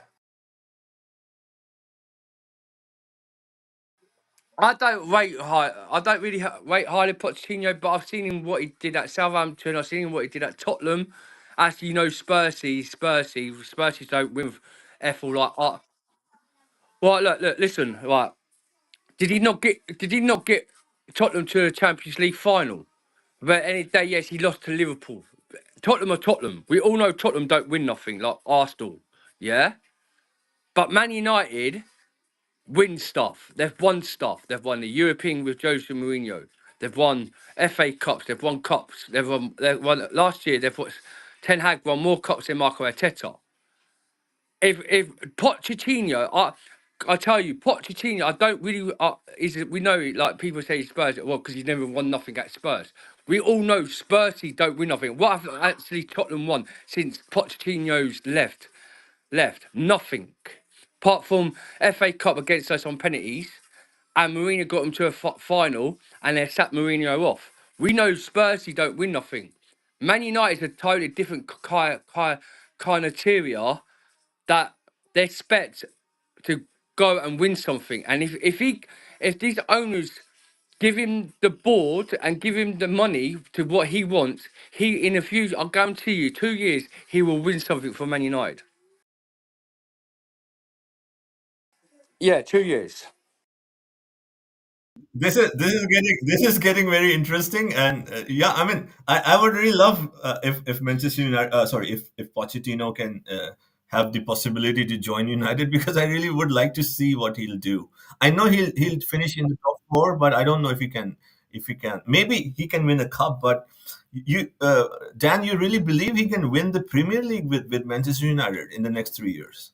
I think he will, because what, look at my situation. What the situation we're at Chelsea, yeah, he didn't get back of buying the players what he needed, yeah, and he provided. He said, start of the season, next summer he'll get Chelsea to a European. And what has he done? He's just got Chelsea next summer in a European. With Man United, right, he will have the money to financial to get experience what he wants in that team. And Man United will say, yeah, you could get the experience. And the way I saw Pochettino did with the players what we had this season, to get where he got to top 6 this season, it's very good. With the non-experienced players, that ain't really, half of them ain't good enough. At Chelsea, Nicholas Jackson got 14 goals, 17 goals this season, where he done it, yeah. And Jackson's not our main criteria as a striker. He's not good enough to be a proper Chelsea first striker, right? Modric is not really good, yeah. Nuno Madueke is not good, right? Enzo has not been good. And when he puts in Enzo, yeah, in a criteria, I like DJ and all this, like, and my coach Chili will tell you, I haven't rated Enzo since the last 2 seasons. People told me that since Enzo was with Graham Potter, he was the best player for Enzo with Graham Potter. No, he wasn't. What, 3 assists at three chances for Kai Havertz to score last season? He hasn't provided as much as what he did this season. And Pochettino, know half of these players weren't good enough. Then he made and then he changed Conor Gallagher and Caicedo in the midfield as potentially to be good as a pivot, as working together. And Caicedo was outstanding this season. Why did he change it? Because Enzo, if you looked at Enzo's performance, he weren't actually he's not a good DM. It opened the space in the midfield too much, where we conceded so many goals. And also, yeah, people don't know this, but since Todd Bowley led Barley with the coaching stuff, yeah, he's got more win rates at 51% than what Thomas Tuchel was at Chelsea and Graham Potter. And you're telling me that Pochettino is a really bad manager? What?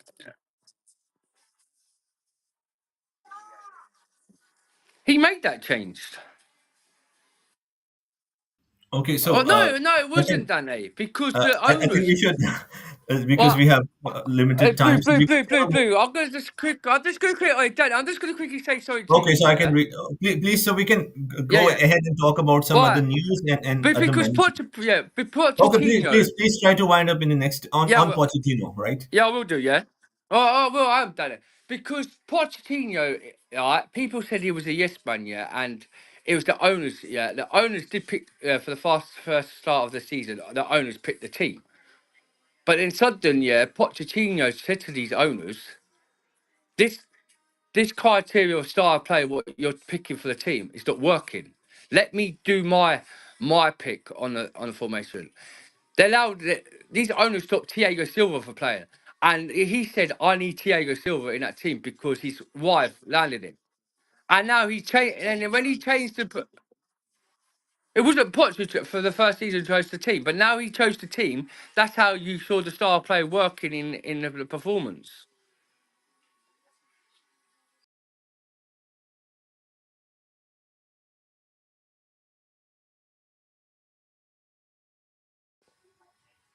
In 13 games, No, 13 30 games, games. 30 games. 13, no, well, not 3-0. 30, 13, 13 games, the owners decide to pick the team,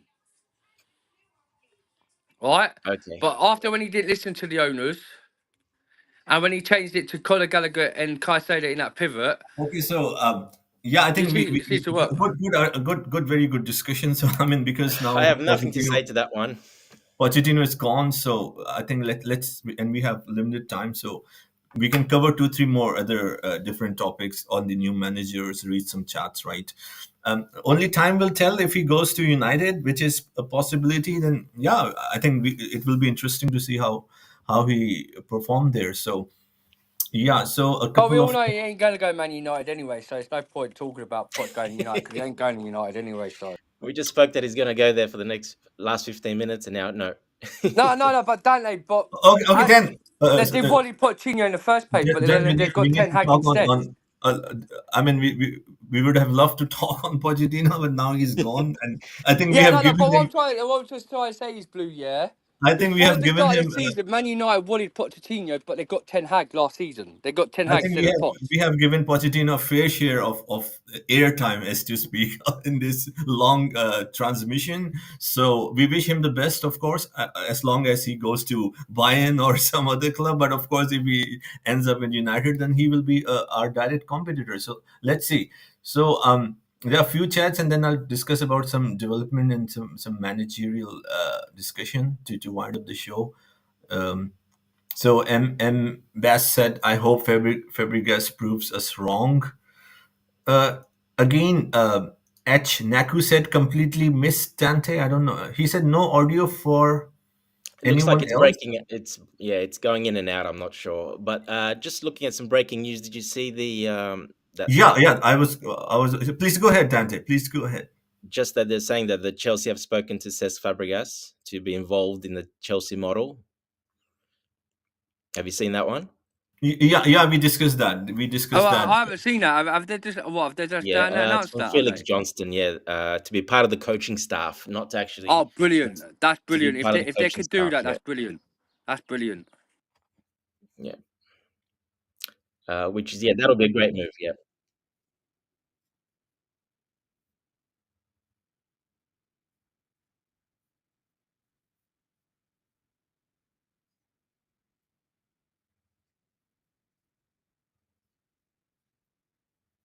Poch. It's, change his name. Yeah, the Poch virus is still there. Because a lot of people hurt what they found out about Potts. That's why, Blue. It is hurtful. It is.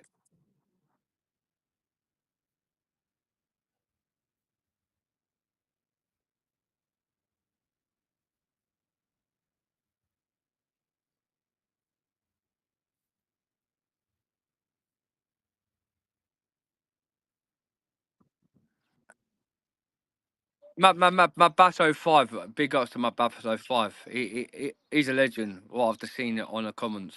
Like that's good. Good.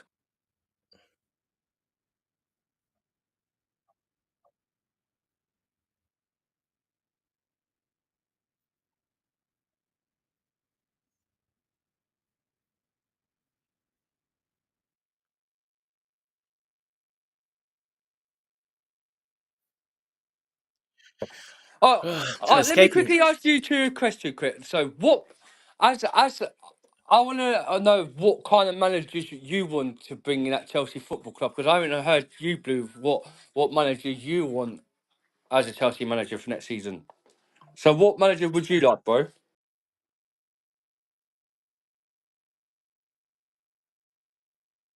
I know very well.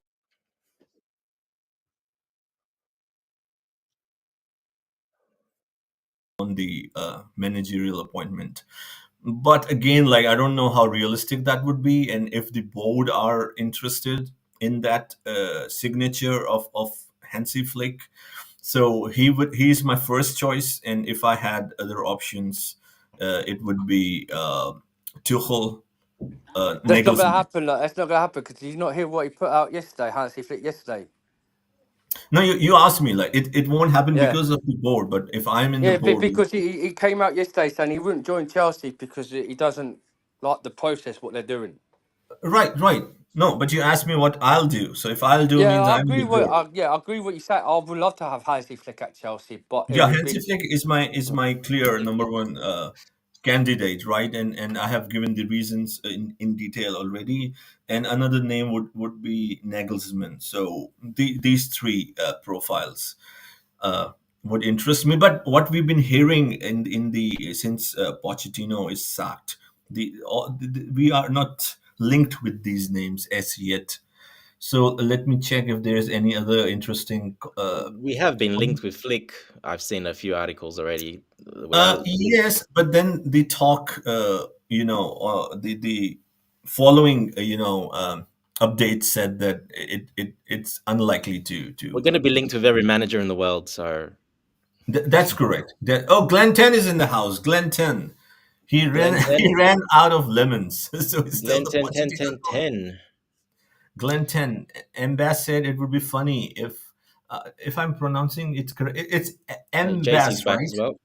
Yep. It would be funny if Poch loses. Yeah, I've read that. Can someone on the panel? Yep, that's done. And Poch ran out of lemons, which is why he left Chelsea. JC, we are still rolling. Absolutely, JC. The energy, we have unlimited energy after the announcement of the exit of Mauricio Pochettino. Uh, Hansi Flick has been interested in managing Chelsea for years. If he wants the job, then I'm all for it. Glenn Ten says, big up legend, apologize for my outburst in the JC. We move. And one more comment, then we Big up, will man. discuss. If you guys like the video, then Manchester United will win the FA Cup, meaning there will be one team in UEFA Europa League and the another team in the Conference League, and we don't want that, people. So interesting, and please like and subscribe if you haven't already. Please hit the Have we like. hit the 100 likes yet for Coachella? Have we hit it? Yeah, absolutely, and we have got the 100 Come likes. on, Thank yeah, you, hit that everyone. like button for Coutinho, man, because he's just had his newborn. He's busy with his newborn, and we're here to express about our football club on Coach of the Stream to talk about our opinions and spread out about our Chelsea Football Club. And this is So us so panelists don't do for. thank you to the So hit that like audience button. for liking and 100 likes. It's going well. We are near 20,000 subscribers. It's interesting times ahead. The future is bright. I'll say that. The future is bright. We have to be positive. We have to back the new manager. We have to open our brains. We have to see the picture in a holistic way. And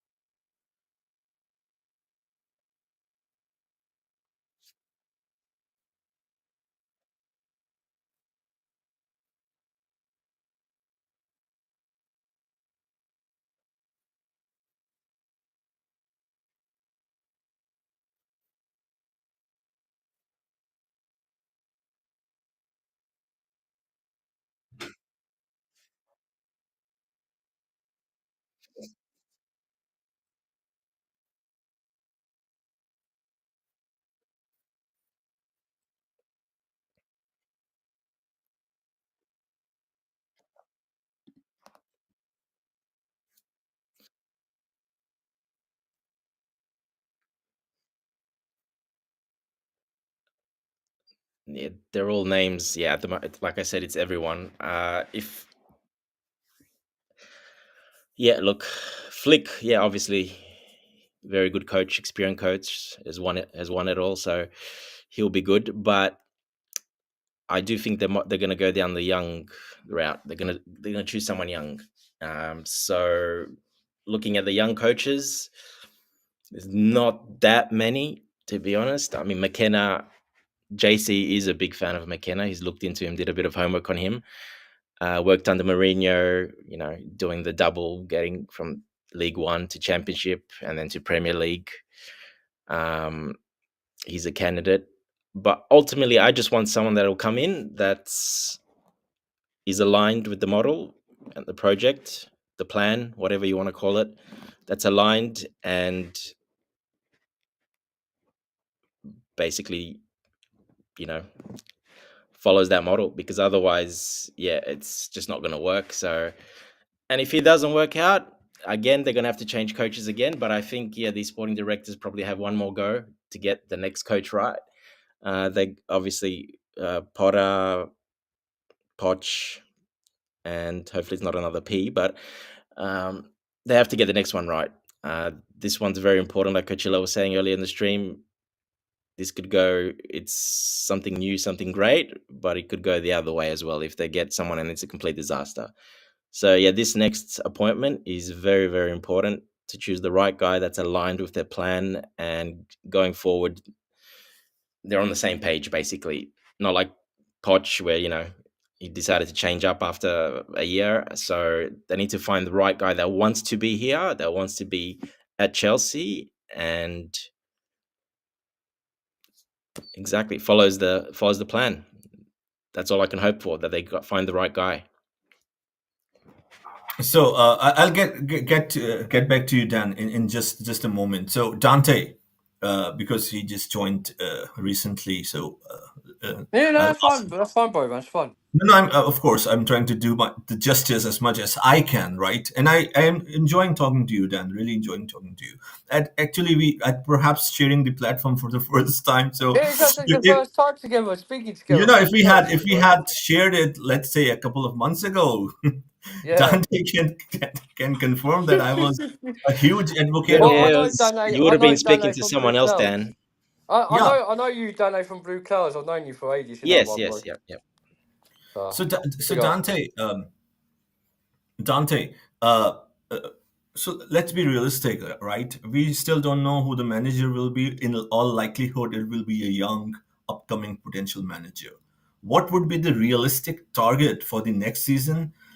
And do you, honestly speaking, think that the fans will be patient if with the new manager, or will there be a backlash if we don't go near the UCL spot? Yeah, they won't be patient, especially after Pochettino now. They definitely won't be patient. The expectation would be to finish, I think, top four. I think that would be the expectation. The teams around are not really that strong, so we have the team. If they're going to add to it, a striker, maybe a left back, another centre back. Obviously, we've got a lot of players coming back from injury as well. I think the expectation is to be up there close to the top four, not to win it, because that's unrealistic. I don't see us winning it or getting challenging. I don't really see that happening. That's not really the plan, what they're looking at anyway. That's not for now. That's for a little bit later on, a couple more years. So yeah, I think the expectation will still be to be in Europe, get the young guys some more experience. Obviously, they will be in Europe anyway next year, so more experience. Buy some more youngsters, the ones that rise up, and then in a couple of years, challenge, and then only then, from what they said, they will sign like superstar signings, world class players that are mature, ready to go, to top up and to set us up for a long period of time to try to dominate, not just win. They want to dominate and be at the top, number one, for a long period of time.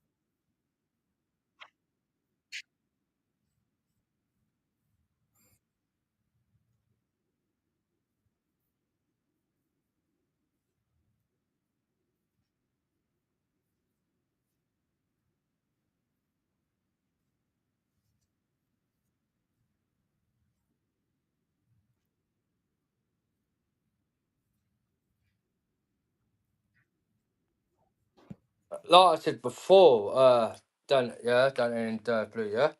I'll add Dante into this conversation because I know you might come in and not agree with what I'm going to say. With Nicholas Jackson from the season, like we know he's been providing as a striker. As we know, potentially he wasn't going to be the main striker for Chelsea because we was looking for a replacement from last season. We was looking at this Juventus striker. I can't remember his name. Is it follow? If who's that striker? Vlahovic. Vlahovic. That's it. Um, he was going to be coming in. Like we was looking to getting him, but it didn't happen. So we buy the cheaper option, Nicholas Jackson, as they was looking for another replacement for Nicholas Jackson to be the sub.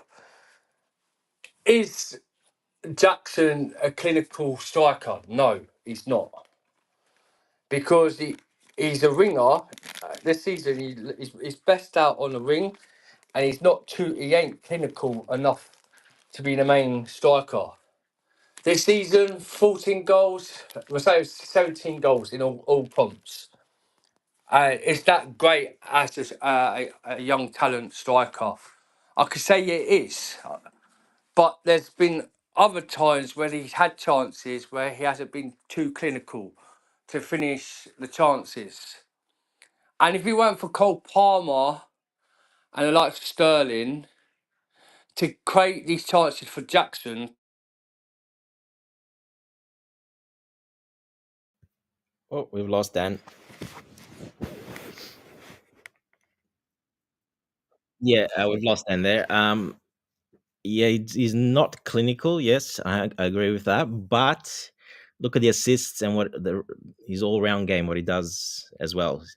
I think he's got over 30 GA for the season, which is pretty good in my opinion for a first season for a young guy like that. So, is he Dan? You back? No, not yet. Yeah. Even though he's not been clinical, he still had a really good season, in my opinion, for a young guy coming into the EPL for the first time, getting 30 GA. That's pretty impressive. Yeah, he started a bit rough. Pochettino didn't really help by things at the start. He kept playing him when he was in really bad form. Playing Sterling next to him in really bad form. We know how Sterling plays one good game in 7 games, especially at the start. So Poch didn't really get the mix around him well. They didn't utilize him as well. I don't think he utilized him as well at the start. Eventually, he figured it out, but it took a very long time to figure it all out.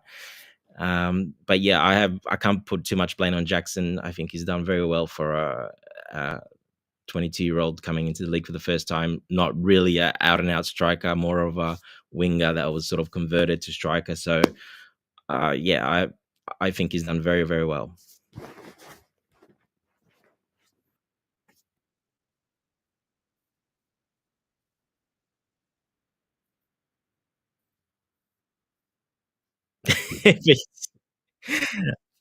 Obviously, because Poch never gave him a go at all, nothing.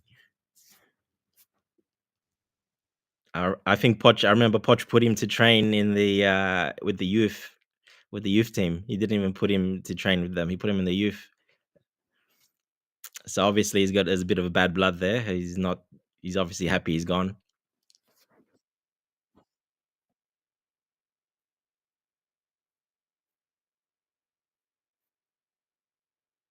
Thank you, my boss. Take care, buddy. The final boss is here.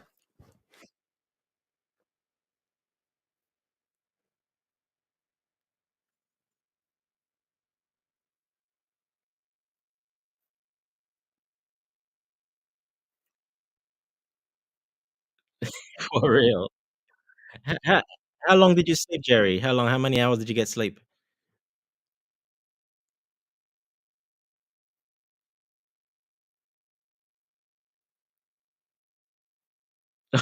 Oh my goodness.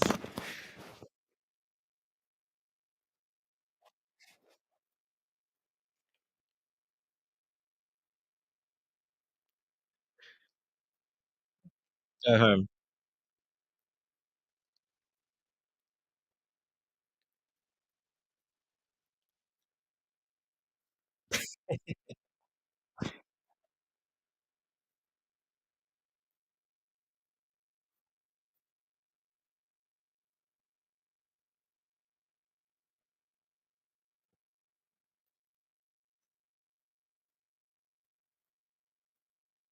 Couldn't help yourself.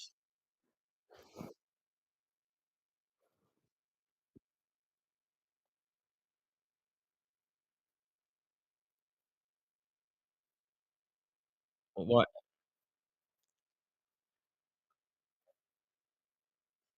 it's only gonna happen once, isn't that right, Jerry? So we gotta live in the moment.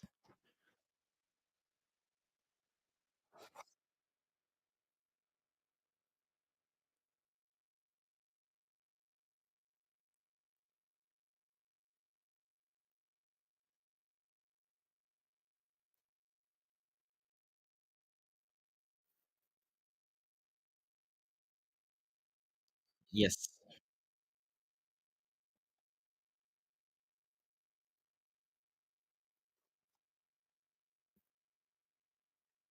correct. No, I'm actually free. I'm gonna be up all night because I slept all day today, so let's just go 24 hours straight.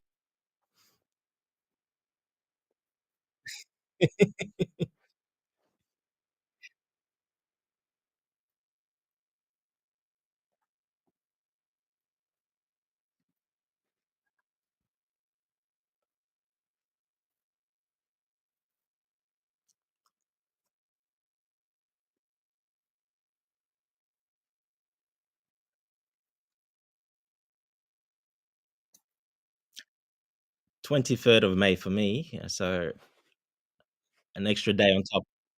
An extra day for me on top. Jerry, after we spoke all that, yeah, I slept very well. I slept all day. I woke up. I opened the laptop and it was all potch out everywhere. People crying, a lot of people celebrating. It was a bit of a mixed everywhere. My ex was blowing up with people just giving me a lot of hard times because the last one of the last posts I put was that Podge is gone basically, and they weren't too happy about that. So I had to go through 100 messages to reply to those people. After that, I had a nice celebratory dinner.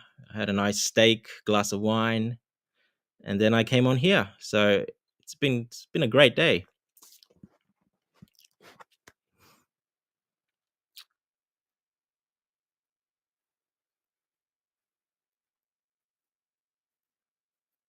Walked. I like to say that he walked.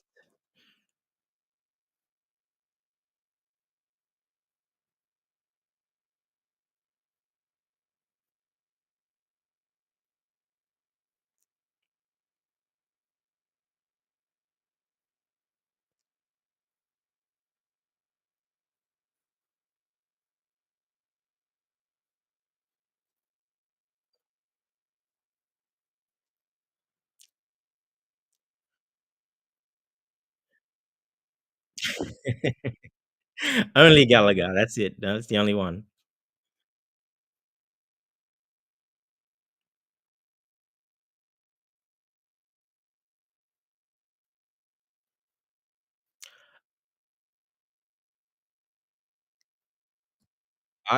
Yeah. Look, I mean, he should be confident to succeed because he did. I mean, we finished pretty well. The squad is very talented, I think, in my opinion.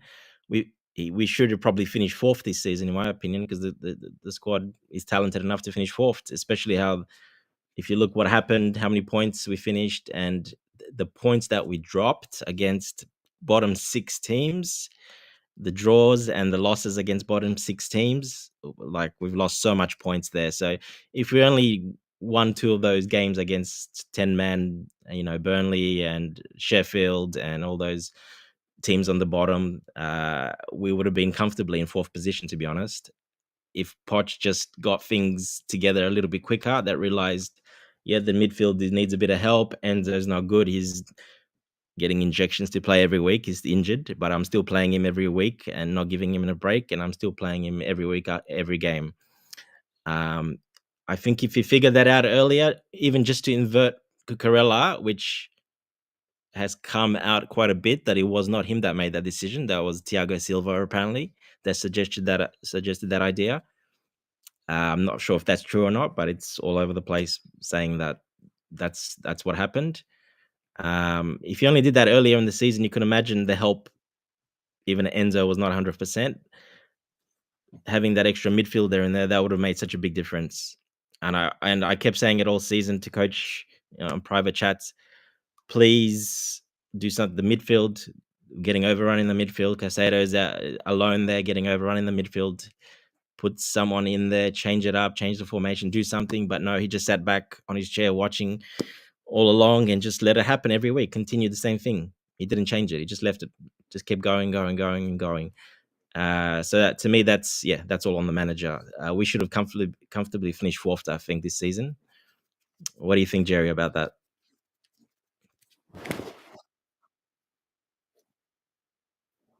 Mate. Like Ange, mate.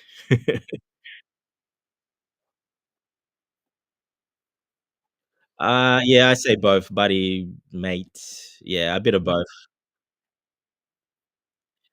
Mate, in Australia, everybody says mate. Every second word is mate. Yeah.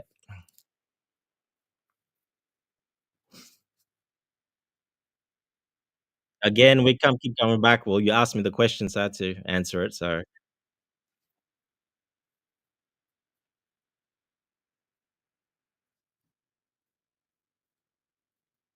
Dan's saying they can't hear you. Can they hear in the chat? Dan's saying we can't hear you, Blue. What's wrong? I don't know. I mean, JC is saying yes, clear. Okay.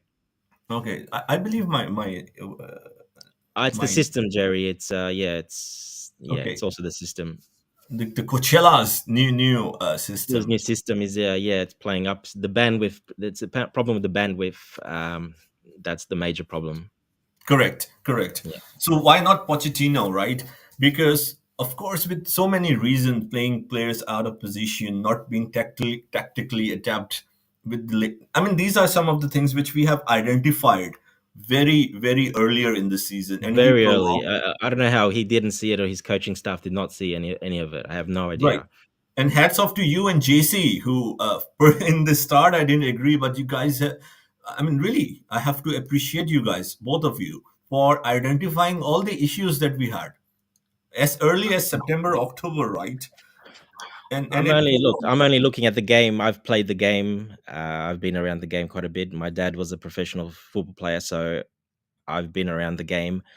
I didn't quite get to be a professional like he was, but semi-professional, but not in Australia. Yeah, I grew up in Australia. There was no soccer in Australia at that time. There was no. They call it soccer here. They don't call it football. It's like the US. They call it soccer. So there was nothing really here. There was no professional league. It was pretty. Yeah, football was not existent much in Australia at that time. But I have played sort of semi-professional levels. I was coming in looking at it as a player and looking at it what he's doing and how he's doing it. So I just didn't like what he was doing. And if I was a player in that dressing room and being in many dressing rooms and how they are, everybody says that Pochettino is so liked, everybody loves him, every single player loves him. Well, that's just not true. That it can't be true. It doesn't exist in a locker room. It does not exist. There's always a part that likes him and a part that dislikes him and a part that doesn't care. It's basically divided into 3. Obviously, players like Jackson, Palmer, the players that he's played continuously every week, Sterling, that were completely out of form and not producing, and he was still playing them, of course they're going to like him because, yeah, they can do whatever they want and they're not getting dropped. So, of course, they're going to like him. But yeah, there would be a part in addressing him, quite a lot of players that do not like him either because of the things he's done, especially some of the lies he's told. So, yeah, people look at it. I look at it from that perspective, from inside the dressing room and from the players' perspective. You got to sort of experience that to know that how it is in there. So, yeah. Yeah, and to just conclude, as you asked, why not Pochettino? I mean, I still to this date appreciate his work at Southampton, Tottenham. I won't cut that out from history books. I still believe he did very well over there. And that is He why did, I yeah. supported him, right? That is why I believe that he could do something here. It's like, a trajectory. You went to the level 1, then intermediate, then you didn't have resources. So I factored in many things. I said, look, there is a potential, a serious potential in Pochettino. He did very well. I know JC don't agree with that. You think he should have won at Tottenham, but of course we can still disagree, right? We cannot agree on everything. So I I really think, Pochettino, I think, has seen that he's a transitional manager for this ownership as well. I think he realized that. He realized here, like, I'm gonna be here. They're not giving me an extension. They're gonna keep me for another year. I've got that extra year if I do really, really well. But beyond that, I'm not there. They're not gonna keep me because I'm not that guy. I think he realized that as well. So decided to walk. correct. And then based on that, I said, okay, fine. And we know that he didn't really succeed at PSG.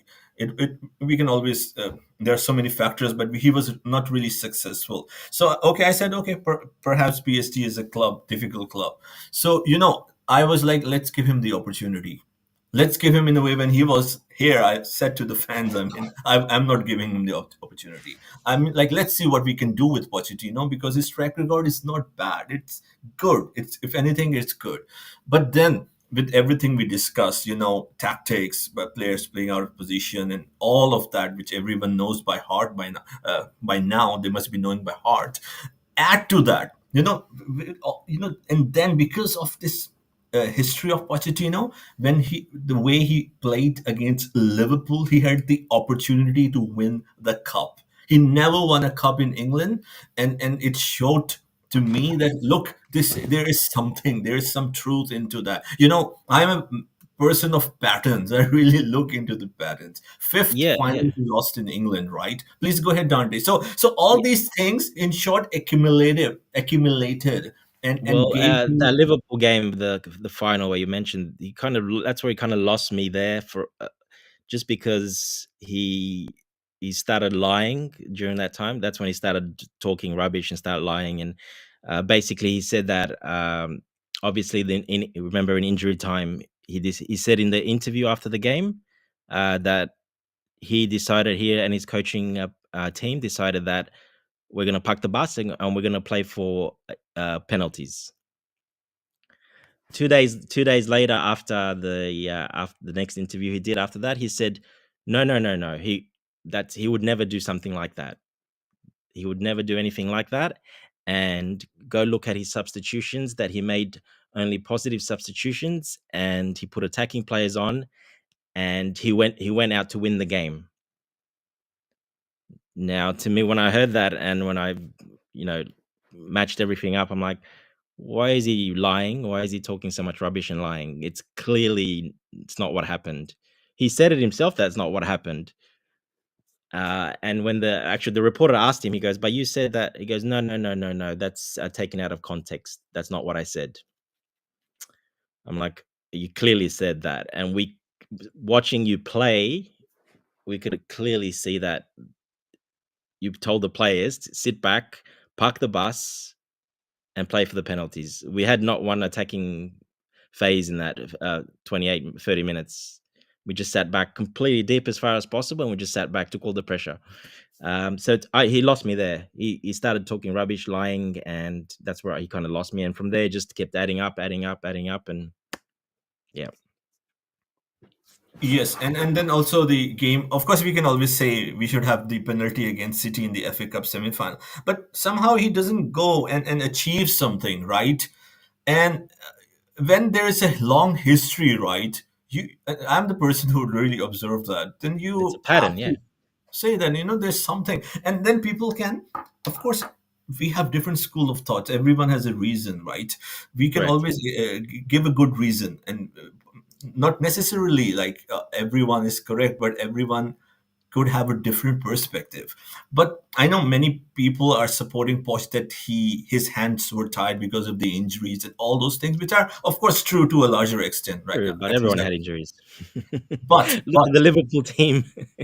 no, I mean I'm Look just at saying them. on throughout the season. But the thing is, when he was facing City, the thing that I asked myself, look, when the great managers, the elite to achieve something, it's not that they always had the best team. It's not that they always go in the game with the best or being I mean as favorites. Sometimes the elite manager, or sometimes you have to go as an underdog to overcome it, right? Not Yes. so I thought, why don't Pochettino overcome that? Mourinho did that. Many other managers did that. And Ancelotti with Real Madrid won this UCL, not with the best team 2 years ago. Now, yeah, this year they have a very good team, but with it was not the best team in Europe 2 years ago. Far from it. Many other coaches, as an underdog, eventually achieve something. So I saw Pochettino, then I evaluated or concluded that he's that type of manager when everything, every variable, the weather, the room, every color, if it is according to him, then it will work. So he won't be working if there's something that is not optimal or not. There are some students He's made every excuse you can think of. He brought out in every interview. He's talked about it. Every excuse you can imagine. He's actually brought it up. Yeah, so I thought that, look, he's not ruthless. He would always require something else, another player, this reason, that reason. If you are really an elite, or if you have that mentality, either it's sports, either it's your work, your fitness, your your love life, or anything, you want to get the best out of it, right? Even if you don't have the resources. So moving forward, I would still confident if he had stayed, he would have. In fact, I would very confident he would finish in the top four. But then I thought it would become a reality, and the owners would be very happy that he's bringing in the UCL money. Poch would be here for 3-4 years, and that's where I thought it's not a good idea to go for him. And just to conclude, some of the audience or people say that, okay, then they ask me that, okay, you're so happy that he's gone. Who is next? Do you believe in the next appointment? But that's where I differ. I think I should not back Pochettino with this fear that the next appointment would work. What do you think on that? Sorry, repeat that. Sorry, I was just moving. I had to put the charger in because my battery was dying in the laptop. Yeah, in the end, I just said that a lot of audience think that we should have sticked with Poch because we don't know if the new upcoming potential manager would succeed. And I disagree over here. My, you can say, philosophy or school of thought is, if we have someone has identified a manager in this example is not working, is not the right fit, you just get rid of him or replace him. And so this concept that, oh, the new appointment may or may not work, let's give Pochettino more time. So I don't buy into that. I don't agree with that. Yeah, I know you don't do. Yeah, you don't. The time. Yeah, I know you mentioned it many times. Look, I think they would have kept him on another year. They would have they would have kept him on another year because they know he probably would have finished around that fourth spot around there. Uh, they they look at analytics quite a lot, like as you know. So I think they would have kept him, but I just don't think he realized. Yeah, they'll keep me. They're there, but then they'll move on to another. After that, he realized, I think, that I'm this transitional manager. They're gonna looking at someone else after that. So he decided to walk away. That's my opinion. Again, I'll repeat that. That's what I think Sure, that's happened. sure. Uh, But they would. I think they would have happily kept him for another season.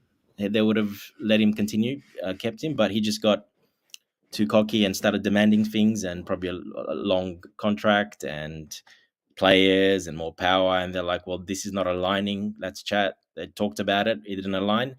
they came to a conclusion, and he walked away, and now we are stuck looking for a new manager. I really Yes, don't Dan, find I saw anything. you. I'll just get back to you in a minute after reading a comment or Dan's two. back, Thank you. yes. Thank you, Dante. It's really a pleasure to share the platform with you and discuss the post Same here, era, the Jerry. post Pochettino era, sir.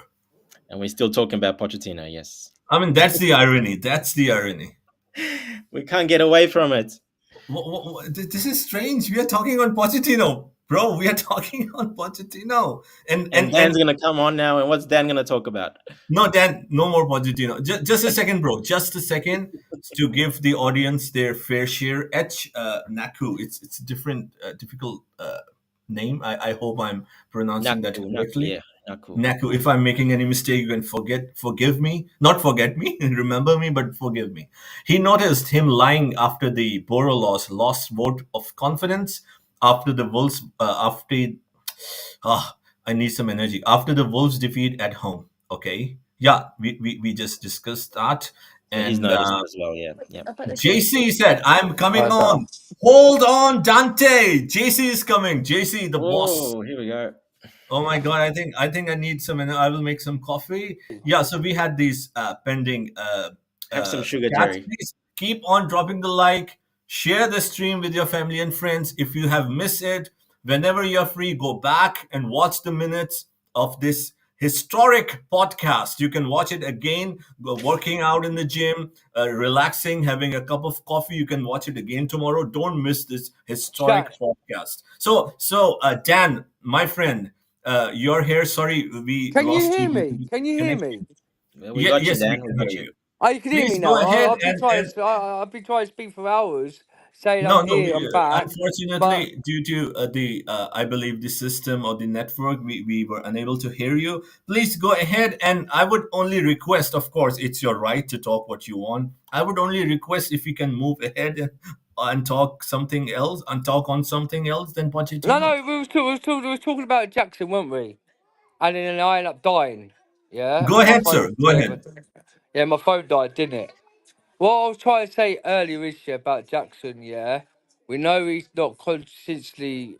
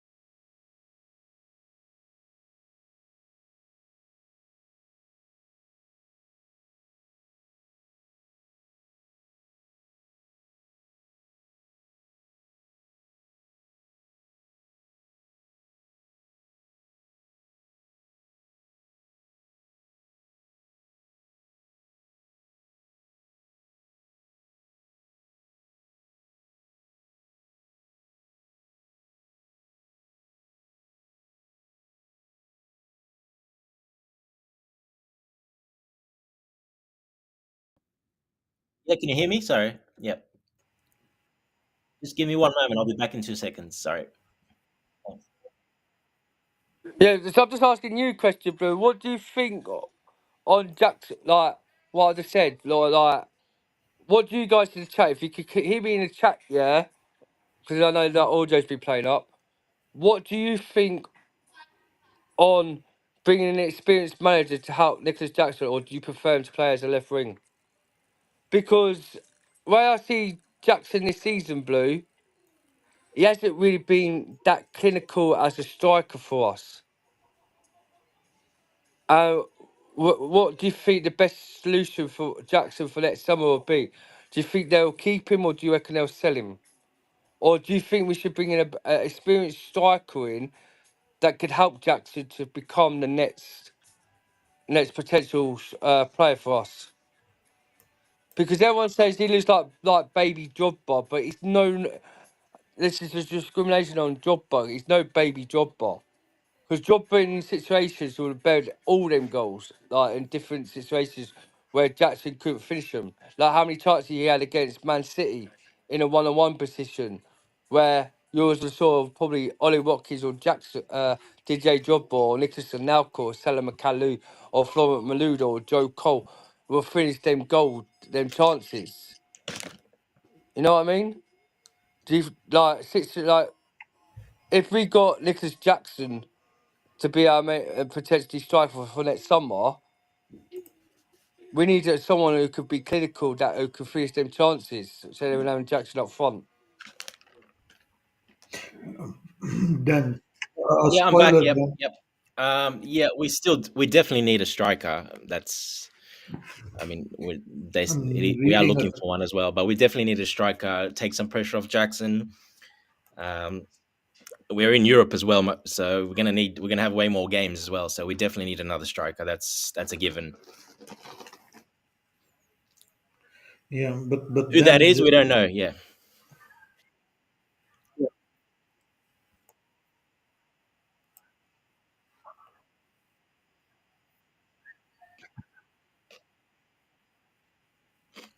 yeah. No, I'm just spoiler. That I read a report somewhere.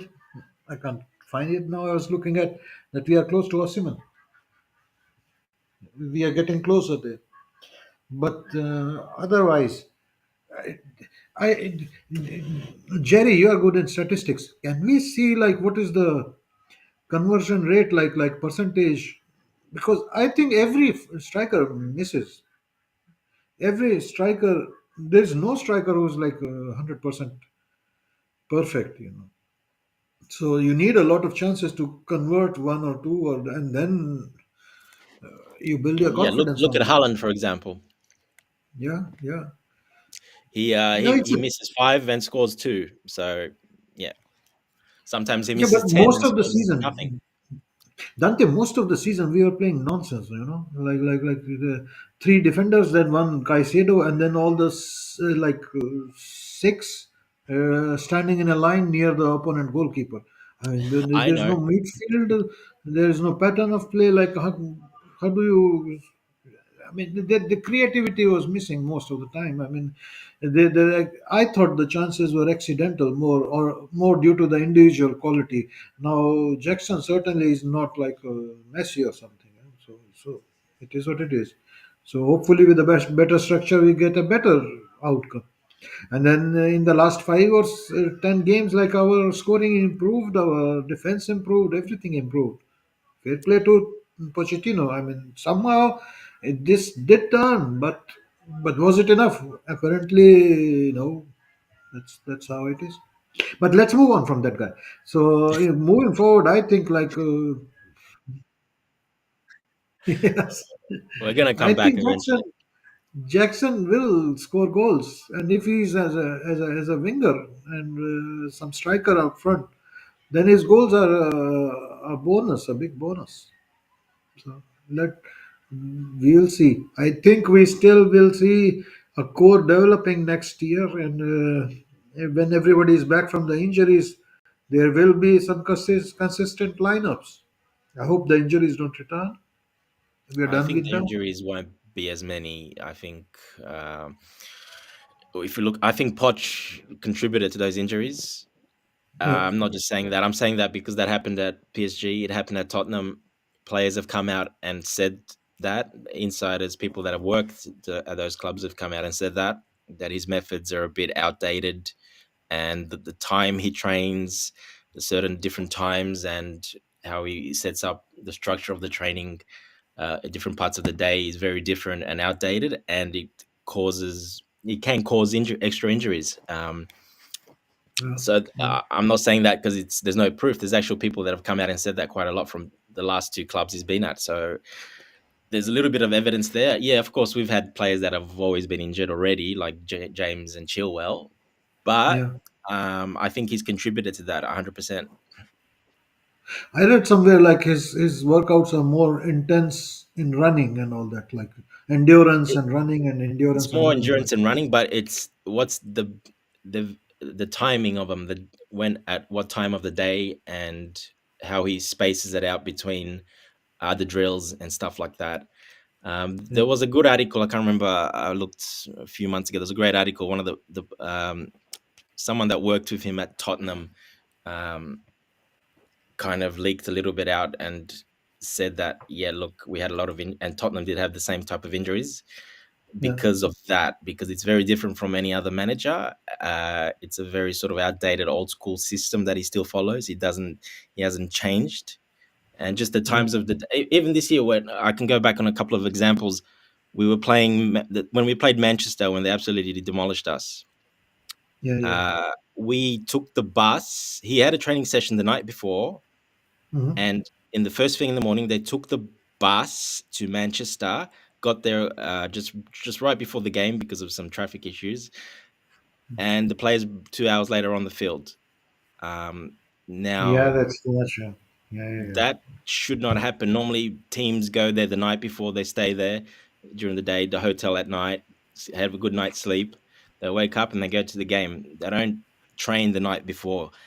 Stuff like Yeah. that. And he's done that on multiple occasions. When we went to Newcastle, he did the same thing exactly. He wanted a training session that night before, and Yeah. it wasn't just a normal training session. It was quite an intense training session. And again, they didn't go there to sleep there. They drove all the way up all day in the bus to go up north and basically get there a couple of hours before the game, 3 hours before the game, whatever it is. And then that, yeah, I don't think that's very good. Not at that No. level. Yeah, it's good for Sunday leagues. If you're playing semi-pro like I did, yeah, You that's take good. a That's no flight. problem. Yeah. Take a short flight. I mean, such teams No, are. no, most of the teams go there the night before and they sleep. They sleep at the hotel right Yeah. next to the ground, and Yeah. Exactly. and they go that morning. They don't travel all day in the bus. And if you know from London up north, it's quite a bit of a ride. It's quite a few hours. I think I don't know Okay. how many, 5 hours, 6 hours, or something in the bus that morning Uh-huh. of the game to be in the bus for that long, sitting down. Yeah, I yeah, I wouldn't be happy as a player if that was the case. So just Yeah. things I like get that it. that kept coming out, those reports, and then looking back at the Tottenham and PSG, the same problems. He had a lot Hey of that. guys, official company has been agreed to sign for Bayern Munich. Yeah. Done. Hi. Yeah, have a great day. Great evening. Yep. Sure. Yeah, big up JC, bro, man. Big ups to you, man. Mm. Yeah, there's a thing on Fabio Romario. Fits a company signing is now appointed coach manager for Bayern Munich. Well, it looks like they didn't Who- want Poch. you mean Pochettino is going there? Fits a No, saying company. Vincent Company They've got Fits a Yeah. company. They just signed. from Burnley Yeah, they've just agreed Fits a company's culture to be the next coach for Bayern Munich. as a Yeah. head Good coach for or an that. Huh? assistant coach. As a coach. Assistant coach. Ah, Assistant coach. Okay. Yeah. assistant coach. He will be assistant coach. I was gonna say there's no way he can be a head coach. And then who is the head coach? He does not know But, yet. but did they announce an No, assistant no, coach it's without naming the he's head literally coach? been a manager. He's been a manager they've just appointed him as a coach for As Bayern the main Munich man. as the Yeah. main man. Yeah, the main man for that Wow, summer. Yeah. Yeah. Yeah. Yeah. that's a big That's good. step That's back for good. them. Yeah, yeah, that's good. I would say I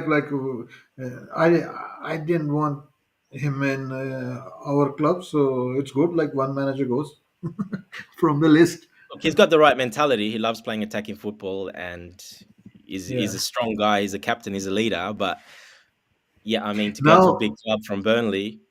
hmm, eh, This Dan, is do this you have is any contacts in sorry. Since he was manager, I know what JC's saying he don't want to come to chat, like didn't want to come to chat. But could you actually blame Vincent Company being as a manager for Burnley? They weren't really good. They're not really good. He didn't really No. have a good potential team in it. And when Dacho Fofana came in on loan, he put him up front and he was scoring goals. But he didn't really have a good team at Burnley to just concede to stay top in the Premier League. If he was managed like Brighton or the likes of let's say like if he managed Crystal Palace or something like that, I think he would have done better in the Premier League, but Yeah.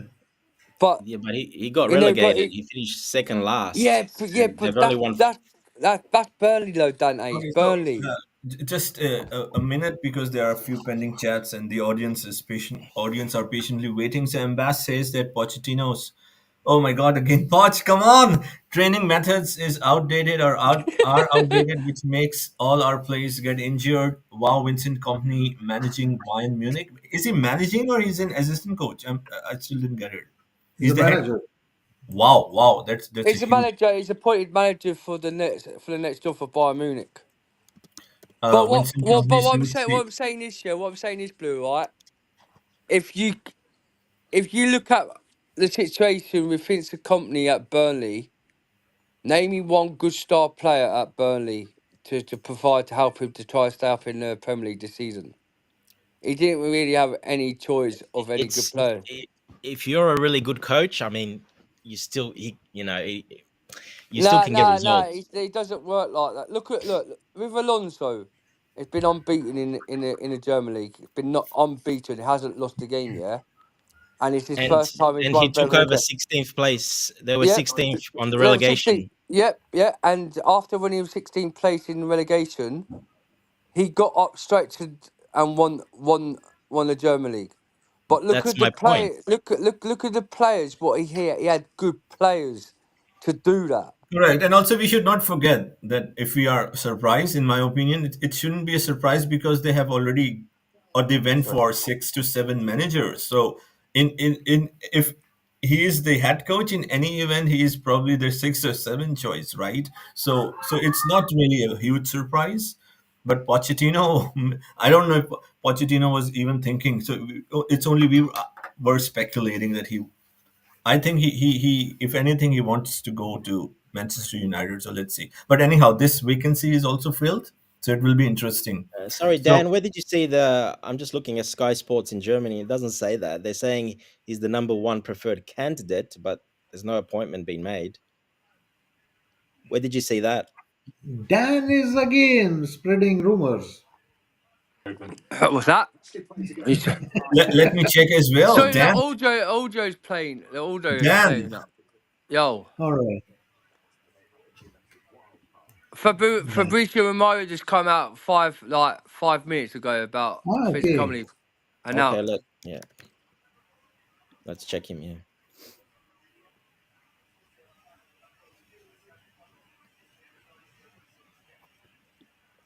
and it's on Sky Sports News and all. Okay. I'm not seeing anything, but yeah, I don't see anything. Yeah, Really? it came out. The guy on Sky Sports News said about Fitz being announced for Bayern Munich. I'm listening to him now speaking about it.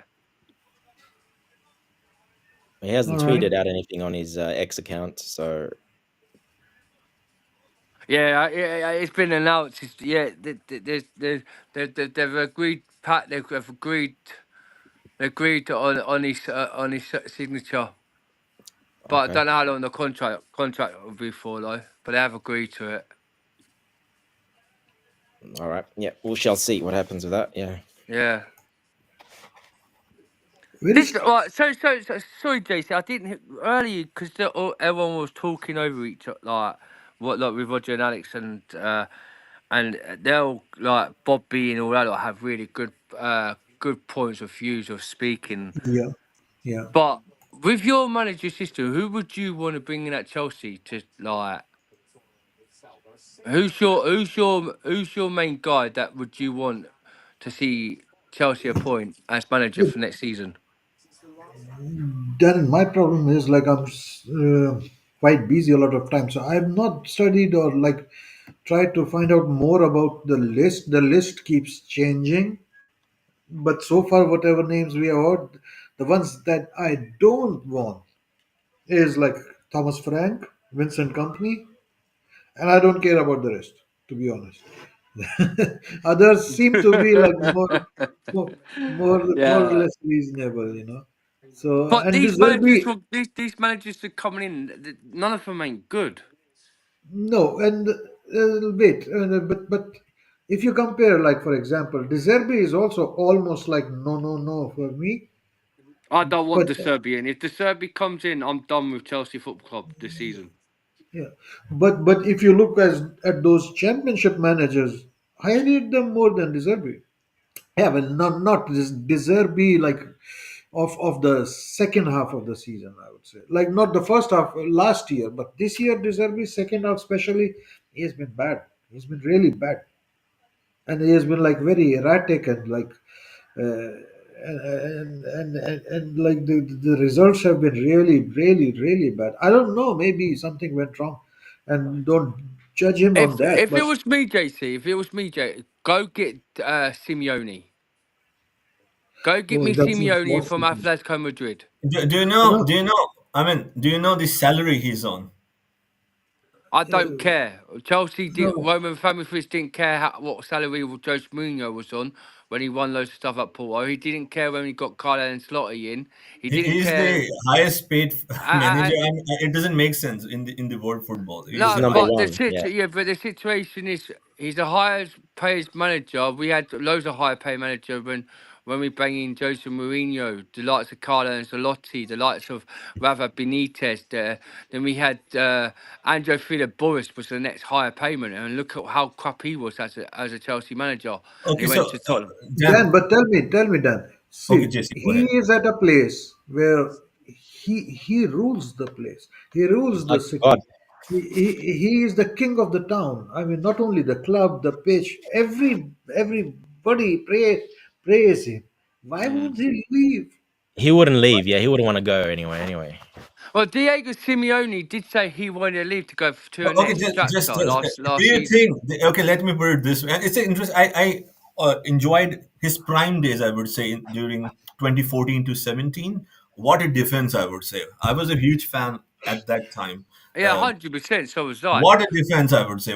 And we can understand he cannot, of course, always compete with the budget and the players he has. But those 3 years were gold. So I'm just saying, okay, let's hypothetically speaking, we can figure out the salary he will come here. How would he fit in this structure, and how would he work with these owners? Well, the situation he would, because he won't. He's not a yes man for a start. Yeah. He won't take for no for an answer. And if these owners are really willing to want to change the structure of the Chelsea Football Club, if they're saying what they're saying, they want to bring in a manager that wants to win titles, get into the Champions League, win cups, yeah, and get back to the form of Chelsea winning. There's your option, Uh, Diego Simeone. You He'll know, get your JC, I top would first, like four. to. Yes, He'll sir. get the best. He'll get the best of these young Sure, players. I think he's a good manager, but I mean, JC, I would like to have your take on. I mean, not him coming here, but Dan. Simeone as a Yeah, manager. let You Well, know me. why I asked this first of question? all, he's Because got you're a a he's huge got a fan. 50 million release clause. Oh wow! So No, no, JC, no. you are a huge fan of what I understand of the methodology of the how Mourinho, Simeone, and all these managers go about it. Defensive, yeah, I like defending as well. The So how left do side you of the do you field. rate Simeone as a manager? Oh, fantastic manager, yeah, yeah, excellent. As Like, well. like, I rate him like. very highly too. Yeah. Dante, please go ahead. Sorry, I interrupted. You were saying about the release No, no. clause. I said I rate him very highly as well. But he is like a god You know in what? Madrid there, and he's got You a know what 50 he'll million release do. clause in his You know contract. I'm what? pretty sure. But these owners The, wouldn't care about the release clause. They wouldn't you know care. the first thing Simeone will do coming into Chelsea, he'll come in a meeting with the directors and he'll say, "What's going on with Gallagher?" They will say, "We are selling him." We said, "Keep him." Yeah, and if they say we are keeping him, then he will say, "Sell him," Yeah. because he He's doesn't care about directors. He's the man. He's the man. He wants everything. He will control he, everything. he's not for now. No, he's not for now. That's a good thing though. That's what we need. But like, Then Dan, get Conte. you're oh really not no, understanding his project at honestly all. true. Yeah, but the project, there's no project hit at the club for a minute. Yeah, these owners Dan, do have not know just what they're one doing. second. Have you watched that 24-minute clip of Bowley talking about everything recently? Yeah, I have, and what loads of nonsense what he says about it in that video. Well, it tells you everything you need to know there. Absolutely everything. I What the know. project is, the I've watched plan. it. I've watched it, and I think he talks rubbish. Like before, when he did that one in America, that he wants to have a elite club, and like we're not Chelsea Cowboys, and he wants to like provide elite pro players. It's all nonsense No, what he said in that that's video. completely different. He was talking about the process, the plan, the project, everything, details. But yeah, so why come out of a video after that? Yeah, oh, since Pochettino now that provide we've been playing sexy football, But and I'm at hearing the end like of the season, and somebody came up to now the. Potts. He was saying we played good football the last 5 and 6 games. Yes, that's what he said. Yes. That's what he said. Yeah, but sexy football. That's what he said. We play sexy football. I don't think he said sexy, the word sexy. I can't He remember that. did. Look up, go on the YouTube app and go onto the YouTube, yeah, You're and maybe listen thinking to of Top something Bowling. else, a different interview, No, but no, no. He says we've been playing sexy football. okay, I don't think it's the same interview, maybe. But anyway, he's he outlines everything there that they're going to stick to it, to the plan, exactly what it's all there. It's telling you everything what they're going to do. And like I said before, they wanted to keep Yeah, Poch. but that The plan's plan not was not to let working though, Poch isn't it? go, The plan's not working, Dante. but he hasn't been put into. It's only been one year. No, Like he it's been hasn't 2 years. It's been 2 years. since The we plan, what gutted they've the been whole talking team out. about since like, so we've had 2 seasons now, and it hasn't Well, worked, 2 innit? seasons, but the takeover, we still had to get those players out. It's actually been just over a year. It hasn't been 2 like, they cleared all the players out, they got the young players in. The project started last season, not 2 seasons ago. It was 2 seasons ago when they started it. That's when they bought the club, yes, but then the Yeah, transition, the takeover, so how long's the plan? Right, so Dante, yeah. How long is the plan going to take then? What, another 2 years, another 3 years, another 4 years? yes. Yes, it will, Well, yeah. no, it don't work like that. It shouldn't work like that. If you're coming to Well, Chelsea, if you're coming to a big club like Chelsea, yeah, that's one things, one titles, one Champions Leagues, yeah, one Premier Leagues. They've won with one FA Cups, right? With one Caribbean Cups, yeah. Roma's done every single trophy in the cabinet, yeah. yes. And you're providing a DNA days for young kids, yeah. These days now, these young kids, yeah, if they see the likes of Man City winning, or like every single season, or Arsenal probably like if they're in the Premier League, the likes of Real Madrid, they're going to support them instead of like not Chelsea Football Club because they're thinking, Once you're a Chelsea fan, you're a Chelsea fan. You're not supporting another club. But well, because when kids are looking up to see other clubs winning, they're going to support clubs like that. They're going to support Chelsea if Chelsea ain't going to in another 10 years at the club, let me yeah, put going to it to win you this nothing. way, Dan. Would you take 3 to 4 years, up to even maybe 4 or 5 years of being good, and then being at like a Man City for the next 10 years and winning 6 championships? And would you do that, or you want to go back to the Roman model? The situation is, Dante, you could talk about Man City being in the Championship because of these 115 charges. They're not going to get these 150 charges. Yeah, they're not going to get away from it. They'll get away from it. Right? You'll be As you all surprised. know, But Man City that's will. not what I No, asked, they though. That's will not what get I away. asked. They're not going to take their title challenges off them. Yeah, That was not and my every question, Dan. season, My question was, would you take 3 to 4 years of building and got getting good building better? good football. No, well. Would you take that and then having 10 years of success being at the top like a Man City has? Okay, well, yeah, I hear what you said. Yeah, I heard what Yeah. you said. Yeah, your Okay. question. Just making sure. But Yeah, maybe. did it take Roman Abramovich 5 years to be a great successful club? No, it didn't. It took him first season. Sooner they got players. That's it. We won the league. But we already had pretty good players, don't forget. So how long is it going to take these owners to provide a good manager for a good system? What you expect in 5 or 6 years, yeah, to start want to winning something in 5 to 6 years time, as good football It's to a winning the league. process they're following, and they're not But going to what change it. process is there, Dante? There's no process. There is. Everyone's It's saying, clear. well, where is the process? It's very clear. Tell The me what's project the is process? the project is very clear. Huh? Я тут эти секунды. Одна, спасибо.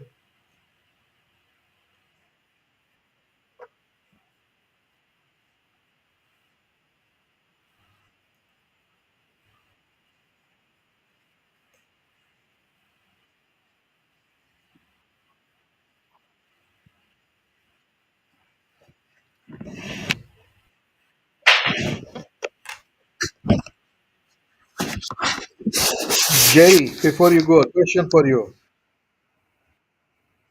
A question for you before you go. A riddle, if you can solve it. Who paid De Zerbi's release clause? Yeah, I mean, it's very clear. Like the reports are that somebody paid it, Do we know but if it's nobody true, can 100% true, or nobody can understand. So I can only think that De Zerbi paid it himself, which is very unlikely, or a club which is acting like not like the standard practice in the industry, and that could be Chelsea.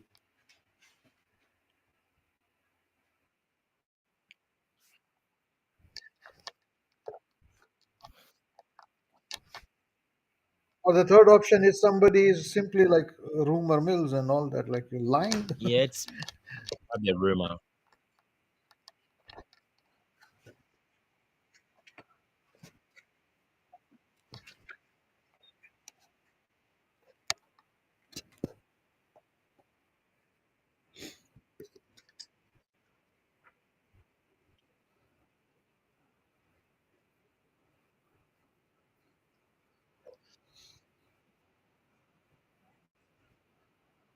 Uh, Jerry, yeah, he said in the interview he's like when he said he's going back to Italy. Basically, he said it in the interview that he's going back to Italy.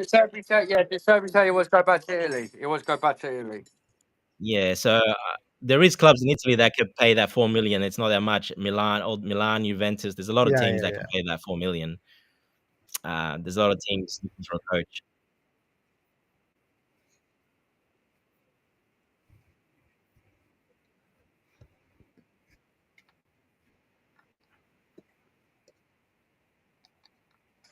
Could I quickly just say something? Yeah, like because like I know we keep going about Pochettino. We all knew that. No, wait, No, wait, no, that's no, no, it. Blue. Just a good second, mate. Good second.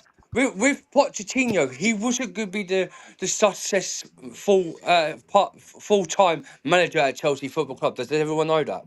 He was only staying there for 2 years, and if he was going to win something for the 2 years, yeah, he in the next year he might have had another year on a contract. We all know that he wasn't going to be the main full process as a Chelsea manager for full time history. Yeah, he was only here just for the short time or period, right? But the So why was he situation is, here but no, wait, take care of the but what? kids during their adolescence, or what? What was he No, here he for? was here. He was only coming to Chelsea to come into for the young and relevant to make him as good successful in a few as in good future players for the Kindergarten year. teacher, yeah. Yeah, to the Yeah. teach to the young, right? He was only here for the part time for 2 years, right? Just to do that. But the situation is right. That's If you're that's gonna bring bad. That's not it the is way to go. it is bad, but we could say it is bad in a way. But the whole situation, why like the remote consent, yeah, they're talking about he just walked out the job. It's because he didn't get the sign of the of agreement of what he was respecting.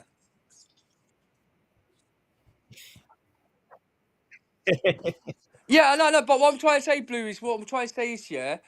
But So Jerry, I mean, if fair if point. if, if Just my choice of if it comes if you're gonna do that again then and not have another manager who's gonna be here for a full time period, bring that Eddie kills the Howe in. motivation, Bring and Eddie Howe then in. you can analyze as much football as you can. But if it's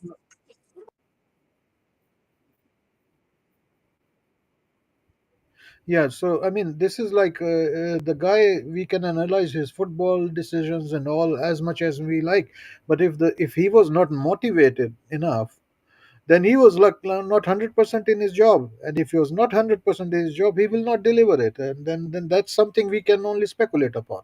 But that's wrong. Yeah, if that is true, then but here again the disclaimer: we are speculating. But if that is true, then okay. I mean, he would be also like not 100% on top of it.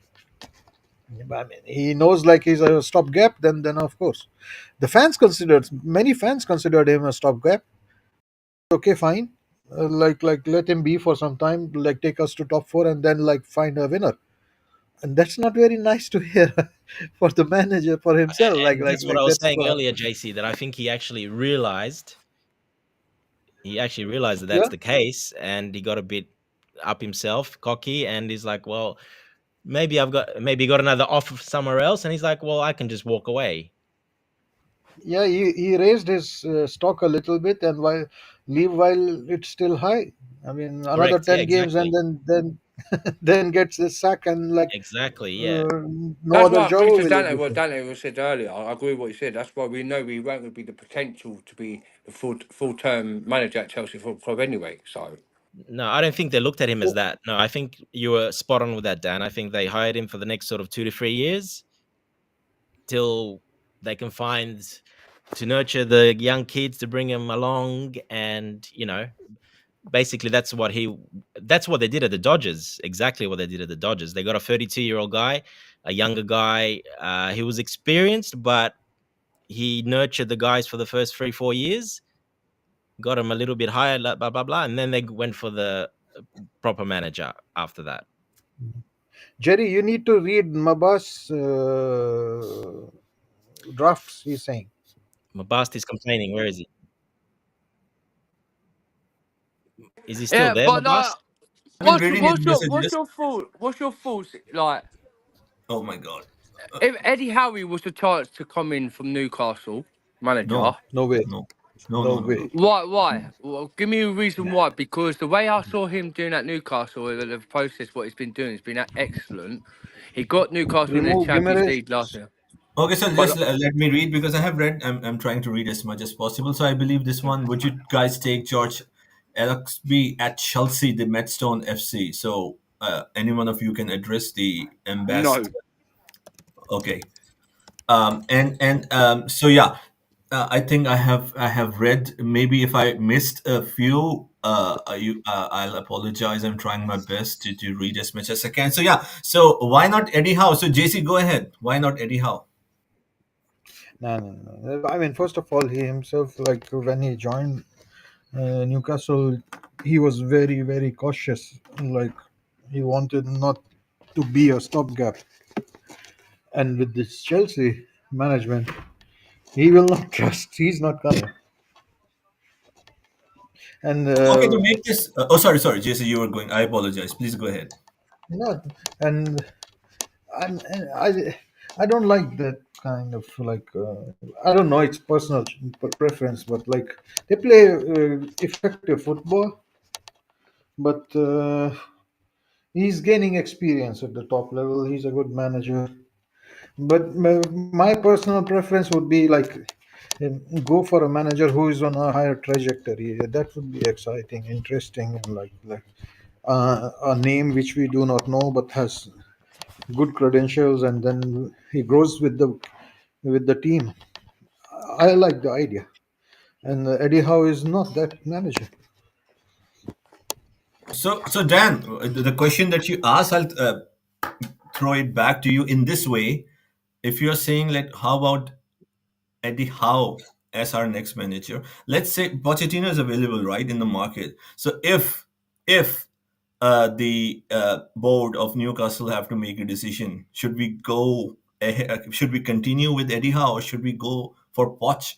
What would be your answer? And if it's Poch, so you understand what I'm trying to say, or where I'm taking you towards Eddie Howe. So in my opinion, the Newcastle management would prefer Pochettino over Eddie Howe. So if we want to have Eddie Howe, then why? So we are going back then, because in my opinion, the Newcastle would prefer Pochettino if they have a choice.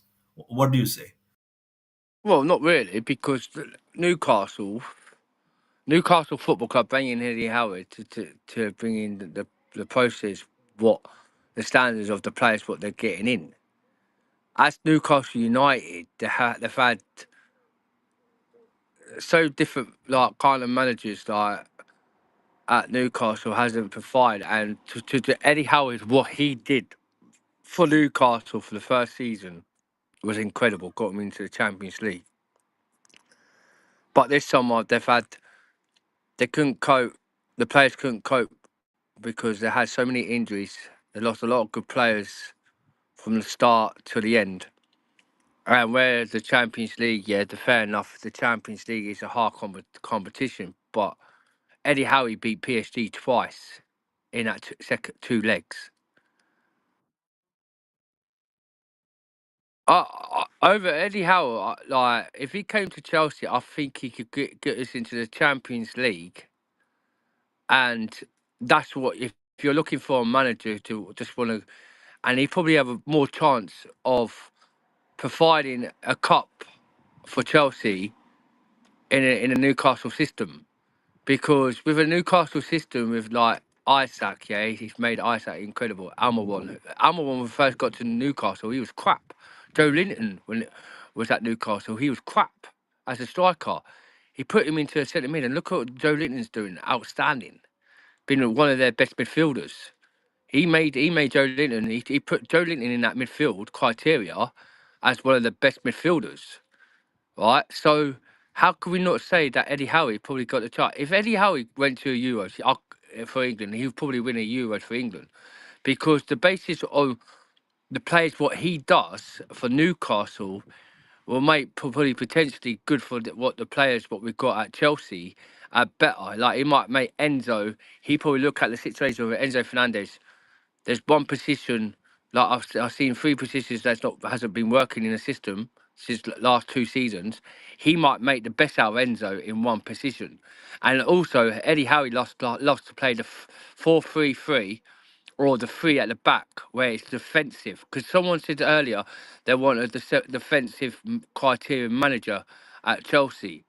Yeah, I think that was what you said that, and that kind of profile would be Eddie Howe, bringing the defensive criteria at Chelsea to be attacking.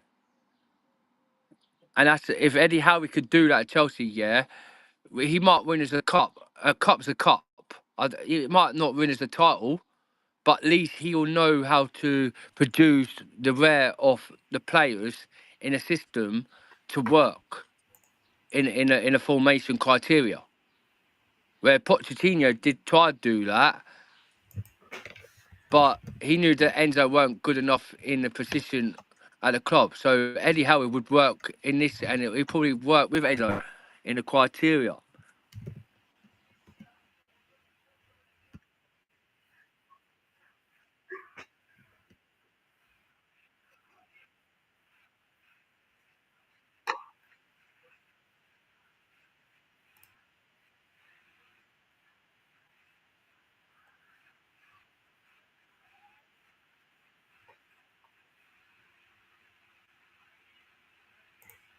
So it's like Yeah, I look at think like he he he did well initially there. He was scoring good goals, but didn't hear after that. So, it's also up to the player to take up the challenge, and perform. So it's another peculiar position. I do not know when the new manager comes in, he will have a look at all the players, and has he done enough to be back in the main team? I don't think so. So another for him, unfortunately, I think there is another loan coming up. But he looks like mm, a striker with good potential.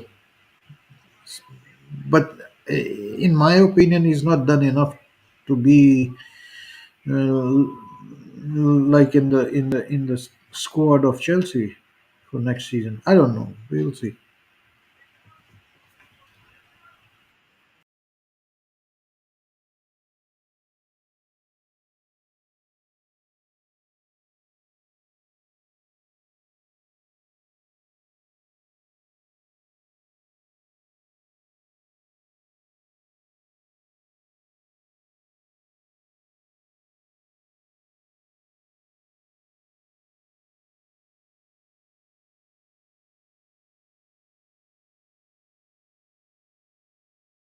Why not Ten Hag?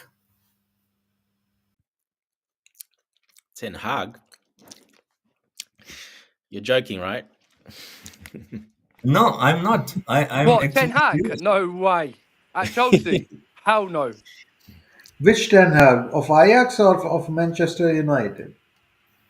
Uh, the same guy. You That's a can say good Tuchel had a question. bad season. I'm just going to put a theory, not a theory, an analogy. Tuchel also had a very bad season. So with one bad season, why would Ten Hag be a bad manager, right? If you see what I mean. No, not Ten Hag, Jerry. Sorry. Yeah, move on, please, from that one. If I had to like Sure, really go JC, in please that tap in, tap direction, in. if I have to go in the direction of previous Manchester United managers, I would even take Ragnick over him. Right? Ragnick, what was his name? Yeah, he was. Ralph. He, Ralph Ralph Ragnick. Rangnick. I believe he could have been a great sporting director. yeah, probably also put him maybe in place of these two directors, or we will. Jerry, read The out a August comment there. talk of Ten Hag ignited interest. Chimera reacted with Ten Hag in the emojis. So any final thoughts, JC? Are you confident at this moment, as we speak, moving forward with the direction the Chelsea board is taking or going to take? And what, if anything, what would you like to say to the Chelsea fans, to the audience moving forward? Oh, I don't. I prefer to keep like my reads, and then if the fans like it, good. If not, okay. I mean, it's a vast array of opinions and interpretations. So, no, I think confident is a word when which you evaluate when something is already there and happening, and then you evaluate it, and then you say whether you are confident or not.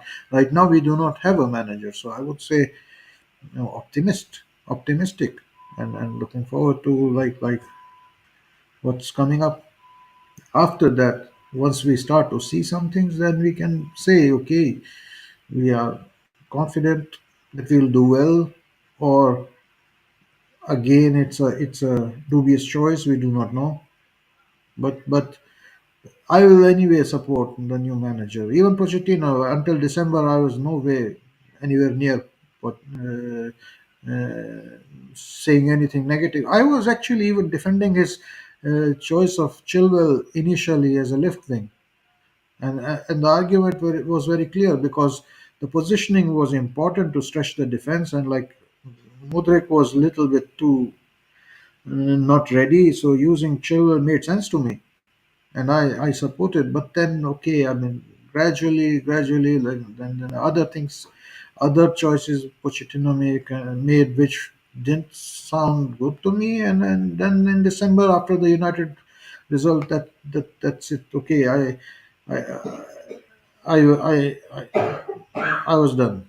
I was done in the sense like, okay, now you have a big sample size, unless like there is a dramatic change of fortunes, or he changes some things, so it won't be again like in 1 week you are in or out, and then you just try to be more objective, like evaluating every game, and see it like without any shade of like try to keep out all the emotions and try to see the game as it is, and speak as you see it. Eventually, okay, I did mention to you, like if he stays also I'm fine, but I certainly didn't want like he's there for whole month if again we drop results in first 10 games. So now he's gone, we are over it, and now moving forward, to be confident is a like strong word. I mean, we do not have a structure complete as yet, we've not seen what's going on there. Initially, from day one, I support whatever comes, I support. Even if it is some championship manager, I will support the club. And if things are really hopeless by say December, January, then of course you say, yeah, it's I'm not confident anymore. But at the moment, like it's you support what you get. I don't Dante. want Graham Potter. I don't want Graham Potter back. Hell no. Yeah, Dan, I just come. Let me just read the 2-3 messages, and then we'll try to wind up the show in the next 10-15 minutes. So, Danny Music said Tuchel won't happen. Flick rejected us. Only one is Ruben Amorim. So, I don't know if Flick rejected us. We can't say, right? Chimera said that it's bring back Potter at this point. Who knows? And Danny Music says the following: Bring back Potter. No thanks. I mean, he replied to Chimera. So, Dante, like again, like because it's the concluding, comments of this show, of this historic post-era Pochettino podcast. So, what are your how do you really assess moving forward? I know it's difficult, but as of now, all the variables, all the structure, at least the recruitment, the youth is in front of us. What do you believe like is the near immediate future of Chelsea Football Club? I'm gonna keep it pretty short. I'm not gonna go. I have no more energy. I need some sugar. Where's Rich Money Makers? I need some sugar. Um, look. I think it's exciting. We'll see what happens. Whoever the coach is, I look at it as exciting. It's chance, another chance. They get another chance to get it right. And yeah, I think it's exciting. I look forward to it, actually. Short and sweet, like I said. Yes, sir. Dan, please go ahead. Anything you would like to say? Now you're free. In fact, anything on Pochettino, because this is the final Keep it time short, Dan. we will Oh, mention you Poch. know when Dante come out with so much waffles there, like what? So you would be happy if if they do this actually, the club does something right. When are actually they're gonna do something right for this club? I just want to just for a minute, Danny Music, yeah. Hansi Flick rejected. Ruben Amorim also rejected Chelsea Football Club yesterday. He said that he don't trust the project. He don't like the project. Like with Hansi Flick, what both came out the same thing. Honestly, truth, Blue, and everyone in this in the chat and the space on our panelists. Let's see what they'll do. All right, let's see what manager they bring in. All right, they got. Like I said earlier. All right, do not rush. Do not rush in the circumstances. Just check their CV. Let them then ask them questions at the club because Ridley Stanley and Stewart, yeah, they're both useless as directors. Because I know they'll mess it up again, like what they did last time with Enzo Fernandez with the transfer. Like when Fafil came in for Enzo, yeah, he had a good price tag to pay like 60, 70 off. They agreed, Benfica agreed. But the thing is, I can see these owners going back in again and try to get the manager over the line instead of these directors because it's the situation is right. These guys have to come in and talk to the manager and it's going to do too much pressure for them to try and do it. So if Eggbody and Todd Bowley comes in again with a new manager with a manager, check their CV, ask them questions what you think you're going to provide for this football club. Are they going to be just a temporary manager again, and you're going to willing to look for a new manager, or are they just going to come in as an interim manager till when you actually get another replacement for the future? So So, Dan, sorry to interrupt. Just came in and you really wanted to talk on Poch. So, just came in according to Athletic FC, which is a very credible, you can say, source. Inside details, Pochettino proposed that the club sign 2 experienced players he had worked with before to add some knowledge. That request was denied. What would you like to say? is that what Pochettino just said? I mean, if the news is correct, which I believe because it's a top source, the Athletic, yeah, they are basically saying that Pochettino asked for two experienced players, the board rejected, and that's why Oh, it I that was said the that primary earlier. reason. I said Yeah. that to you earlier, Blue. Earlier, I said that So, to so you earlier. what do you But think on that? What do you think on that? So you think it's the case? That's the situation. yeah, it's the case. It's the owners. It's the owners. Like I said earlier. I said Pochettino wanted experienced players before two players in January, right?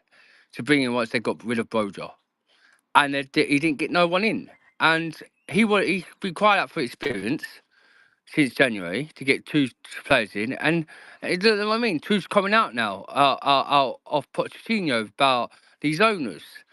These owners ain't willing to get any experience at our football club. They're looking at non-experience, yeah.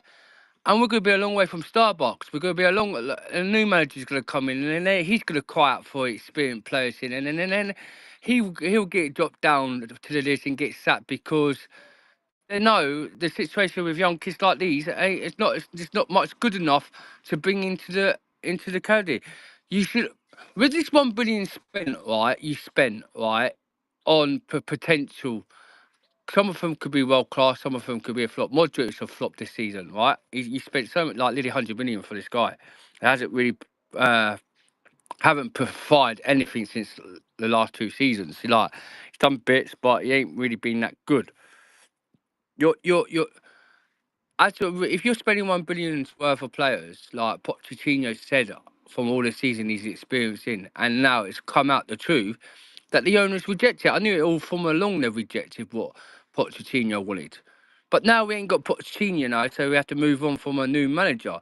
So if a manager comes in next summer and sees the same scenario saying, "Oh, Pochettino was right with this, with the crisis or the income coming from last season," and I need experienced players, and these owners are not going to back me. What is the point, as a manager, to be here if they're not going to allow me to bring the experience to help the likes of Enzo, to help the likes of Nicholas Jackson, to help the likes of the young kids, to redevelop them to come good? Because as young kids, they look up on experience, and it's been like that for decades. And if you're looking up on the experience, you go, yeah, these experienced players have won things. I want to be like these. And if you're not going to get that in your club, it's just gonna be back to square one, Blue. And now the truth's come out with Pochettino about the experience. Since the two, like when he wanted two players experiencing, they rejected it. It's enough is enough. They have to change the model if they want to be successful in the future to win things. Yeah, You bring that's in interesting. This experience. this update is now reported at different top sources. So personally, I will believe because Athletic, as I said, is the source in the UK. If you have to Let's go, so wait till yeah, let Poch me actually speaks. read the following. For sure, for sure, it's not never 100%, What if but you wanted experienced players? What he said, get me Casemiro and Varane. I'll just come to that just a second. So there are some pending messages, We and we don't are know. just going to end the show in 10 minutes. I'm just saying that for a long time, 10 minutes, right? Hermax YT, right? He said we should go for our Union SG manager. Um, who's that manager? I have He's no a idea who quality. he is. Oh, okay. He's a This is my quality son, by manager. the way. It's my son Connor. This is my little boy who's a professional. He plays for professional Okay. football for young. He's 10. It's my Thank son you. Connor. Big up Connor. Thank you so much. So, with a good amount of experience in tournaments, have lost two matches and play a brand of football with defensive ways of Mourinho and Pep attack. Okay, so it's a bit of both. Army B says Chelsea needs a coach who has authority and tactics. This jerk Bowley is playing with the club and the fans. Who knows? Who knows? Uh, Mbast is replying to a personal message. Anthony Stark says, "Where's Coach? Coach is here. He's observing. He's enjoying with the family and letting us speak in this Watch Out podcast." Mbast says, "The owners need to change this model. This is Chelsea Football Club, not RB Leipzig for FFS." So, Dante, you were saying something on this recent development, as reported by Athletic, that the reason why they parted ways was Pochettino demanding for two experienced managers. It won't be just that, but I Experienced mean, players, sorry. yeah, two players. I mean, if you tell me just left because of that, it wouldn't be just that sole reason. But who are these players? What if he asked for, like I said, what if he asked for Varane and Casemiro as the two experienced players? What would you say to that? Then, of course, you're going to say no. It depends who he asked for. We don't know that. So, yeah, I mean, let's wait till Poch speaks, and because he will speak, because we know he will speak and he will talk and he will tell us everything because he likes to do that. So we'll find out from him more. But it's that wouldn't be the sole reason. That's probably part of it. But don't tell me you're just going to leave just because you guys didn't sign me two players that I want, and because you guys don't agree with that, Sure, I'm sure. leaving. It could be one of the reasons, you know. Yeah, it's maybe one of the reasons, of I course. know two experienced players who he wanted to bring in. Who's that? Well, the guy from Napoli, he was a winger. Yeah, I can't remember his name. Right, he yeah, in January he was looking to leave Napoli this season, and he had experience. And also, he wanted a midfielder experience who played in what was it? The Spanish league. I think it was Filluel, or is it someone? I can't remember. No idea. He's South African midfielder. He was good. He Are they had the old? experience. How old are they? One of them like for Napoli. I think he was 28 years of age, and the other one was like 26, 27. Okay, I don't know who the Napoli winger is. I have no idea who that is. I'm not Okay, trying to so think. let's try to end this show. So the Yeah, let's one just final end it. I gotta message. go anyway. So Yeah, MBAS05 Blueboard analysis. Chelsea should hire Alexander Blessing from our Union SG. Before you go, Dante, any final words? Any final words? I said it before. Let's move on, and we'll see what happens. Just take it step by step. 100%. I'm happy Poch left. I was okay for him staying as well. It didn't bother if he stayed, he stayed. But obviously he's gone now, so we just have to take it step by step and see what happens and who they sign, and we'll take it from there. Simple. JC?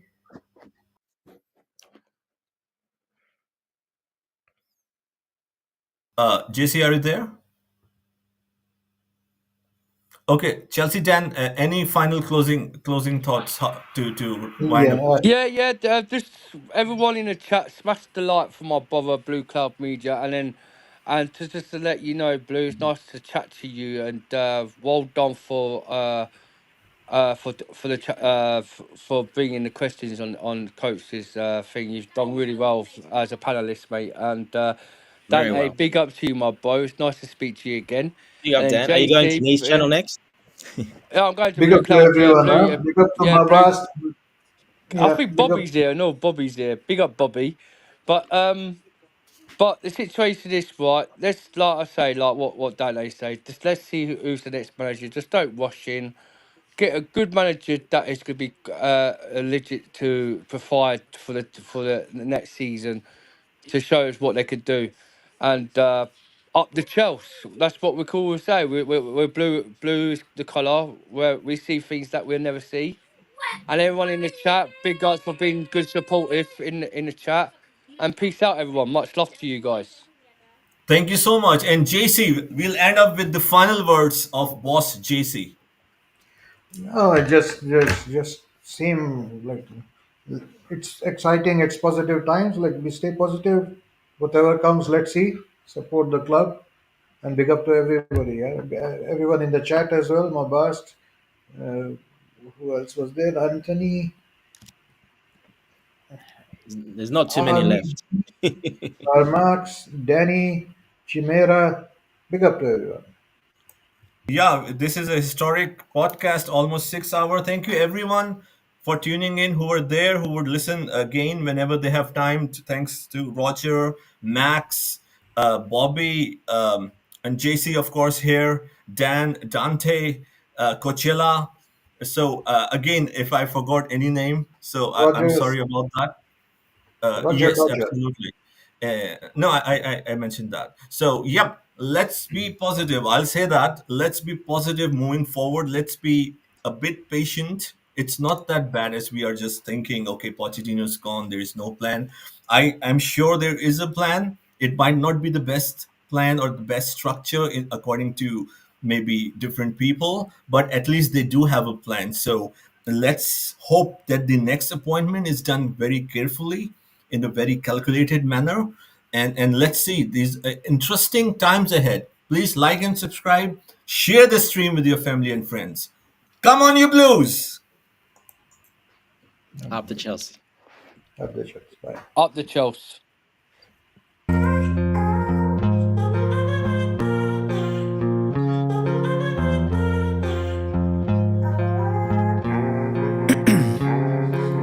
Ice in my veins, I've been driving this train.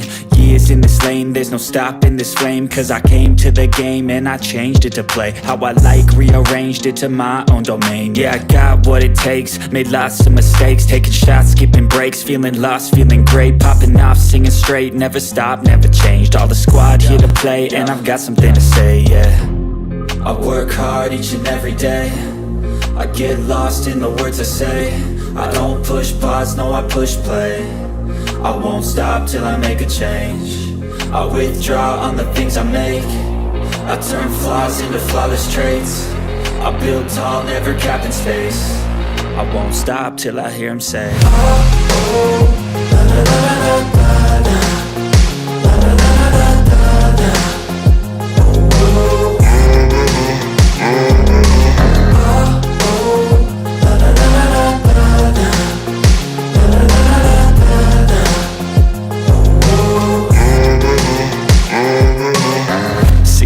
And I'm up again. I got tired eyes, need a cup of blend. That's right, in the AM, that's my only friend. No light, just the sun coming up on the horizon. I lose track of time, yeah, I move fast and climb a new class divine, yeah, true passion shines. And I'm through passing time, I choose stacking dimes. You snooze half the time while I move passing by. I work hard each and every day, I get lost in the words I say. I don't push pause, no I push play. I won't stop till I make a change.